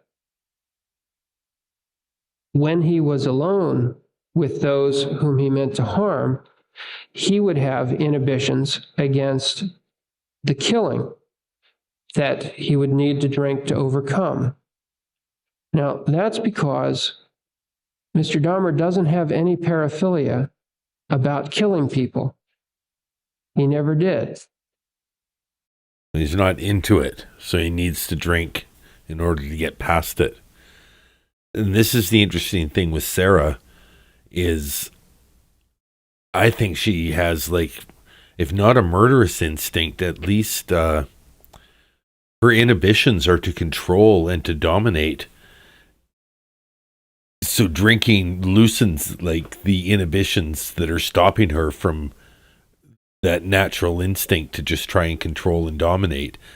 And that's why it makes it so dangerous that she was getting so fucking loaded that it was just a matter of time until George was in a dangerous enough situation that she could dominate and control and exert, this power fantasy that's probably been in her head as she's passively been waiting for an opportunity. She's not a planning killer. She's not not a thoughtful killer, that's for sure. He's an opportunistic killer. He has paraphilias about doing gentle things with people and foreplay-like things with them. And I think he has a paraphilia about looking at viscera. But killing people is not a paraphilia for him. Viscera is the abdomen and area. I don't think he'd be a fan of my viscera. It's a little generous proportions. Preferred a tight, as they call it, an abdominal six-pack. And nor is the actual dismemberment or disposal of corpses sexually appealing to him. Those were two things that he particularly disliked. He didn't like to kill, and he didn't like to dismember. Though there was a piece of the mutilation that he liked, which is when you look at the abdomen. But the rest of it was hard work, and some of it absolutely repulsive to him, just as it would be to anyone, until he desensitized himself by doing it so often that it was just a dirty job. And he would drink to overcome the inhibitions against those two unattractive aspects of this process, the killing and the dismemberment. And he told me that he would always drink to overcome inhibitions against killing and to overcome inhibitions against dismemberment. So then the killing itself was not a part of the paraphilia. No. Because I phrased it negatively, let me rephrase it. Is the killing a part of the paraphilia? Not for Mr. Dahmer, it isn't. Does a paraphilia attraction cause a compulsion? And if not, why not? A paraphilic attraction. Better wait.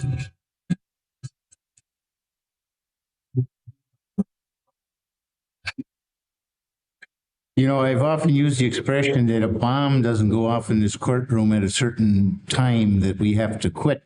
Okay, so just a warning, it's not a bomb, and you probably don't hear it because the audio's been remastered, but there is a smoke alarm, fire alarm going off in the background.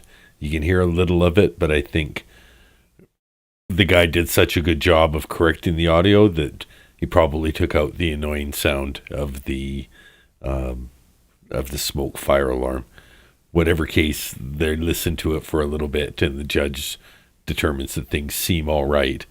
That said, there's only 2 minutes left in this video, so we may be about to take a recess. But I noticed that the sirens do. Mr. Dietz loves Sounds pretty good to me. What was that? Okay, hold. A paraphilic attraction. Better wait.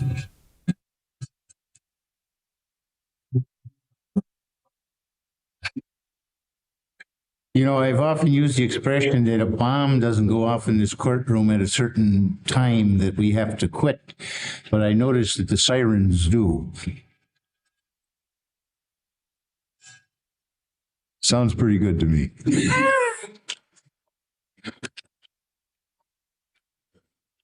Good. Should I repeat the question? Thanks, I remember it. There are two different Thanks, I remember it. He's been sitting there waiting to give his answer the whole time. ways to look at the concept of compulsion. In medicine and psychiatry, we mean something very specific by compulsion. A compulsion is a senseless activity that the individual recognizes is senseless, and for which, I'm sorry, I didn't phrase it well, and which the individual engages in this activity in order to avoid some dreaded harm or to avoid something unpleasant.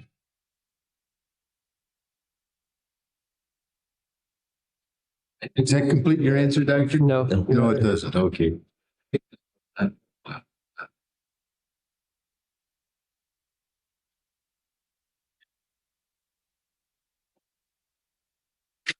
Might be the end of this. And I think as a This transition, is every Wednesday. So you know, Doctor. every Wednesday. Just add all of a sudden, does it? Do we want to break, Judge, and restart it? This? Okay, why don't we break it? We'll go back to that All last right. question then. If that The music. We'll skip to the beginning just to see what's gonna. Okay, it's gonna. Oh no, that's fast forwarded to make sure it was in. I'm gonna go to a full screen and just read a few Park Dietz quotes because there's almost nothing that we can go to next besides more testimony, and I don't think I'm gonna keep it going. I think we'll do it in 2-part chunks. And then we'll have a more recent trial to go to by the time we finish with Dr. Park Dietz. Listen to what this is going to be about to start the day. He or she must engage in order to avoid something bad from happening, often to prevent some disaster from occurring. The individual recognizes that what he or she. We're going to watch like 2 or 3 minutes of this, but then tomorrow we'll start the stream with the very beginning of it. So if you're close to the end, feel like dropping off, well, you might want to stick around for me to read these 3 quotes from Dr. Park Dietz. I think it kind of gets to the root of what he's talking about today too. So, but yeah, I'm just going to get a little taste of what next Friday's show, and this might be the morning show next Friday. We'll see. Thinks must be done is senseless. And most importantly, the activity that the person feels compelled to engage in must have no real relationship to what it is they're trying to avoid. So an example of a real compulsion would be an individual who, while driving, always feels it is necessary to drive around the block to make sure that they haven't run over a child. Now, driving around the block doesn't prevent one realistically from running over children. In fact, theoretically, the opposite could happen. If you drive around the block long enough, you may hit a child. But a person with that compulsion feels it's necessary to do that to avoid hitting a child. Or as another example, someone with a hand-washing compulsion may wash their hands 50, 60, 100 times a day and may do that to prevent their body disintegrating or having a heart attack or contamination of some kind.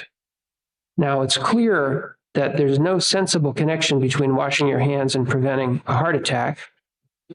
But even on the idea of preventing a contamination, it's not sensible to wash one's hands that often, because once the hands are as raw and wounded from washing excessively as happens with such patients, they may be more likely to get an infection because they've messed up the protective covering of the skin. But the central element is that in a compulsion, the behavior the person feels they must do has to have no real relationship to whatever dreaded thing they are trying to prevent. In the case of a paraphilia. Okay, that's a very good explanation of compulsion. And now we're going to get to how compulsion and paraphilias differentiate. Okay, we're going to end on a learning note. Thank you. Thank you, Dr. Park Dietz. What the paraphilia means is that the individual would like to have particular kinds of sexual activity. or to have a particular image in mind while engaging in sex.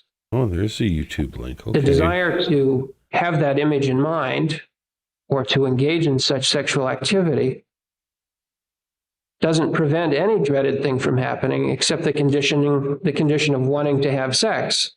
There's an immediate connection between having sex and gratifying a sexual desire. So they are connected. In a compulsion, they're not connected. What the person does doesn't prevent the harm. In paraphilia, masturbating to the fantasy or engaging in the act does relieve the sexual urge that the person feels at the time. Also, to clarify this. So in a compulsion, you just keep doing it until you've literally rubbed yourself raw. Paraphilia, you feel a sense of release, and, whether it's 6 hours, 6 days, 6 months, 6 years, whatever it is, you've sated your taste for that particular action. Okay. Let's see this link. We are near the end of the show. We will start with the same testimony again. I'm going to try to answer a question that comes up all the time. Oh, Dr. Romani. Okay, so she's fantastic. I'm not worried about what kind of material. She's going to be actually a nice cleanser. It's still serious. She's an expert in her field. 2 million subscribers. You know what? I'm just going to throw a subscription to Dr. Romani. The video is entitled, "Why Do Narcissists Insist on Things That Clearly Aren't True, Even When You Have Proof?" It can feel like you're dealing with somebody completely delusional, but the reality is more complex. In this video, we break down why narcissists distort reality and how this toxic pattern keeps you stuck, and why trying to prove the truth rarely works. So what we'll do, because I'm always cognizant of new people that I'm covering, unless I have explicit permission, I don't want to do more than a couple minutes. So we'll just watch the first 2 minutes and 30 seconds of this 16-minute video. The title is "The Delusion That Controls Narcissists." The link is in the comments, so if anyone wants to watch the video in full, that's where you can go. And listen to this with a mind of what Sarah is, or how this applies to a known narcissist, Sarah Boone. Before we go there, I'm just going to read the Park Dietz quotes to close off the Park Dietz section of the show. Quote number 1. "I do think a lot of sexual violence stems from experience in childhood or at puberty. Some people become sadistic after suffering early abuse at the hands of parents, relatives, or friends. But for others, the seed is planted in the formative years by the conflation of images of violence with those of sexual arousal. Magazines, TV shows, and especially slasher movies are masters at doing this." Quote number 2. You condition a vulnerable boy at puberty to become aroused by brutality. It's the violence, not the nudity. Frankly, I wouldn't mind if every teenage boy had a subscription to Playboy. They'd be looking at attractive naked female bodies while they masturbated, and not eviscerated female bodies. Okay. I was asking earlier, I wonder, because he talked about testifying on the Commission on Pornography. It sounds like he was testifying on the right side of that, because that's, I can defend that view. When you tie up, so you think a teenage boy, like I was one. I remember seeing like boobs in a Monty Python sketch and seeing, some racy stuff in Benny Hill. Benny Hill was more, exploitative and just, provocative and funny, but still, I didn't learn a lot from it. Monty Python, learned a little bit more. There's a little bit more, cleverness. wrapped into some of the bawdy humor. But I much more appreciated being able to get my sexuality in the context of comedy than it was weird seeing every horror film. It was always the slut that would get offed first. So, you fornicate, then you get killed, and then it's, kill the rest of the cast off until you get to the virgin. If you want to see that acted out in real time, the movie Cabin in the Woods, real good meta commentary on horror movies and exposes all that. And that's why I was able to summarize it so well there. Fun movie to watch. It feels like every basic horror movie trope about teenagers going into the woods, and less than 20-30 minutes into it, you realize it's a completely different movie, and it's fun to watch over and over again, which I wouldn't say about a lot of horror movies. Here's the final quote from Park Dietz. One of the biggest mistakes celebrities make is being overly friendly. They allow photo shoots in their homes, even their bedrooms and bathrooms. They send fans autographed pictures. All that serves to support viewers with a delusional relationship with the celebrity. All right. Interesting notes from Park Dietz. This is the end of the Park Dietz portion of the program. We're into bonus time. We've got a few Australians that have joined the show, staying late, and they want a little Sarah content. They weren't here for the show in the morning with Cowboy Criminology. You can watch it on the replay, but I mean, this is live. They're here live. Why shouldn't we watch a little Sarah content live? So we've done this before where I listened to AI talking about narcissists and empaths, and it really kind of showed a lot of insight into the Lana-Sarah relationship without it being about them at all. So let's see what Dr. Romani, where she goes with this at the beginning, and once that is complete, we'll come back to the chat and probably say our goodbyes until next Friday. I'll maybe work on a couple of videos to keep the algorithm happy and give me an outlet for any funny ideas I come up with between now and then. Why does it feel like narcissistic people are delusional? I know some of you are saying, or at least thinking, that the answer to that is because they are. I'm going to tell you right now, I don't necessarily disagree with you, but let's set this up, right? You are in a narcissistic relationship. It's a good guess on this channel. The narcissistic person is insisting that you said something you didn't, that you promised something and that you didn't follow through, that you did something that you literally didn't do, or alternately, the narcissistic person, they'll deny that they did something or that they said something that they absolutely did. Not only is she correct, but Addie Is Me is gifted 5 Dan D True Crime memberships, coming in just under the wire, to give Laura Porter, Meow and Well, Jamie Hayes, Ray, and Mel Copeland.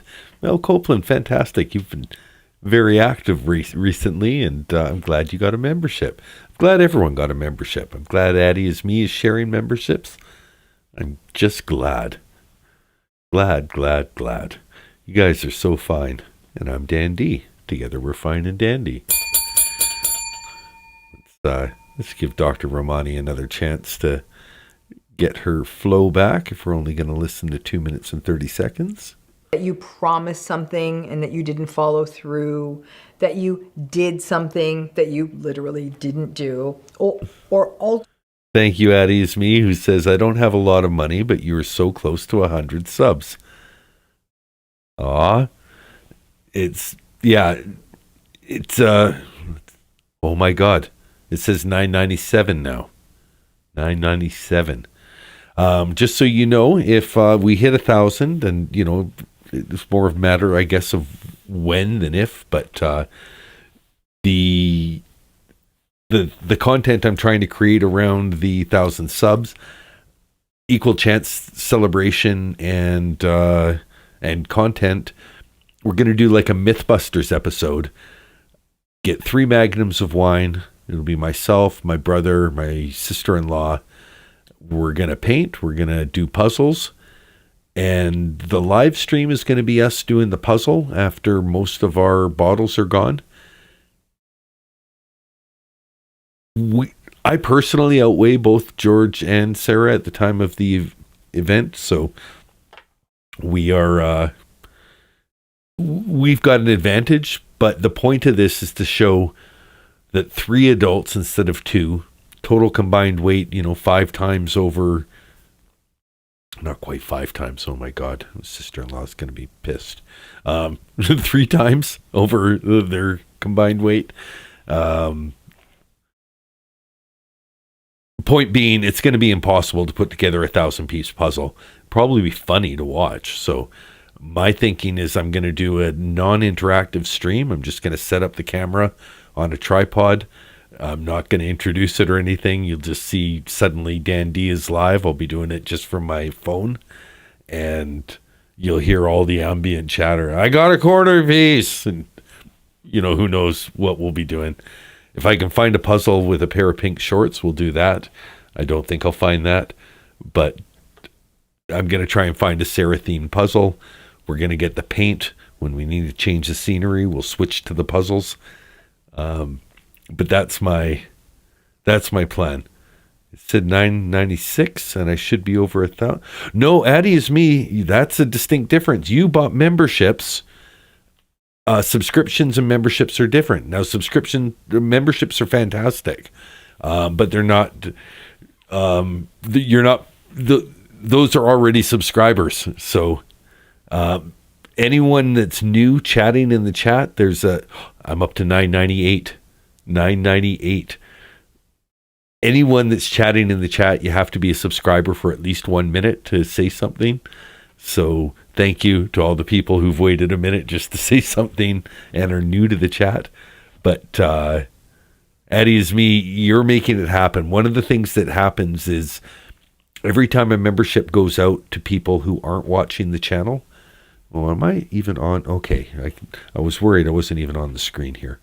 Every time a membership goes out to somebody who's not watching the channel but is a subscriber, it reminds them that, oh shit, that Dan D guy.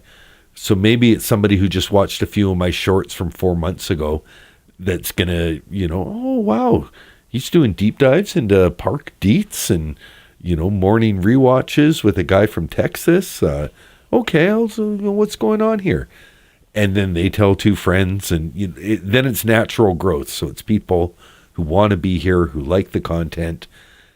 So even though that purchase didn't get us there, in the time that you've made that purchase, we've already gotten 2 new subscribers. So, who knows if it's somebody who's like, oh my God, I got a free membership to this channel that's 2 away, and she got her husband to join, or vice versa. Whatever it is, you put the positive energy out there, Addie. Thank you very much. It's going to be a matter of time, and we'll all have a good time. Not a long time, so have a good time. The sun can't shine every day. If you like the sound of that song, that's Trooper. It's a Canadian band. Didn't really make it big globally, but that particular song, We're Here for a Good Time, a lot of people will recognize it from traveling and stuff because traveling DJs realize what a good song it is to play at dance clubs and weddings, bar mitzvahs, all those sorts of social occasions. K-Billy's super sounds of the 70s, that sort of a thing. Here for a good time. Not a long time. Have a good time. The sun can't shine every day. Trooper, Trooper. Okay, Mrs. Romani, we're going to give you another chance from the 30-second mark. Take it from the top. That you promised something and that you didn't follow through, that you did something that you literally didn't do, or alternately, the narcissistic person, they'll deny $9.99 that they did something or that they said something that they absolutely did. This is typically part of gaslighting, accusing you of something that you didn't do or that didn't Just took a happen, screenshot. and then treat you $9.99. or talk about you or talk to you as though there's something wrong with you, either because they insist that you did or didn't do the thing, and by not doing it or not doing it, that makes you a bad person, or that there's something wrong with you. Your memory's failing, you're mentally ill, or whatever it might be. Or they deny that they themselves did something, which they definitely did, and especially something that hurt you, right? Listen, I'm going to own it. None of us remember every single thing we've ever said or done. And before we know what narcissism is, Amy, we're almost there. I'm only giving another more minute to this, even though it's a 17-minute video. Detective Wolbefit, you can post the link again if you like, and then people who want to see this video in full can go to it right after this video if they're still up. But we'll be ending it for the night on 999. The next time we join you, it's going to be a celebration. Celebrate. We'll have some fun. a normal, Holiday. regular garden variety person who is stuck in one of these relationships will often agreeably try to make it work and say and reflect on things like, well, maybe I did say that, or maybe I didn't do that. You may even apologize, but you may not take the fight. You may wonder, like, well, maybe I heard them wrong, or maybe I wasn't paying attention, or maybe I didn't see that. And then you throw in mechanisms like betrayal blindness too. It's like none of it sort of registers, right? Addie, I don't know. Yeah, you had a huge effect because it was $9.96 when you bought it. I don't know why 3 people would suddenly subscribe aside from some sort of positive bounce back from those memberships sending out notifications, and maybe those people seeing how close I was to 1,000 at this point. So it definitely had an effect because I think I was $9.95 before I started this stream 3 hours ago. So thank you. It's a gradual indoctrination process of control because as this happens, the narcissistic person edges in further and further to hold the monopoly on reality in the relationship. Now, sometimes in your narcissistic relationship, you may take the fight, especially earlier in the relationship, you might do this. You may insist, no, I didn't do that. You will assemble an alibi as though you are on CSI. But the thing to remember about narcissistic folks, it's not about the evidence. It's just that they wear you down. Okay, that's where we're going to close this video. The link is in the chat, and is it pinned? Can I pin it? No, I just clicked on it. I have to come back to the chat now. Perfect. Somebody else said something. Now it's moved up, so I can pin it. Boom. All right. I think that is the night. Let's go back to full me. That is me. Fairly full me. Let's just ring the alarm because my God. It's just a matter of time, baby. Just a matter of time. Matter of time until 1,000 subscribers. And then, seriously, I'm not going to be bringing up subscribers. Like, maybe, you know, if I get the plaque, obviously, I'll like, oh, I got the plaque. But I'm not a big beggar of likes, and I'm much more of a dry beggar. So if you don't know how to like a video, you go down over there where the button is and just have to click it. It doesn't cost you anything.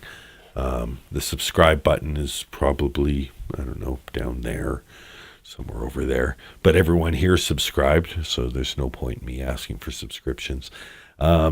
Usually I leave the chat open for a minute or two for people to say goodbye. It's a smaller chat, but you know, I'll leave it open for probably a minute, at least a minute. We've gone for almost 5 hours tonight. Plus a great show in the morning. Check out the morning show. The morning show was a lot of fun. they'll be in my playlist. There's a Dan D live on tape. It'll be in the live on tape playlist. So will this. This will be there. And no, 1,000 is no plaque. 1,000 means that I'll get AdSense revenue. Addie asks, does 1,000 mean a plaque? I think 10,000 gets you the little, maybe it's 10,000. And then 100,000 is like that see-through one that's like glass and super nice. But I'm, we'll cross that bridge. All you get, you don't get anything for the 1,000, but they'll pay you when people. So these long streams, if you're on the rewatch crew, God bless you. If you don't have premium, you probably got a lot of ads through this. Thank you for sticking through it. I'm not maxing out my ads. I'm trying to keep it, reasonable. So when I get the option to do ads, do I have the option to do ads? That. New subscriber, Hunter Harris, 47 seconds ago. Why are you giving me a notification? Would that be because I don't, do I? 1K! 1K! 1K! Woo! It's 1,000! Gonna do the 1,000 dance. Ooh, I'm connected. I'm connected to the headset. Got 1,000 subs. Woo. Yeah, feeling good, feeling great. Get down tonight. Woo! Okay, things are getting silly. I'm going to rest it on that. We can't close better. I actually threw away the chair, so I definitely can't go much longer now. I get down on my knees for you. This is, what a stream. What a day for a night stream. What a day for a do-do-do-do. Da-da-da-da-da-da-da-da-da. If you're trying to sleep, sorry for the air horn. We're just having a good time here. Got a handle of vodka. I'm not going to get into this tonight, but when it's time to celebrate, I'm ready to do it right. I'm going to say goodnight. I'm going to count it down. If you're trying to get to sleep, just... oh, Lola. Lola, dog. Did you hear? Come here, Lola. Come here. No? We'll go for a walk. We're going to go out and party tonight. Yeah, Lola's not coming. She's a little upset. I haven't let her join the union, so she's like, I'm not coming on camera if you don't give me a speaking role. I'm holding out until I get... Yeah, anyway, we're not doing that. We'll be back. We'll be back on the Fridays. You guys are so fine. You guys are super fine. Thank you for being here. Thank you for being here for the 1,000 subscribers. Everyone who's been part of that. Addie is me. You got the ball rolling. You got us over the hill. I'm just kind of blown away right now and feel a little silly. I feel a little silly. So I'm going to wallow in this. I'm going to enjoy it. It's been a fantastic ride. I'm going to have more to say about this next Friday. So, which we count down from 20 so people have a chance to fall asleep and just kind of calm down a little bit. And that said, it probably cuts off. It says it's going to be 5 hours in 45 seconds. So I'll count down from 40, 39, 38, 37, 36, 35, 34, 33, 32, 31, 29, 28, 27, 26, 25, 24, 23, 20, skip a few, 1, 2, here we go. 15 minutes until we close out. Thank you, really, from bottom of my heart. I'm just feeling the warm and fuzzies. I can't believe Judge Jackson waiting for a ruling. I don't even have a channel. She rules. I get to report on it, and here I am with you at the 1,000. What a party. You guys are fine. I'm Dan D. 10 seconds from now, this stream is done. And I'll see you on Friday. Feeling good. Feeling good.